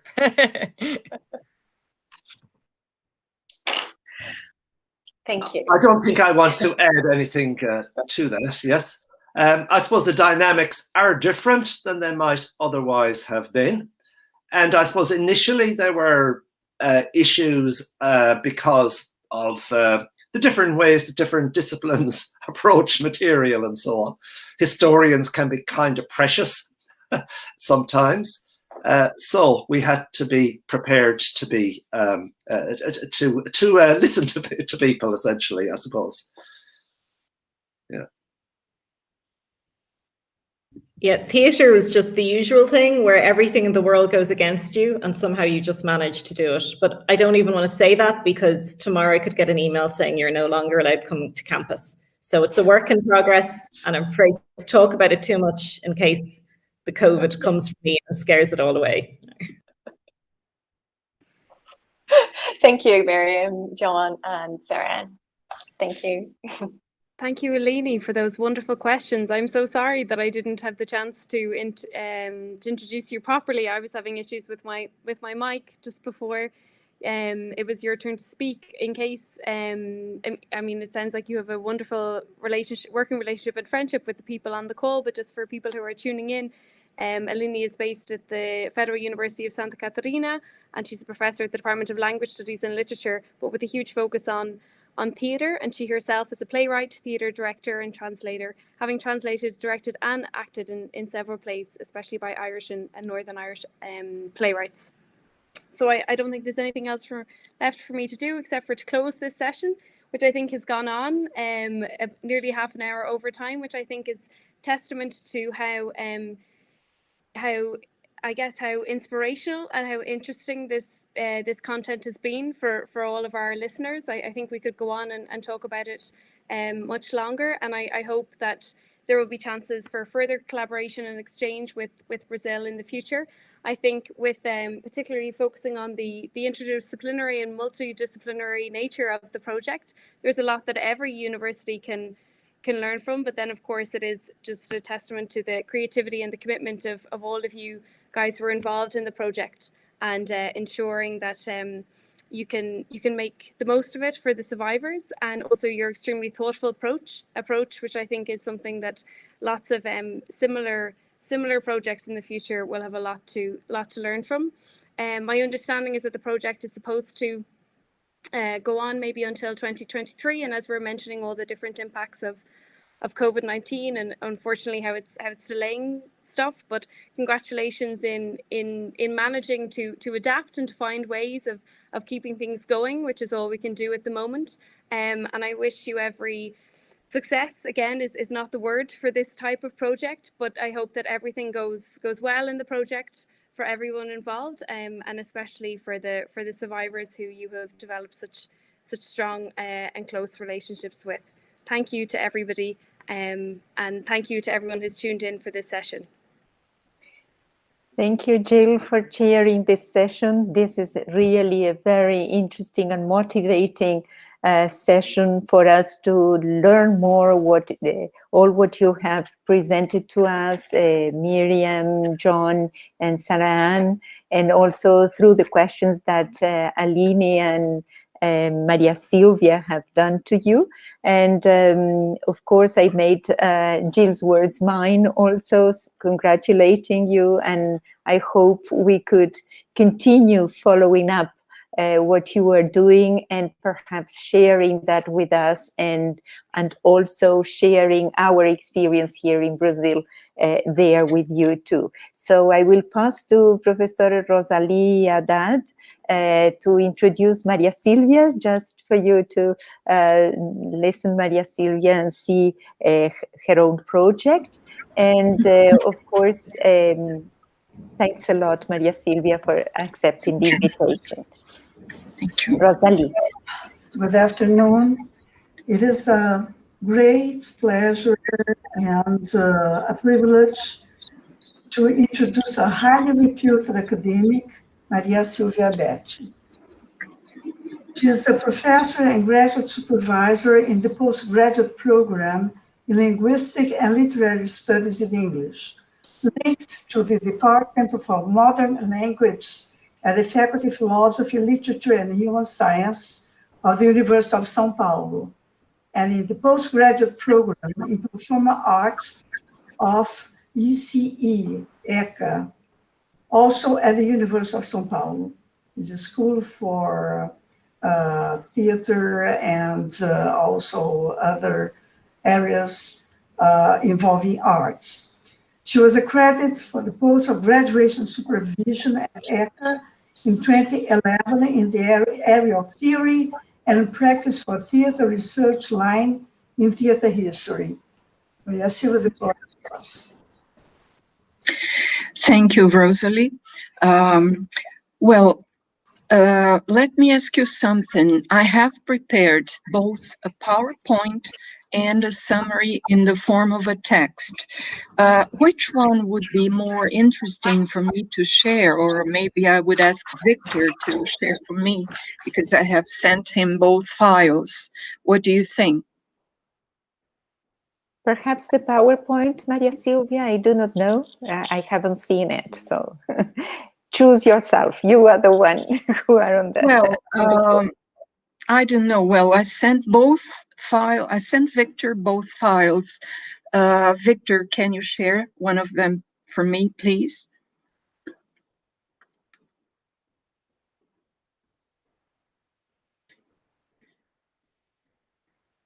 Okay, well, public policies for the theater in the city of São Paulo.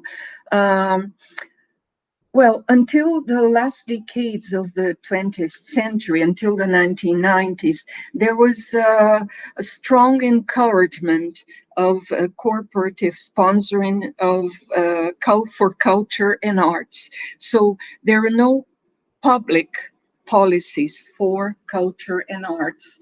And most of the state responsibilities were transferred to the private sphere, and there was little or almost no transparency in the criteria.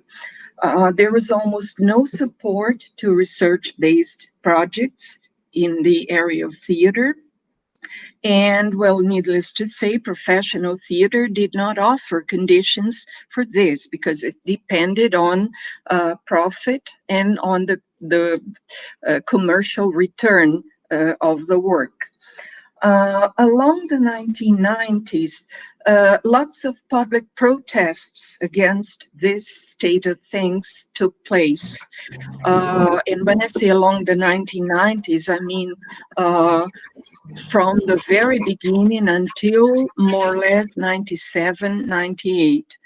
In 1998, theater groups in the city of São Paulo organized a movement called Art Against Barbarism.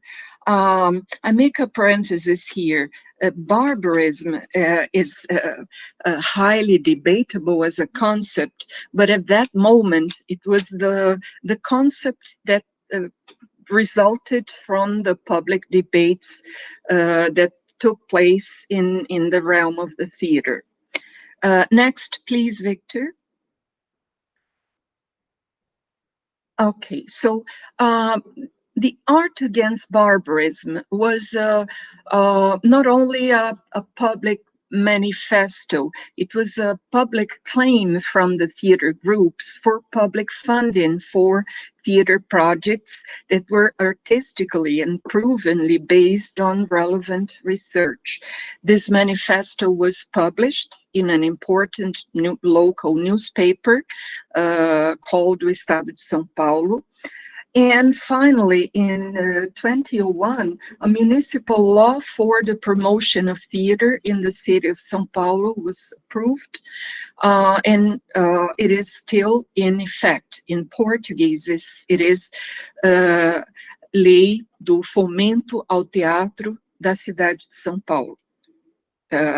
I say that because the term in English is just an approximation with the idea. What did it imply? First of all, a fixed amount of the municipal budget forecast was used to maintain and support projects based on research and artistic development. So this was a great breakthrough and something that had no prior or similar initiative until that moment.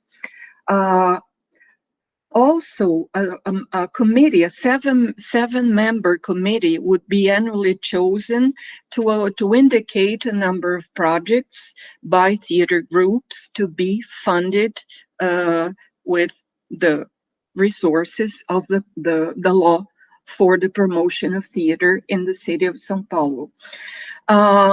Two projects were created by the law and offered by the Department of Theater. One of them was the vocational theater, in Portuguese, Projeto Teatro Vocacional, and the other was formation of theater audiences, in Portuguese, Projeto Formação de Público.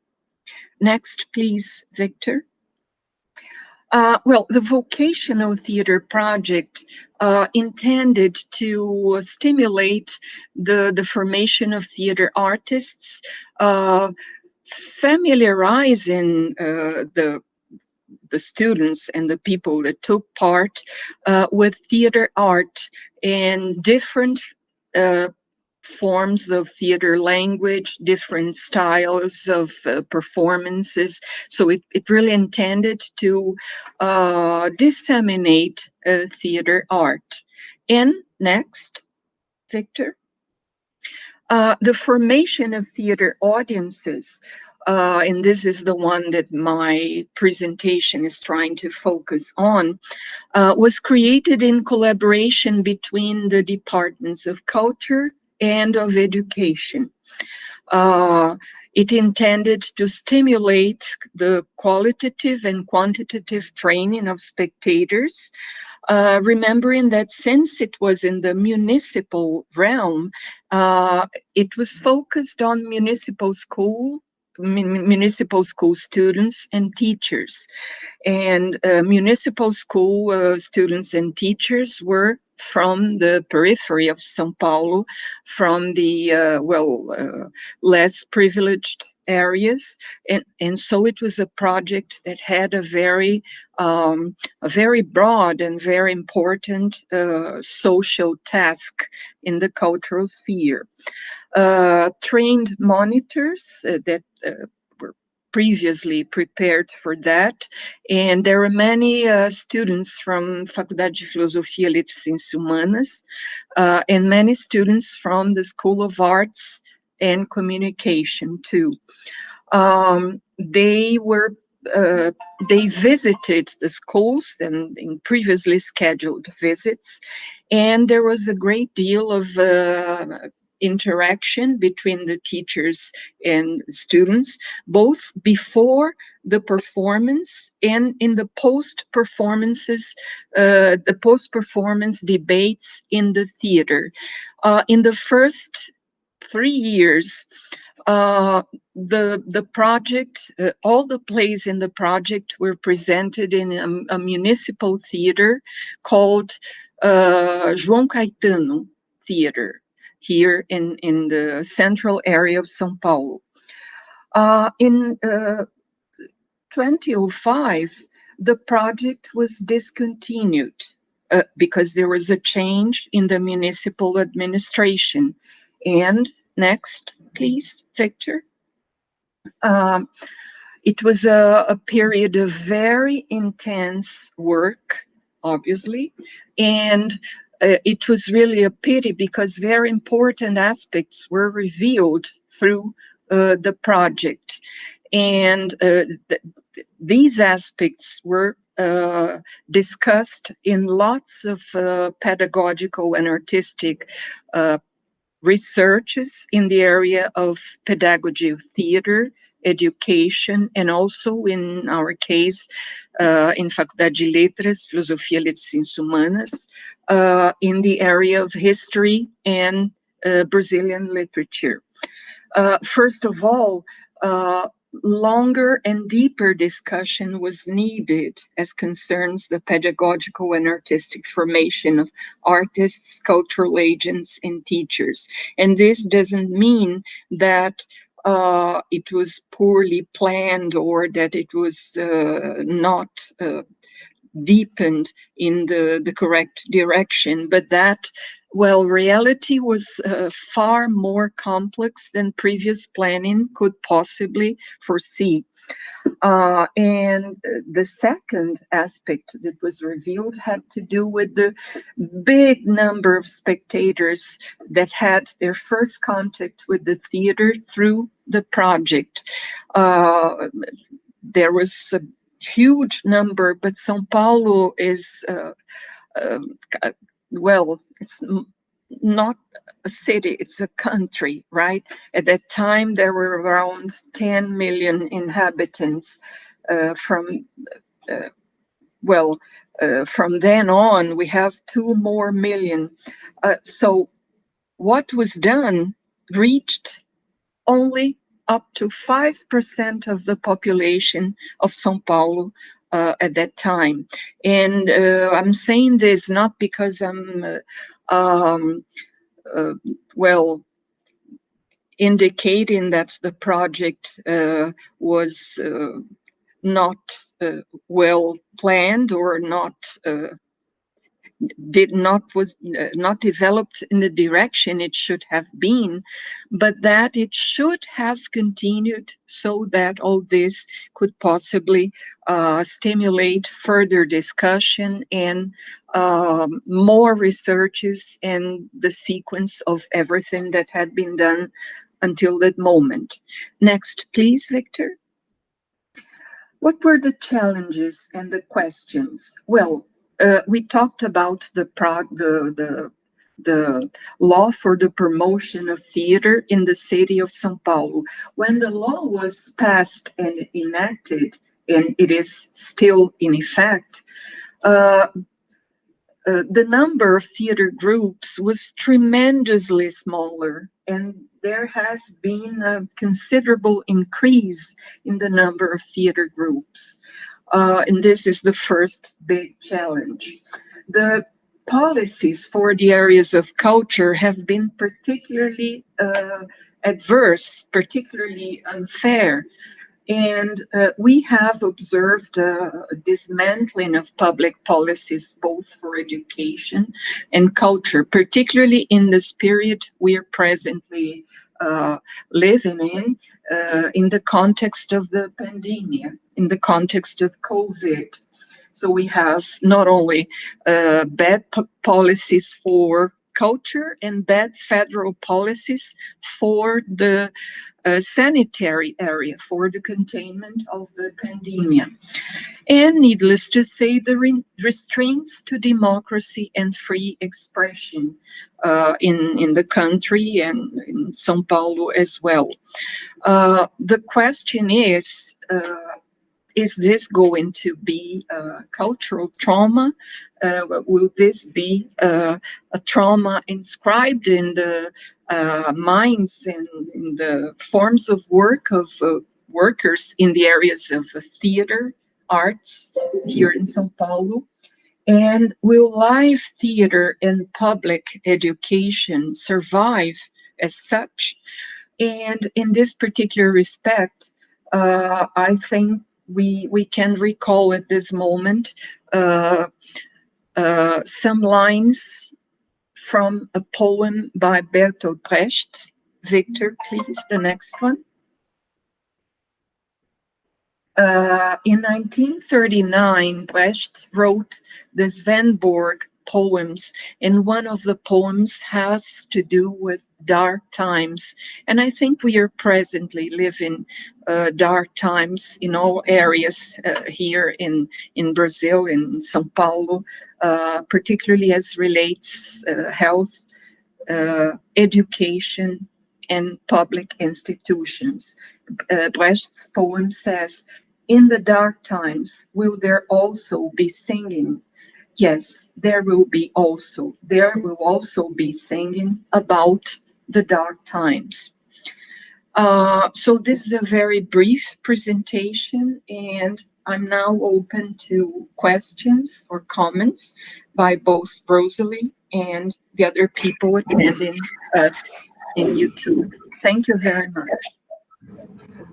Miriam, would you like to make any comments ask any questions, because one question after you. Well, okay. Well, thank you, Maria Silva. That was fantastic. It is. You have turned off your micro, Miriam. Sorry. Thanks, Lara. And thank you, Maria Silvia. That was fantastic. It is so difficult in Ireland or in Europe to find any scholarship that deals with the relationship between theatre programming and theatre production and policy. Everything is cultural and arts policy. And even within performing arts, that can be 40 subdisciplines. So we get very little of that relationship. And it's so fundamental because obviously what is the policy around funding and production leads to what gets on the stage. What gets on the stage then generates and nurtures the audience. So it's always like a three-stranded approach, your policy and politics, which determines your funding, your content on the stage, and then the development of audiences whose tastes are essentially encouraged over time. And it reminds me, in Ireland at the start of the 20th century, they developed a national theatre as part of the drive for independence. And the plays that became very popular had a high level of traditional settings. It became known as pastoral quality, in short, PQ. And it was so popular and it toured so well among the diaspora, particularly the Irish Americans, that for any play to get onto the national stage, there was talk that there had to be sufficient level of PQ, pastoral quality, to the extent that we nearly have a 20th century canon that is largely traditional and very little urban, because all the focus was on the policy and the funding, which then led to the creation of the content, which then nurtured the audience taste. So I thought that was really excellent the way you teased that out. And my question, I'll stop talking. My question is, can you see a clear relationship between those policies around theatre and then the programming of theatrical content? Thank you for your question and for your comments, Miriam. Yes, there are many points of contact, particularly because we here in São Paulo have a huge movement of theater groups in the outskirts of the city. And I think without art against barbarism, we wouldn't have that. And this is something that is characteristic of São Paulo. The city of São Paulo. So if you visit other capitals like Rio de Janeiro, Curitiba, or northeastern and southern capitals, there's nothing compared to this. I don't mean that this is ideal, but there are lots of groups doing lots of different things. And what I have observed is that the contact between these groups and different areas of research in the university has been increasing a lot. On the one hand, this is good. On the other hand, sometimes there are academic resonances in the area of theater that are not what they should have been. But anyway, the points of contact exist. And I think your question is absolutely pertinent. Thank you. Thank you, Maria. And just if you have other research that is translated into English, because my Brazilian Portuguese is very poor, I would love maybe to follow up at a later stage, because it's really relevant. And I'd love to know more. Thank you very much. Thank you, Miriam. Okay, Maria Silvia, I have a question for you. As you know, I'm a producer of plays here in São Paulo. I have already produced 3 plays by Bernard Shaw, co-produced one by Brian Friel, and produced one as independent producer, all Brian Friel. And I'd like to ask you, from your point of view, if we can say anything ahead, if we can think again, anything ahead during these chaotic times and this chaotic government. From your point of view, what should have been done from private sponsors to present the present situation of theater in Brazil, even before the pandemic? Thank you for your question, Rosalie. Well, I think from my point of view, I think the public sphere should always be the focus. It should not withdraw from the scenery of public action, right? What happens here, and well, I know of your work as a producer and a researcher. It's absolutely great and in all aspects. But what we tend to have, and now I'm talking about my area that is not only Brazilian theater, but also American theater. It's very expensive for theater groups to acquire the rights, okay?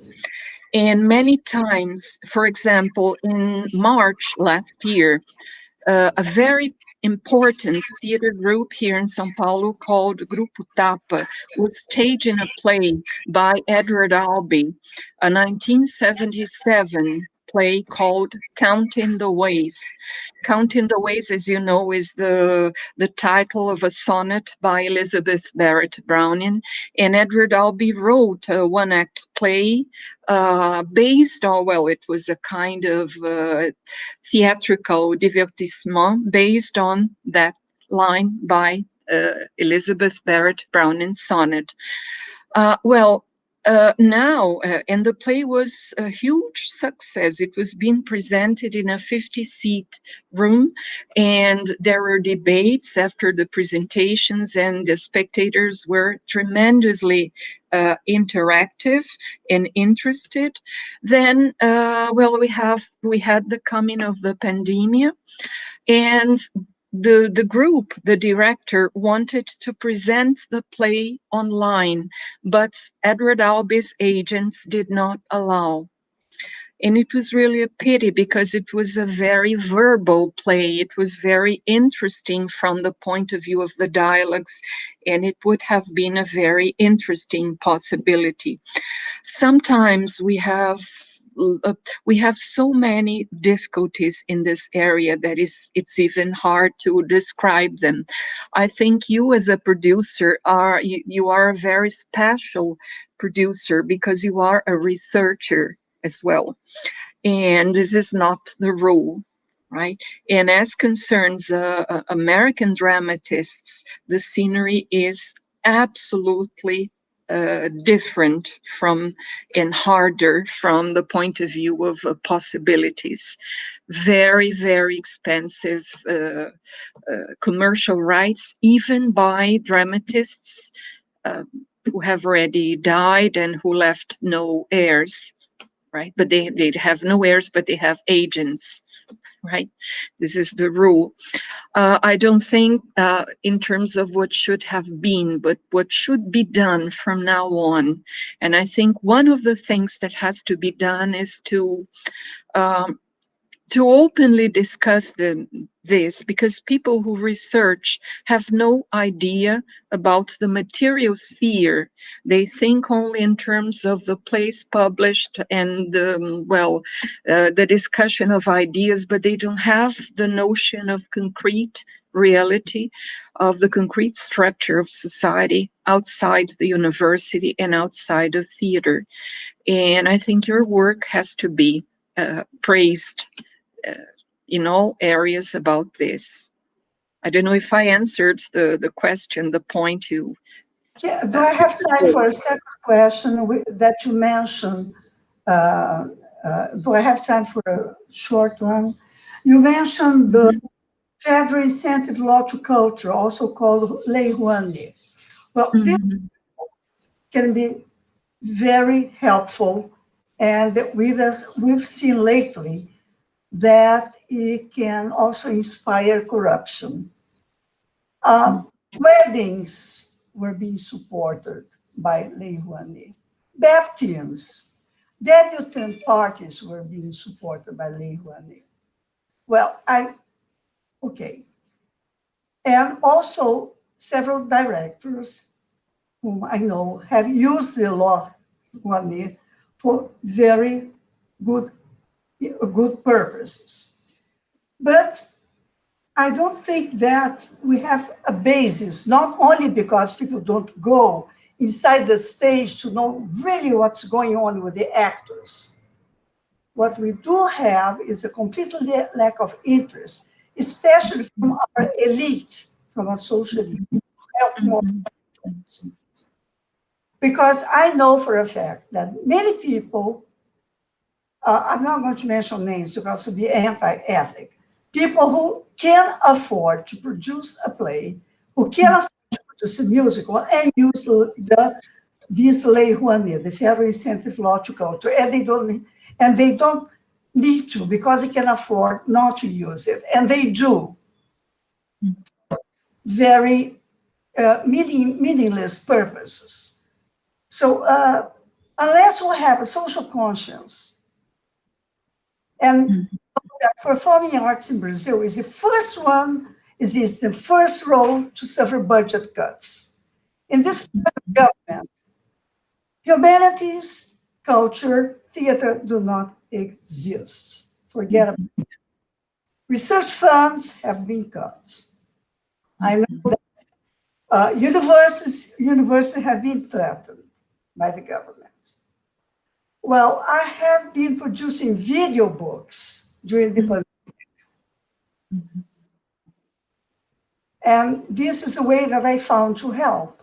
So perhaps, if you know of people that could get together, to improve the state of the theater, of performing arts, here in São Paulo, which is the most rich state, the richest state in the Union. If you open the Veja magazine, the Vejinha, which is an attachment to the Veja magazine, they used to have an enormous selection of plays. I'm not sure now. In Rio, Veja magazine disappeared. No more funds from the house. So what I think is that before we had corruption, now perhaps we still have corruption and zero aid to arts, to humanities in general. And perhaps, Maria Silvia, together we can find a solution. Who knows? Okay, thank you. That's all. I hope so, Rosalie. I totally agree with you. Okay. Thank you very much. So now we can go. Okay. Thanks, Rosalie, a lot for sharing. Laura, I was sorry. Laura, can you repeat, please? No, just to thank you for sharing this session. Maria Silvia's excellent presentation that gives us a panorama of our context, present context also, and how important it was, that project at the time that they have developed. It was a 3-year project, and I hope that not far away, we would say in the near future, to recover that project and to put more energy on that, our governments, and see that culture is the main,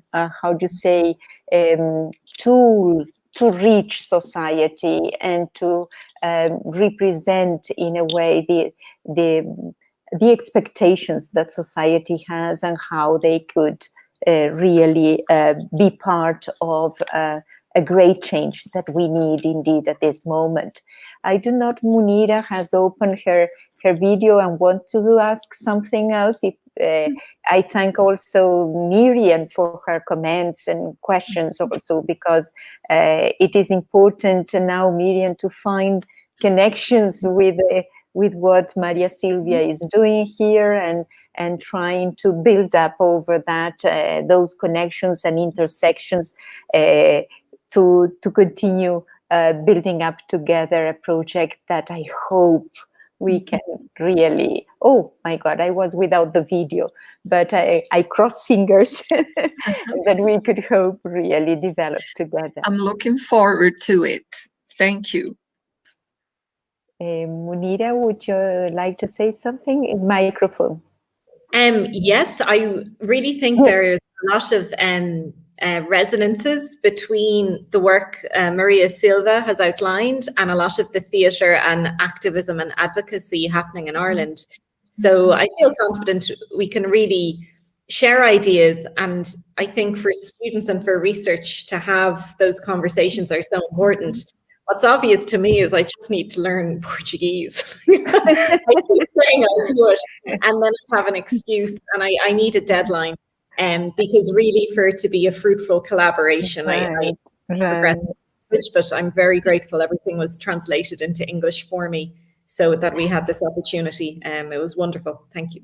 Right.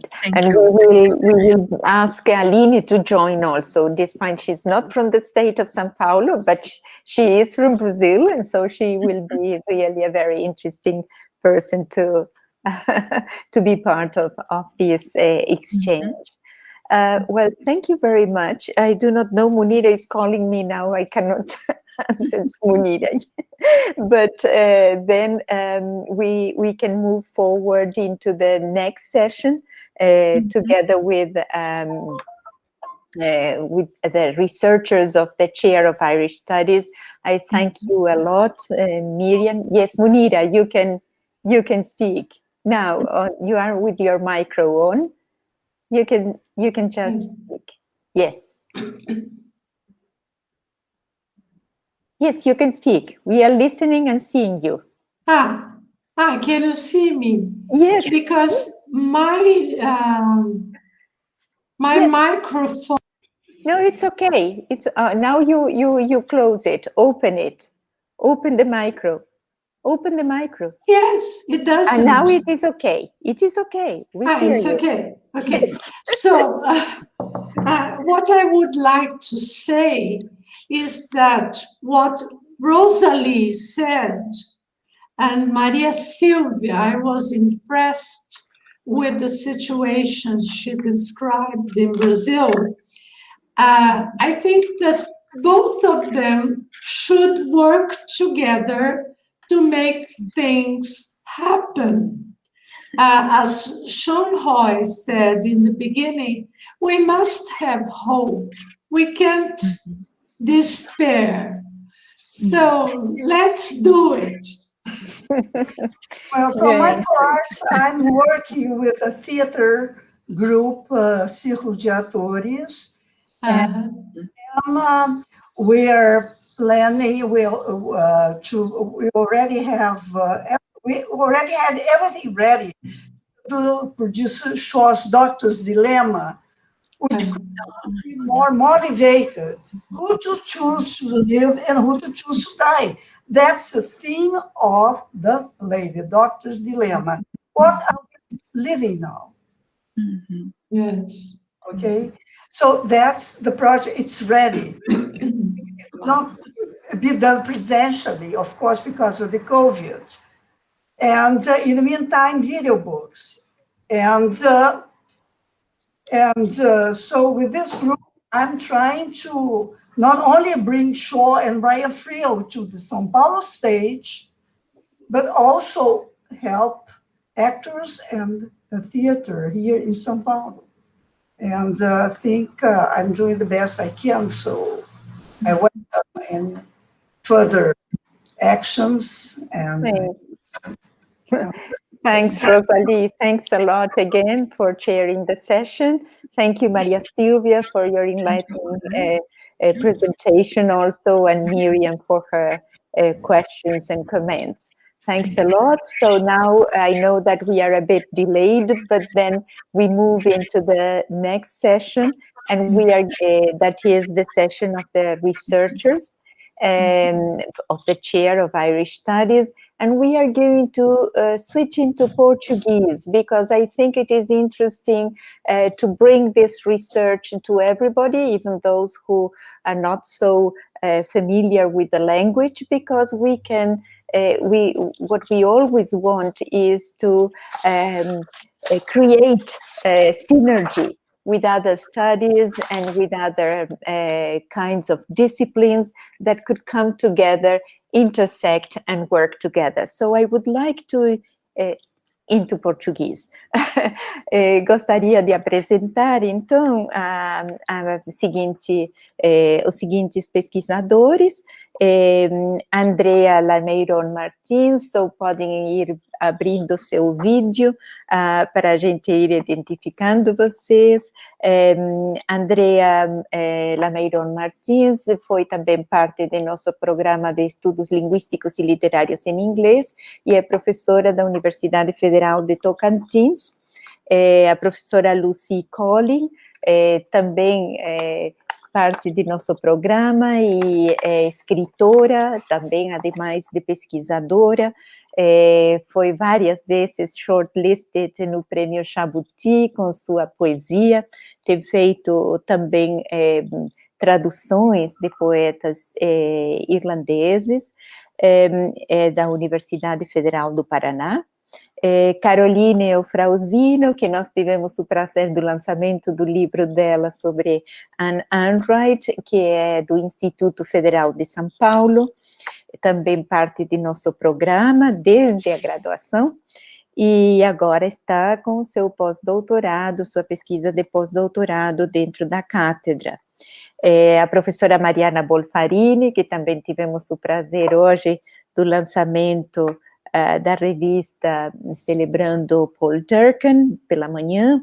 Ela é presidente da Associação Brasileira de Estudos Irlandeses e também editora-geral da revista e professora da Universidade Federal de Rondonópolis. Rosalie Haddad, que acabamos de ouvi-la, é a pesquisadora independente, produtora de peças de teatro aqui em São Paulo e também no exterior, e então vamos a ouvir os projetos que estão em andamento, que estão sendo realizados por elas. Então vamos começar com a Andrea. Olá, Laura, tudo bem? Boa tarde a todos. Está sendo muito bom ouvir aqui os trabalhos da cátedra, né, durante a manhã e agora. Gostei muito, Laura, do convite, muito obrigada. Foi muito bom ouvir o trabalho da Maria Silvia, né, assim, a gente... quase uma volta, né, eu que estou lá no Tocantins, longe, de repente a gente vê de novo professores da minha graduação, assim, é muito bom ver todos vocês, né, e os colegas de pós, não é? Então, eu vou falar um pouquinho sobre o meu projeto, né, que é uma tradução, né, a ideia seria traduzir em partes as autobiografias do Yeats, the autobiographies, que são textos inéditos em português, né? Acho que foi a sugestão da Laura, né? A gente inicialmente tinha pensado, né, em traduzir a Vision, só que o A Vision, apesar de estar esgotado, ele já tem uma tradução no português de Portugal, e as autobiographies não tem nenhuma tradução. Né, então, no momento, eu estou com o primeiro texto dele, que é o Reveries Over Childhood and Youth, que seria um devaneio sobre a infância e a juventude, que é um texto bem interessante, no sentido de você perceber um Yeats que tenta se colocar, né, se colocar a sua própria genealogia como poeta. Esse é um dos interesses do texto. Né, para os leitores em língua portuguesa, do Yeats, que é uma área que carece ainda de muitas traduções, né. Recentemente, durante a pandemia, eu vi o lançamento de um livro de poemas para crianças, Yeats para crianças, né, com traduções belíssimas, de uma seleção de poemas feitas pelo Alípio Correia, e as traduções estão belíssimas, né, apesar de pequenas, é muito lindo ilustrado, apareceu muito pouco, porque foi lançado, acho que no meio da pandemia, então essas coisas estão saindo sem muito alarde, né, mas é uma área que com alguma carência, né, de textos, e é um poeta super importante, o Yeats. Ele está ainda pouco traduzido para o português, assim, de forma disponível, ele está pouco disponível. E esse texto, ele fala sobre as memórias da infância, fala as memórias da juventude, ele seleciona, é claro, é um texto que foi acusado de ser um pouco insincero por uns, outros já viram justamente como um ponto positivo essa energia, né, de você tentar criar, dos fragmentos da memória, você criar uma narrativa, né, que explique um pouco as suas escolhas, né, escolhas de companhias, as suas inabilidades, que ele coloca de forma tão irônica, as habilidades, os talentos que vão levá-lo a se tornar um interessado em folclore, um interessado em ocultismo e principalmente um poeta, né? Então, esse texto está sendo trabalhado, e esperamos que ele seja finalizado em breve. Acho que é isso, Laura. Eu estou aberta a perguntas. Muitíssimo obrigada, Andrea, porque acho que tem tudo a ver com o vídeo que nós vimos hoje, celebrando Paul Durcan, que justamente são clipes de leituras de poemas que ele faz, porém dentro do filme que o Alan Gilsenan fez, The Dark School, que chama, e que ele vem narrando toda justamente sua infância para sua adolescência, com todas as vicissitudes que ele passou.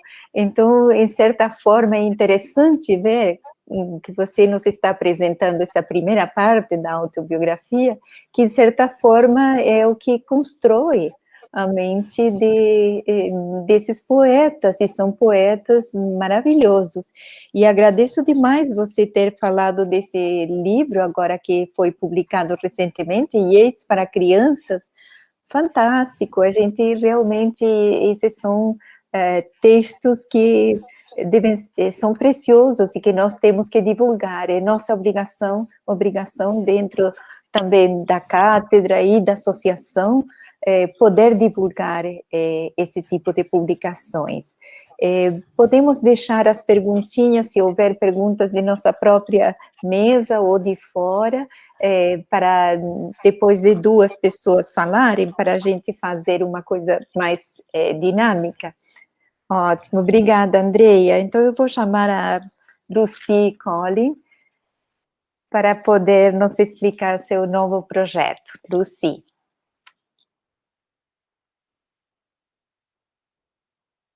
Será que está nos ouvindo? Caiu a linha?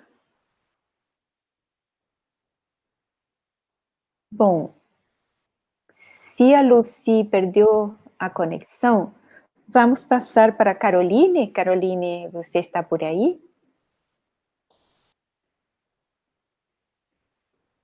Acho que estamos com problema. Lucy está aqui, saiu da reunião. Acho que ela deve estar com problema no microfone, provavelmente. Condenação. Carol se encontra? Não. Mariana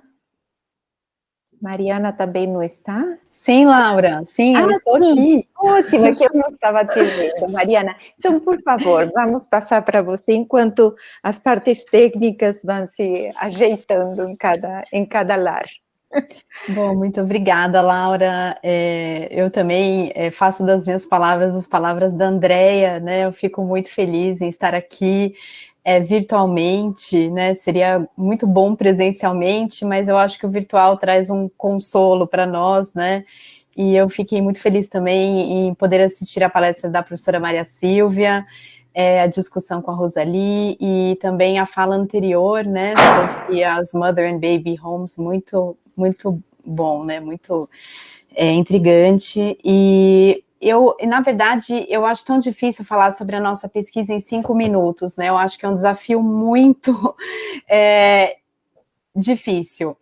Então eu vou falar brevemente sobre a minha pesquisa, porque eu tinha preparado um PowerPoint, mas eu acho que não vai também, então eu só vou falar brevemente sobre. A minha pesquisa atual, cadastrada na cátedra W.B. Yeats, de Estudos Irlandeses, é uma ramificação do meu projeto de doutorado sobre o irlandês Roger David Casement, que por meio de relatórios escritos a partir das suas investigações no Congo e na Amazônia peruana, ele trouxe à luz atrocidades cometidas contra os nativos que trabalhavam como coletores de borracha nessas regiões, e o que eu estudo atualmente são algumas notícias de jornal, né, publicadas no período de um pouquinho antes do seu julgamento, e a sua execução, né, um pouquinho depois da sua execução. Por quê? Porque o Roger Casement, apesar de ter esses feitos, né, esses relatórios, ser conhecido como um precursor dos direitos humanos, ele foi considerado um traidor, e durante o seu julgamento, diários de teor homossexual foram encontrados nos seus aposentos em Londres, e isso fez com que ele fosse esquecido, né, e tanto ele, né, como uma figura histórica, quanto os seus feitos, né, por esses povos. Então, na minha pesquisa, o que eu quero ver? Eu quero ver como que a morte do Roger Casement foi veiculada em jornais no Brasil, né? Então, eu já comecei a fazer uma pesquisa há muito tempo na Biblioteca Maria Antônia, e a esses documentos foram acrescentados mais material que me foi passado pela professora Silvia Loureiro da UFAM, da UEA, da Universidade Estadual do Amazonas. E eu analisei especificamente o periódico Correio Paulistano, que é um periódico que tem um posicionamento de direita, que falava para uma elite, e era escrito pela elite, né, pela elite escravocrata, oligárquica, então que tem um posicionamento claro. Eu já fiz duas seleções e tentei escrever já dois trabalhos, né, analisando algumas notícias do Correio Paulistano, porque eu não queria só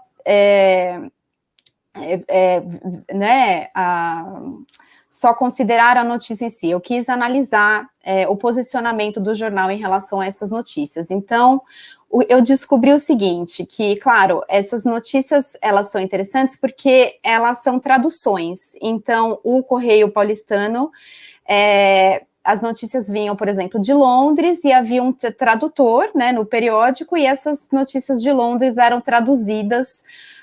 Então, o que o leitor recebia era uma notícia traduzida, né, um texto traduzido. E claro que nessas traduções entram também, aí que entra também o posicionamento do periódico, né, então seria interessante achar a fonte e ver a tradução. E então, por meio da minha análise, há, por exemplo, alguns trechos que falam, por exemplo, né, em Londres, 26 de abril, a opinião geral é que Casement é desequilibrado, sendo, portanto, o seu fim o manicômio, castigo que será suficiente para os seus crimes. Quer dizer, o próprio jornal já julga o Casement e o considera como louco, né?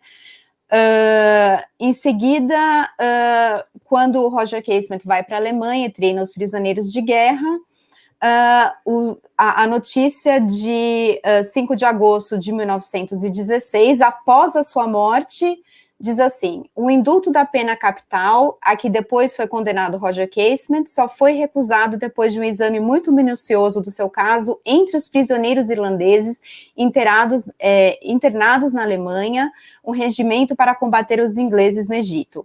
Os irlandeses que recusaram a ceder a esta proposta, segundo informações muito precisas, foram tratados barbaramente. Muitos foram castigados e maltratados, chegando alguns a morrer. O governo da Inglaterra considerou Casement como responsável por essas mortes. Então, isso também é algo que, né, quando você vai estudar a história, não foi isso que aconteceu, né?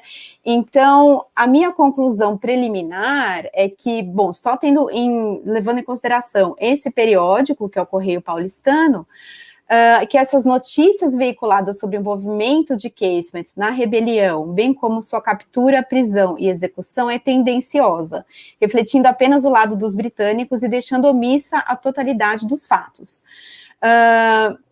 Por quê? Porque o que é deixado de fora, há muitas lacunas, né, para o leitor, porque o leitor não sabe quem é Roger Casement, o que ele fez, e o que nós temos são esses termos de referência, segundo o Whittleson, né, que são esses termos que são usados para se referir a uma pessoa, são em geral negativos e pejorativos, e o leitor é deixado sem saber exatamente quem foi Roger Casement, ele não tem essa memória de quem foi, né, da importância que ele teve, tanto para o Brasil, quanto para a América do Sul, ao trazer à luz, né, essas atrocidades cometidas contra os indígenas do Putumayo, e o leitor não consegue saber, né, acessar o papel que Roger Casement, de fato, desempenhou tanto na independência da Irlanda, quanto em outras funções consulares aqui no Brasil e no Congo. Então é isso, obrigada.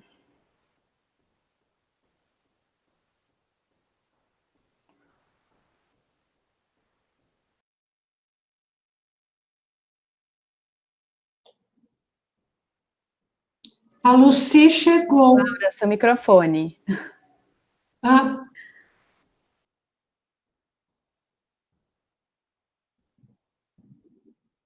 Que aparecia um quadrinho lá embaixo e não me deixava clicar no microfone, desculpem.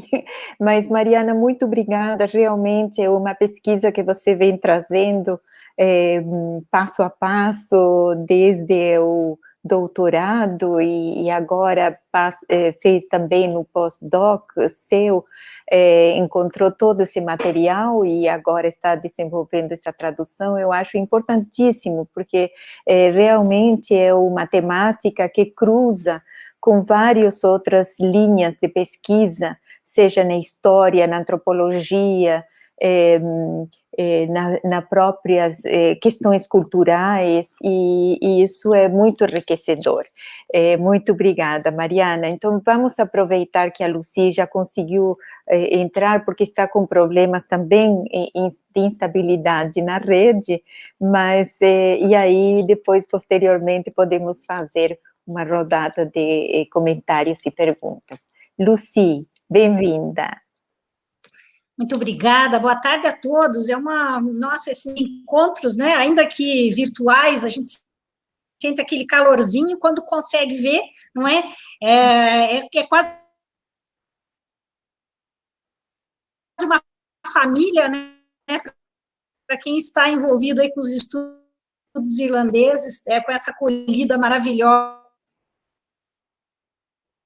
Não é? Então, eu convivo com essas pessoas, que alegria encontrar aqui a minha professora Maria Silvia Beth também, não é? Com quem convivo há mais de 20 anos, não é? Então, essa oportunidade de contar um pouquinho da pesquisa, eu agradeço imensamente, muito bom encontrar a Andréia e aos demais, a Rosalie, tão querida, Victor, enfim, muito obrigada pela oportunidade. Então, vou contar um pouquinho, né? Nós temos 5 minutos de fama aqui no nosso encontro. Eu vou contar um pouquinho do projeto que eu estou desenvolvendo, que se chama A Poesia de Mary O'Donnell, em tradução para o português do Brasil. É um processo de antologização. Eu vou contar mesmo um drama que eu estou vivendo, não é? Um drama muito positivo, não é o lado positivo, né, dessa experiência, porque vem sendo uma demanda, né? Então, só para situar um pouquinho, a organização de uma antologia é uma experiência, né, desse aspecto tradutório, muito diferente da tradução de algum livro, não é? Ou mesmo de uma antologia que será traduzida, mas não foi organizada por você mesmo. Essa organização com vistas para a tradução é um processo que tem uma complexidade diferente, é exatamente isso que eu estou vivendo agora.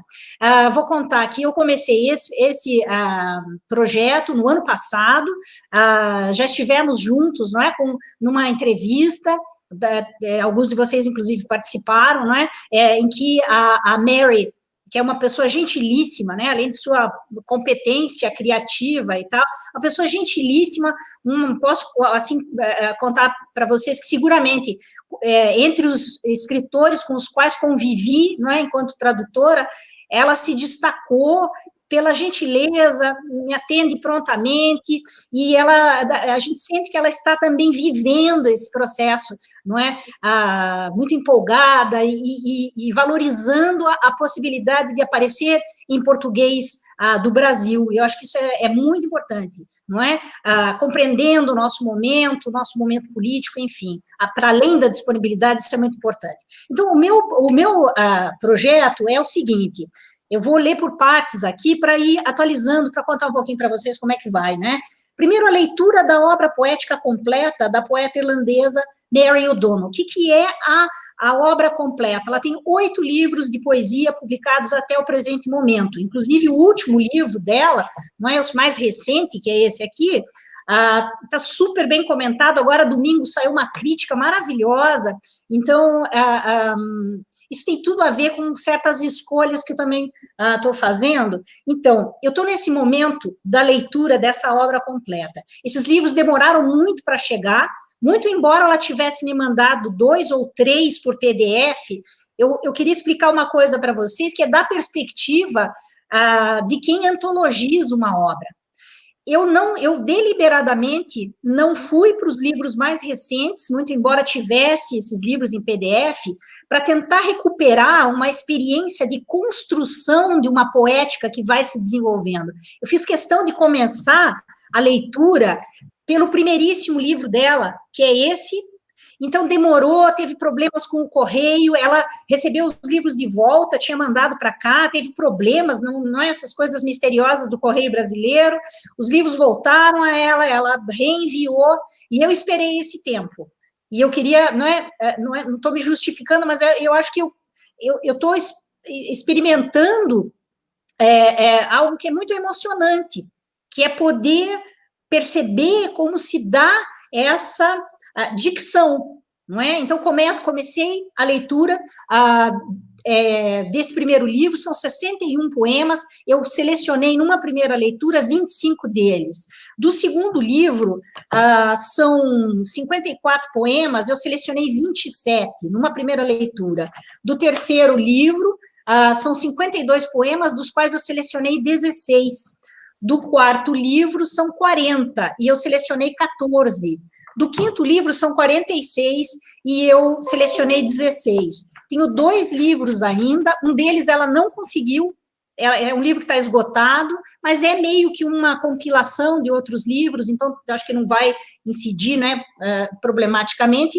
E eu tenho 2 livros, que é minha tarefa de casa ainda, e eu vou contar para vocês uma outra implicação. Esses 2 ainda não li, eu estou exaurida nesse momento, porque a demanda emocional de você montar, eu estou sendo muito sincera, é uma demanda, você passar por esses livros, não é, buscando um fio da criatividade, como isso vai mudando, vocabulário, a maturidade. Nós temos um livro que é da década de 90, e nós chegamos, né, eu pretendo chegar, eu tenho que chegar aqui, não é?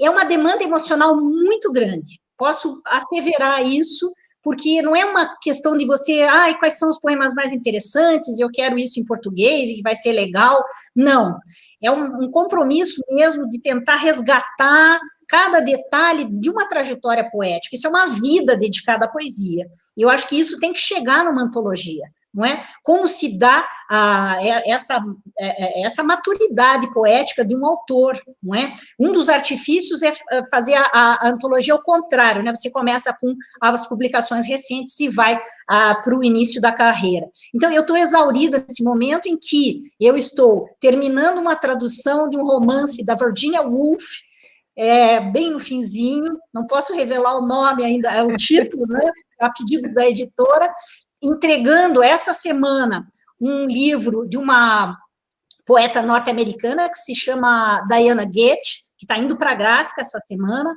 Então, passando por poéticas diferentes, não é? E desembocando nessa, é uma experiência magnífica,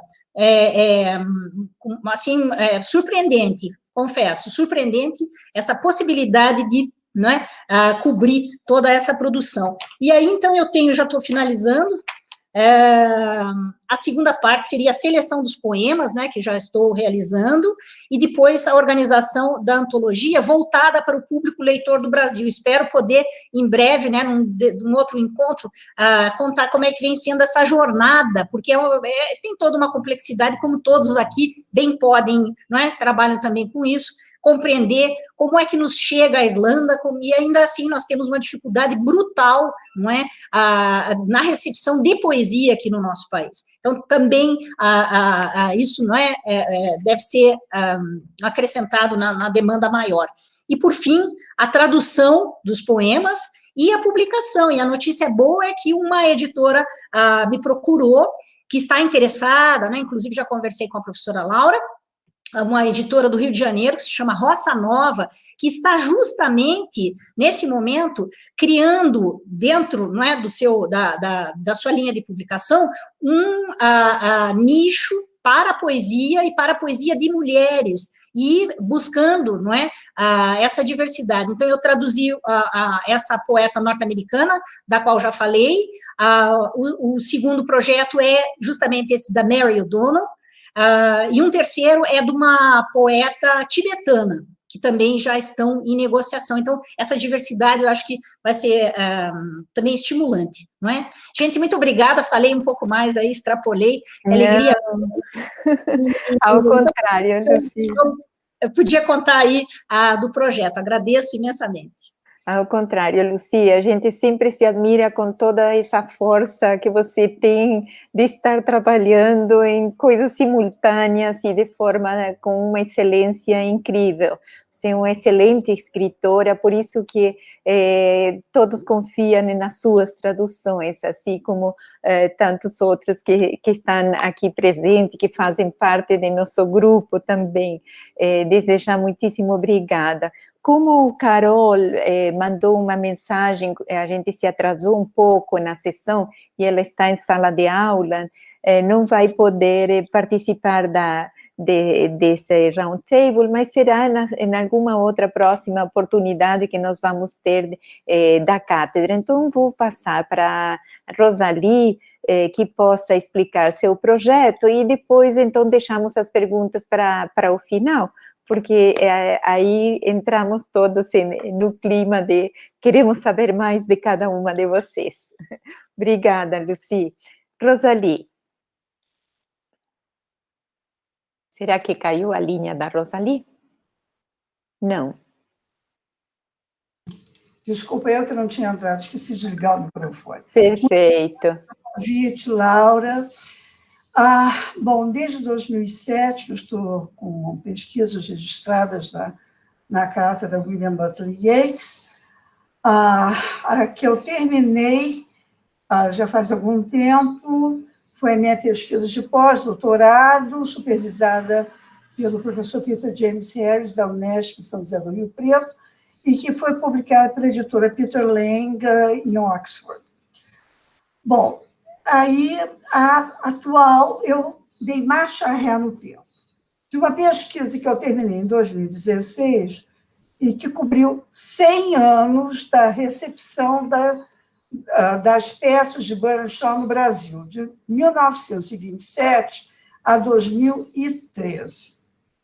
Bom, após 3 anos e meio dessa pesquisa, a Laura me chamou e, conversando comigo, eu dei a ela uma ideia que já tinha em mente há muito tempo, é de falar da crítica social de Bernard Shaw.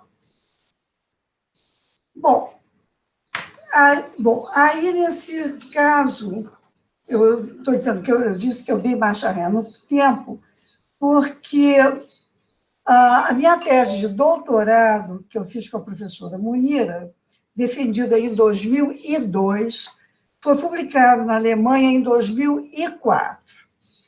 Bom, essa tese constou de 3 ou 4 capítulos, nem me lembro direito, mas o primeiro era a crítica de Bernard Shaw em termos vitorianos, porque o Bernard Shaw viveu 94 anos. Ele nasceu em 1856 e morreu em 1950. Então, ele foi vitoriano e moderno. Enquanto vitoriano, ele fez uma coisa que é muito pouco difundida, até nos Estados Unidos. Aqui no Brasil ninguém conhece, que são... Ele escreveu romances antes das peças dele. Os romances foram um fracasso tremendo, sendo que só foram publicados a partir de 1930. Bom, ao longo de várias décadas, eu estudei sobre o Shaw aqui no Brasil e publiquei sobre ele aqui no exterior. E quando estava procurando um tema para o doutorado, encontrei um artigo escrito por um dos maiores estudiosos de Shaw a nível internacional, o professor Samuel Weintraub, que faleceu há 2 anos, professor aposentado da Penn State University. O nome do artigo era The Embryo Playwright in Bernard Shaw's Early Novels. Bom, então, eu aproveitei esse artigo e expandi na tese de doutorado. No primeiro capítulo desse estudo, eu descrevi a situação socioeconômica da era vitoriana diretamente relacionada com o pensamento de Henry James e Thomas Hardy, com o objetivo de examinar como eles lidaram com os seguintes aspectos: o papel da mulher na sociedade, a obediência aos ditames vitorianos contra as correntes de pensamentos filosóficos e sociais. O contraste desses renomados romancistas com os romances de Shaw, que ele mesmo chamou de trabalho imaturo, jejum work, era de enorme porte, o contraste entre esses dois, Thomas Hardy e Henry James, com Shaw. Conforme ele mesmo escreveu bem mais tarde para uma amiga atriz, ele diz: I never had anything accepted, ele estava escrevendo os romances, but if I had never written the 5 long novels that were refused, I should not have been able to do the work that finally offered itself to me, que foram as suas peças teatrais. Então, de 1879, essa data, 1879, é importante. A 1884, Shaw escreveu 5 romances. O que eu descobri? Desde o primeiro romance dele, chamado Immaturity, que foi em 1879, e por que isso é importante? Que em 1879, meu Deus, agora me deu um branco.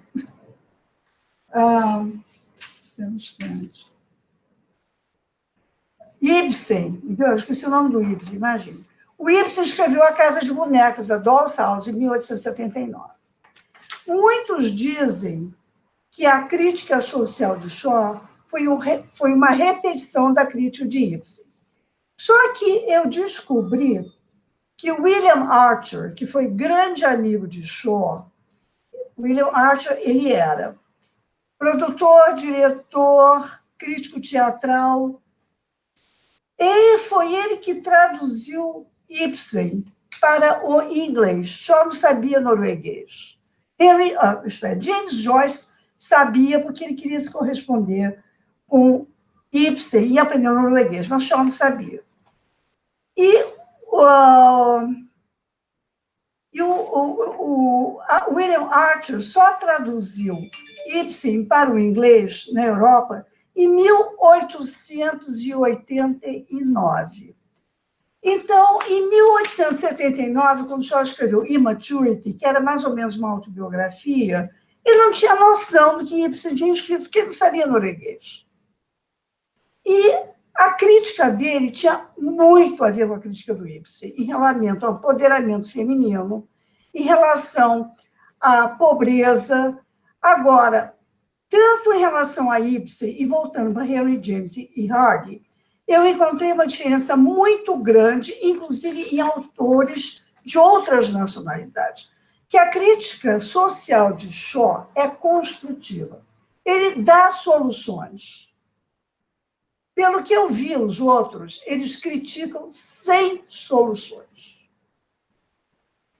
Ele, por exemplo, Ibsen, a quem eu admiro imenso, tive que estudar muito, não só para também entender um pouco o Bernard Shaw, mas também porque eu gosto muito da obra teatral dele, só conheço a obra teatral, nem mais, nada mais que isso. Dele. Uma coisa interessante, a maior parte das suas protagonistas femininas, apesar da enorme defesa que ele faz para o empoderamento feminino, todas elas morrem. Ou se suicidam, ou morrem de doença. A única que eu conheço, eu confesso que eu não li a obra toda de Yeats. Acho que eu li, e que eu posso dizer que eu conheço 40% das obras dele, a que não morreu foi a Nora Helmer, da Casa de Bonecas, a Doll's House, escrita em 1879. A Nora saiu de casa, abandonou o marido, e que foi a primeira vez que no teatro vitoriano, que não era vitoriano, que era norueguês, mas ao ser traduzido para a Europa e para a Inglaterra, chocou o espectador de uma maneira absurda. Como é que a mulher simplesmente sai de casa e fecha a porta. Diz até que o fechar da porta da casa de Nora, quando ela sai, retumbou pela Europa como se fosse um trovão. Ela timidamente fechou a porta e retumbou que nem um trovão. Bom, e todos esses outros atores que eu encontrei foram críticas a mulheres oprimidas, mulheres enjauladas, mulher, por exemplo, Henry James retrata ricas herdeiras. Até isso elas têm poder aquisitivo.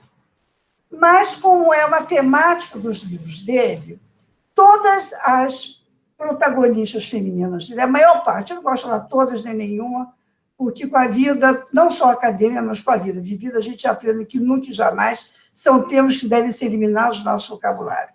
A maior parte das protagonistas de Henry James, digamos assim, são herdeiras ricas, americanas, e que o Henry James, que se mudou para a Inglaterra e morreu com cidadania britânica, em solo em inglês, considerava os Estados Unidos um verdadeiro deserto de ideias, na época em que ele escreveu seus livros. Todas elas foram para a Europa. E o que aconteceu com elas? Não encontraram nada. O que aconteceu? Também morreram. Bom, Thomas Hardy. Thomas Hardy, ele foi o primeiro, da época vitoriana, a expor o assunto da sexualidade reprimida no livro Jude the Obscure, que ele escreveu em 1895. A propósito, só dando uma marchazinha também, o livro que eu foquei na tese de doutorado de Henry James foi Daisy Miller, também escrito em 1879, juntos, no mesmo ano que Maturity. A protagonista de Shaw de Maturity, um livro que foi super rechaçado pela crítica, foi um fracasso comercial. Só foi publicado em 1930. Ela era uma costureira e teve uma proposta de se casar com um homem rico. Não era nobre, mas era um homem rico. Ela resolveu preservar a independência dela. Ela continuou sendo costureira, não se casou. Em 1879, Henry James escreveu Daisy Miller, uma rica herdeira, que estava procurando casamento aonde? Na Europa, na Itália. Ele gostava muito da Itália. Em Roma. Chegou lá, encontrou um pretendente que a explorou e acabou morrendo. Não sei se foi malária. Não foi malária, porque não tinha malária em Roma. Ela morreu de uma das doenças, que eu não me lembro qual, ela morreu. Bom, muito bem. Então, não encontrou nada. O empoderamento feminino que foi trazido à tona, totalmente zerado, continuando na escravidão do mundo patriarcal. Bom, então, finalmente, qual é a minha proposta? Minha proposta é a seguinte: a tradução desse livro, publicado em 2004 em inglês. Eu gostaria de traduzi-lo para o português. A propósito de quê? Porque o livro sobre os romances de Shaw será objeto da minha pesquisa ao traduzi-lo para o português. Com esse objetivo em mente, pode ser enriquecido através de conhecimentos adquiridos desde então. Eu acredito que de 2004 a 2021 eu aprendi alguma coisa. Pretendendo desenvolver essa pesquisa com novas publicações sobre Shaw, entre eles Fita Noturno, Dia de Shaw, publicado em 2017, eu tive o enorme privilégio de entrevistá-lo na USP em 2018. Fita Noturno preencheu entrelinhas sobre Shaw por mim já percebidas, mas nunca lidas, e publicadas anteriormente por por críticos. O autor trouxe Shaw para o novo milênio, um caminho que pretendo também seguir, também em diálogo com outros autores. Outro livro que também tenho em mente no esforço de dar uma visão mais completa sobre o diálogo de Shaw com outros autores e recentemente publicado se chama Bernard Shaw and the Making of Modern Ireland, editor de Odd McNamara e Nelson, não sei pronunciar esse nome não, O'Sullivan Richel, publicado em 2020, ano passado. Essa publicação, Bernard Shaw and the Making of Modern Ireland, essa publicação integra Shaw no contexto da literatura irlandesa de forma sem precedentes. Então, esse é o meu propósito dessa nova pesquisa. Muito obrigada. Muito obrigada, Rosalie. Acho que é super importante você recuperar todo esse trabalho, porque, embora foi visível também no exterior, tem, como você mesma disse, poder trazer e divulgar aqui no Brasil. Eu deixo aberto para vocês, se quiserem se perguntar ou comentar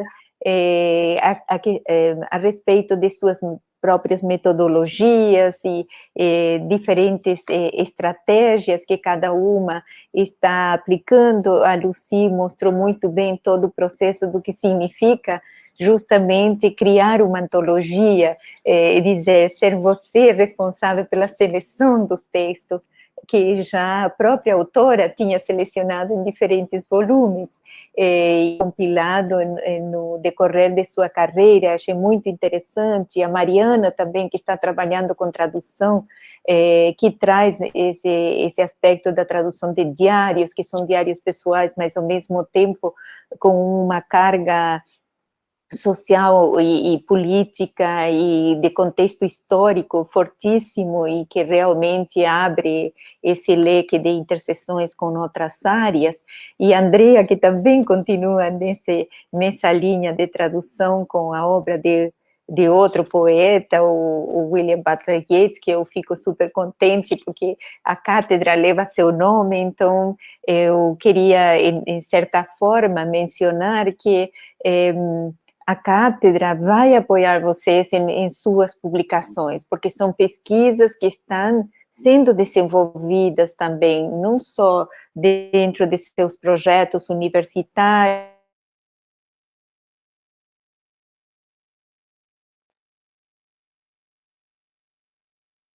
para ali como pesquisador independente. E é isso que nos fortalece, poder compartilhar em formas como estamos levando hoje de manhã, esse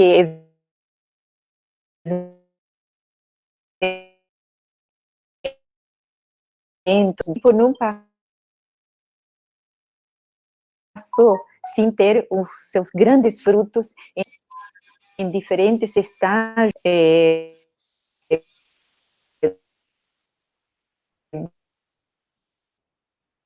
hoje e amanhã aqui no nosso evento. Acho que alguém levantou a mão ou falou alguma coisa.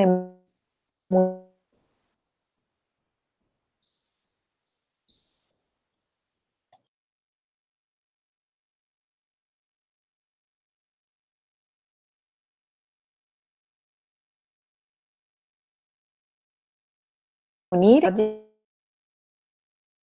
Você pode ouvir?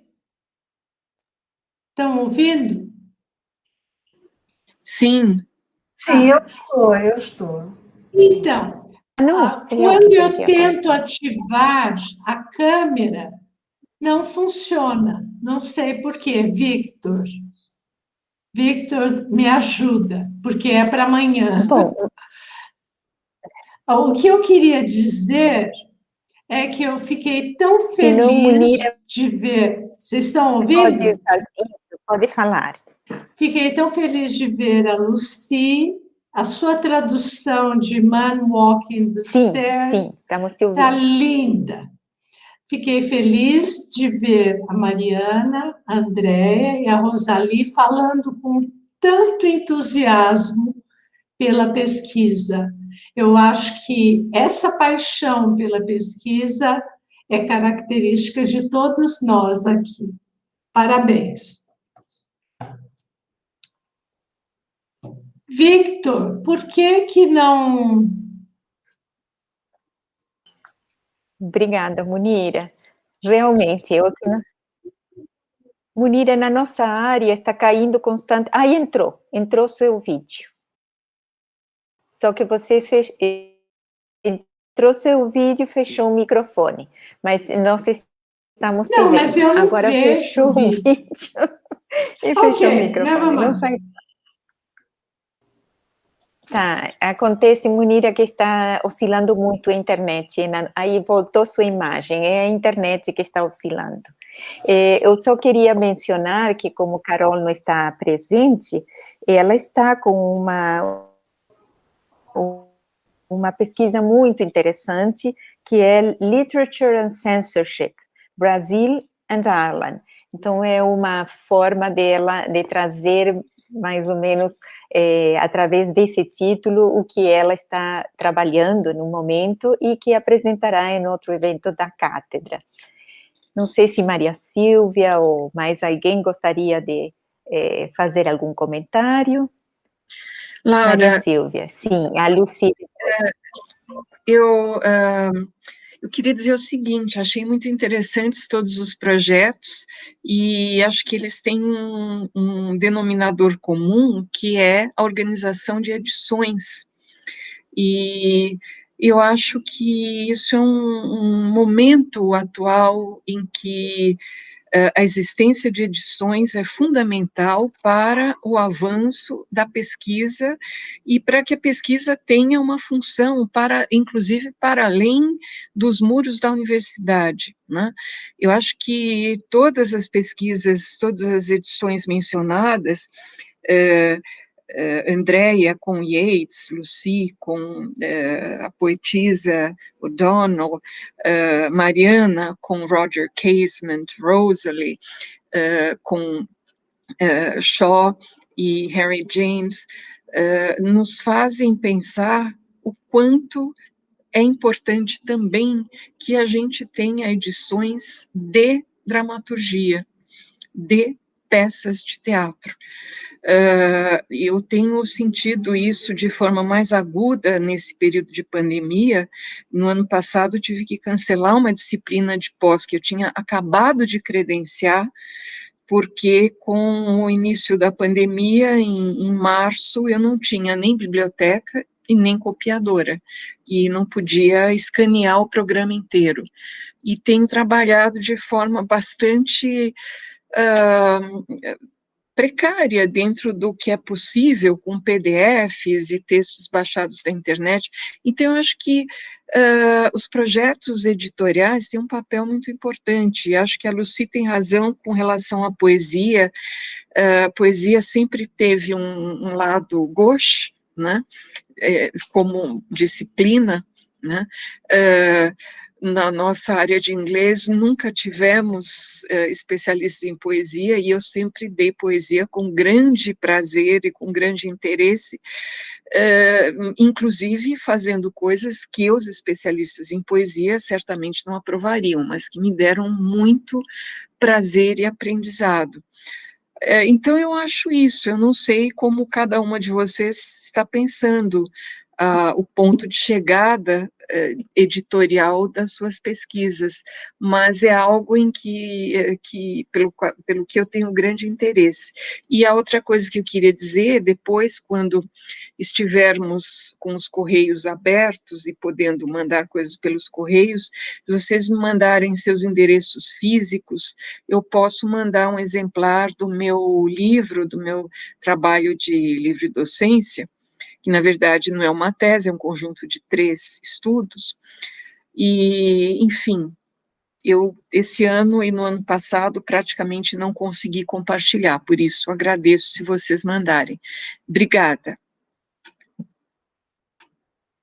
Muito obrigada, Maria Silvia. Sim, vamos todos estar curiosos por receber o seu livro e poder lê-lo. Lucy, você levantou a mão também.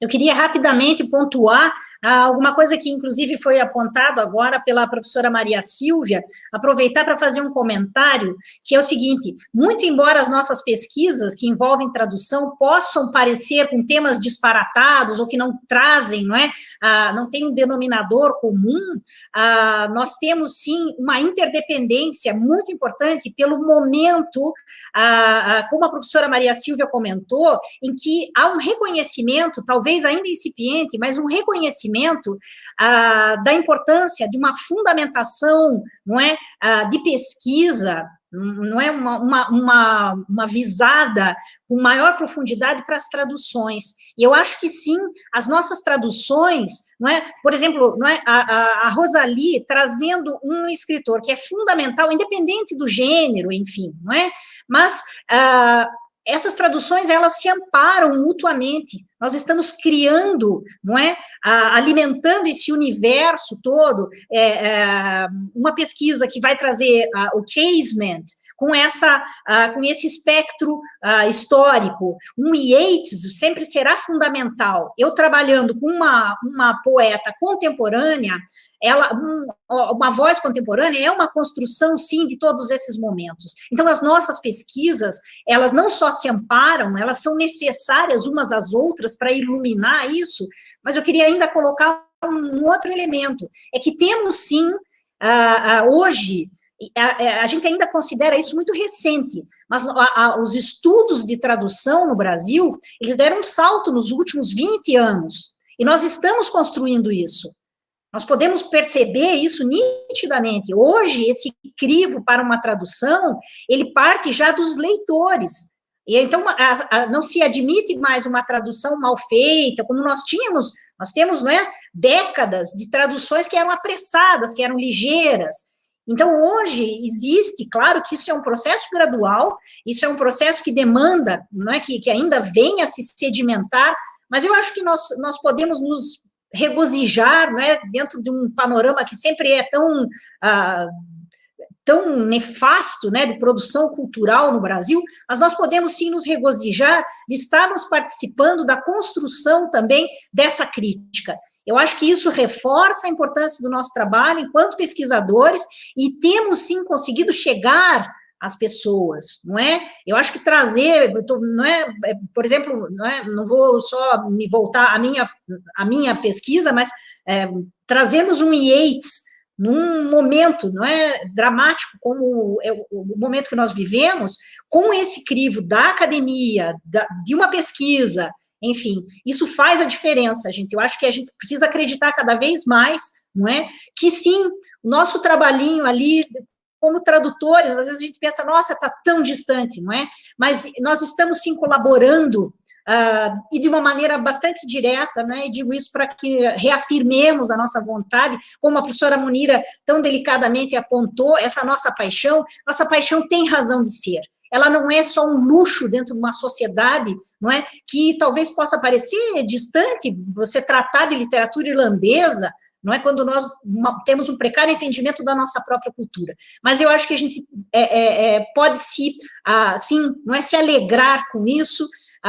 Nós estamos, sim, contribuindo para um estado de coisas que está em desequilíbrio. Então, falarmos sobre drama, falarmos sobre história, falarmos sobre poesia, ainda que de uma outra cultura, incide diretamente na nossa perspectiva do que é transformar o mundo através da literatura, do que é sensibilizar pessoas, Então, eu acho que, assim, é um motivo, eu acho importantíssimo esse momento de encontro, quando nos olhamos aqui, e contamos da nossa contribuição, e nos alegramos, em detrimento de todo esse panorama. A crítica à tradução vai bem no Brasil, vai bem a partir desses esforços todos. Então, eu agradeço mais uma vez, Estamos irmanados aí nas nossas produções, agradeço.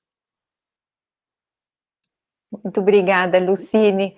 Você colocou as coisas realmente muito bem com suas palavras, e acho que realmente é isso que a gente quer, porque conhecendo a cultura do outro, nós estamos nos conhecendo nós mesmos, estamos sempre trabalhando de forma interseccional, como chamamos, comparativa, e nos ajuda a compreender melhor, muito melhor, nossas ações. Então, eu acho que, independente, seja Irlanda, seja outros países, mas quando a gente abraça uma cultura para entendê-la mais profundamente, claro, nós conseguimos fazer esses parâmetros, construir essas pontes, e que são pontes que nos ajudam a articularmos melhor nossas ideias e poder compartilhá-las, ir além, como foi falado aqui, além dos muros da universidade, chegar à sociedade, fazer parte dela, trazer essa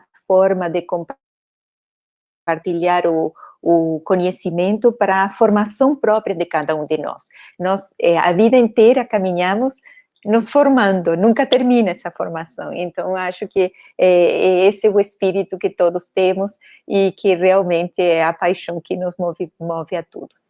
Eu não sei se mais alguém gostaria de fazer algum comentário, se não, a Mariana. Ótimo, Mariana. Eu só queria aproveitar né, o tema, né, dos trabalhos, esse tema comum, esse eixo, né, e pensando na tradução, né, porque além do jornal, né, dessas notícias de jornal, eu também trabalho com a tradução do Diário do Congo, de Roger Casement, e também com a Laura, né, no Diário da Amazônia, em relação ao tempo que nós levamos para traduzir, né, porque pensando, claro, nas editoras que promove essas traduções a toque de caixa, né, como a Lucy falou, as nossas traduções demoram muito tempo, né, da Andrea, a minha, as da Lucy, todas as nossas, porque são traduções diferentes, né, que têm um outro propósito, um propósito de pesquisa, um propósito de investigação, cada termo leva a outros estudos e outros artigos, então isso vai totalmente contra essa ideia de produtividade, né? Então, você vai lá, você cria um projeto para 2 anos, só que não dá tempo de você traduzir um livro, né? A Vision do Yeats em 2 anos. Então, aí você pensa, bom, mais 2 anos, só que talvez não dê tempo também. Então, eu fico, assim, isso que é difícil, às vezes, justificar, né? Quando você vai criar projetos de pesquisa, esses projetos que não são tão, assim, claro que tem um fim, né? Tem um produto que é a tradução, mas para chegar lá, tem um longo caminho, né? Então, eu não sei se alguém gostaria de comentar, mas pensando nisso, né? Obrigada. Você tem toda a razão, Mariana, porque também a gente não está dedicado o 100% de nossas vidas nesse projeto. Nós somos professores, também somos orientadores, cumprimos muitos outros roles ou papéis, não é, na nossa vida de educador. E acho que é isso, por esse motivo, tem uma conscientização até maior e cuidadosa de fazer com que nossa pesquisa chegue corretamente para o público, com toda uma base bem sólida, como você mesma mencionou, tem termos que a gente cruzou dentro desse Amazon Journal, que nós perguntávamos, e na época, o que esse termo significava? Porque não é o mesmo traduzi-lo hoje em dia, esse termo, como seria hoje, literalmente, ao contrário, na época tinha várias conotações que às vezes você, transferindo para o dia de hoje, não estão essas conotações presentes. Então, justamente, a gente está na área acadêmica, temos toda essa pesquisa por detrás e que, em certa forma, não é que nos atrasa, mas dentro de um projeto de produtivismo, logicamente, nós sempre vamos estar indo mais lentamente, mas eu acho que vale a pena. Nós não podemos, quando de repente sai outro livro que a gente já estava publicando, já aconteceu com colegas da gente, e a gente se preocupa, puxa, já saiu outro e eu ainda estou terminando, mas quando você compara as traduções, é que você vê a grande diferença, aquele que levou muito tempo e aquele que realmente foi feito a pedido de uma editora, porque é o momento para ser lançado, e não, às vezes, com todos esses cuidados. Então, eu gostaria, não sei se não há mais comentários, fechar aqui. Foi uma longa jornada hoje, eu sei, amanhã nós temos apenas o período da manhã, teremos a mesa redonda com Angus Mitchell, o historiador, e o ator Stephen Ray, que faz justamente a voz no famoso filme que ainda não lançou por causa da pandemia, Aurélio Miquiles, Segredos do Putumayo, que é a vida de Roger Casement aqui no Brasil, e é um documentário muito bom. Amanhã veremos o trailer está também aí à disponibilidade no YouTube, e logo depois teremos uma mesa redonda com os produtores do filme, todos os envolvidos, o grupo de excelência que eu chamo, porque tem o compositor da música, vai ter o cinematógrafo, vai ter o roteirista e também o produtor, que é quem tenta fazer as coisas realmente chegar ao público, essa finalização do filme. E o Aurélio Miquiles, logicamente, que é o diretor. Então, eu espero todos vocês lá, agradeço demais a presença de Maria Silvia, Munira e de nossos pesquisadores da cátedra, que realmente eu estou super orgulhosa com os trabalhos que vocês estão realizando. Muito obrigada, gente, e até amanhã.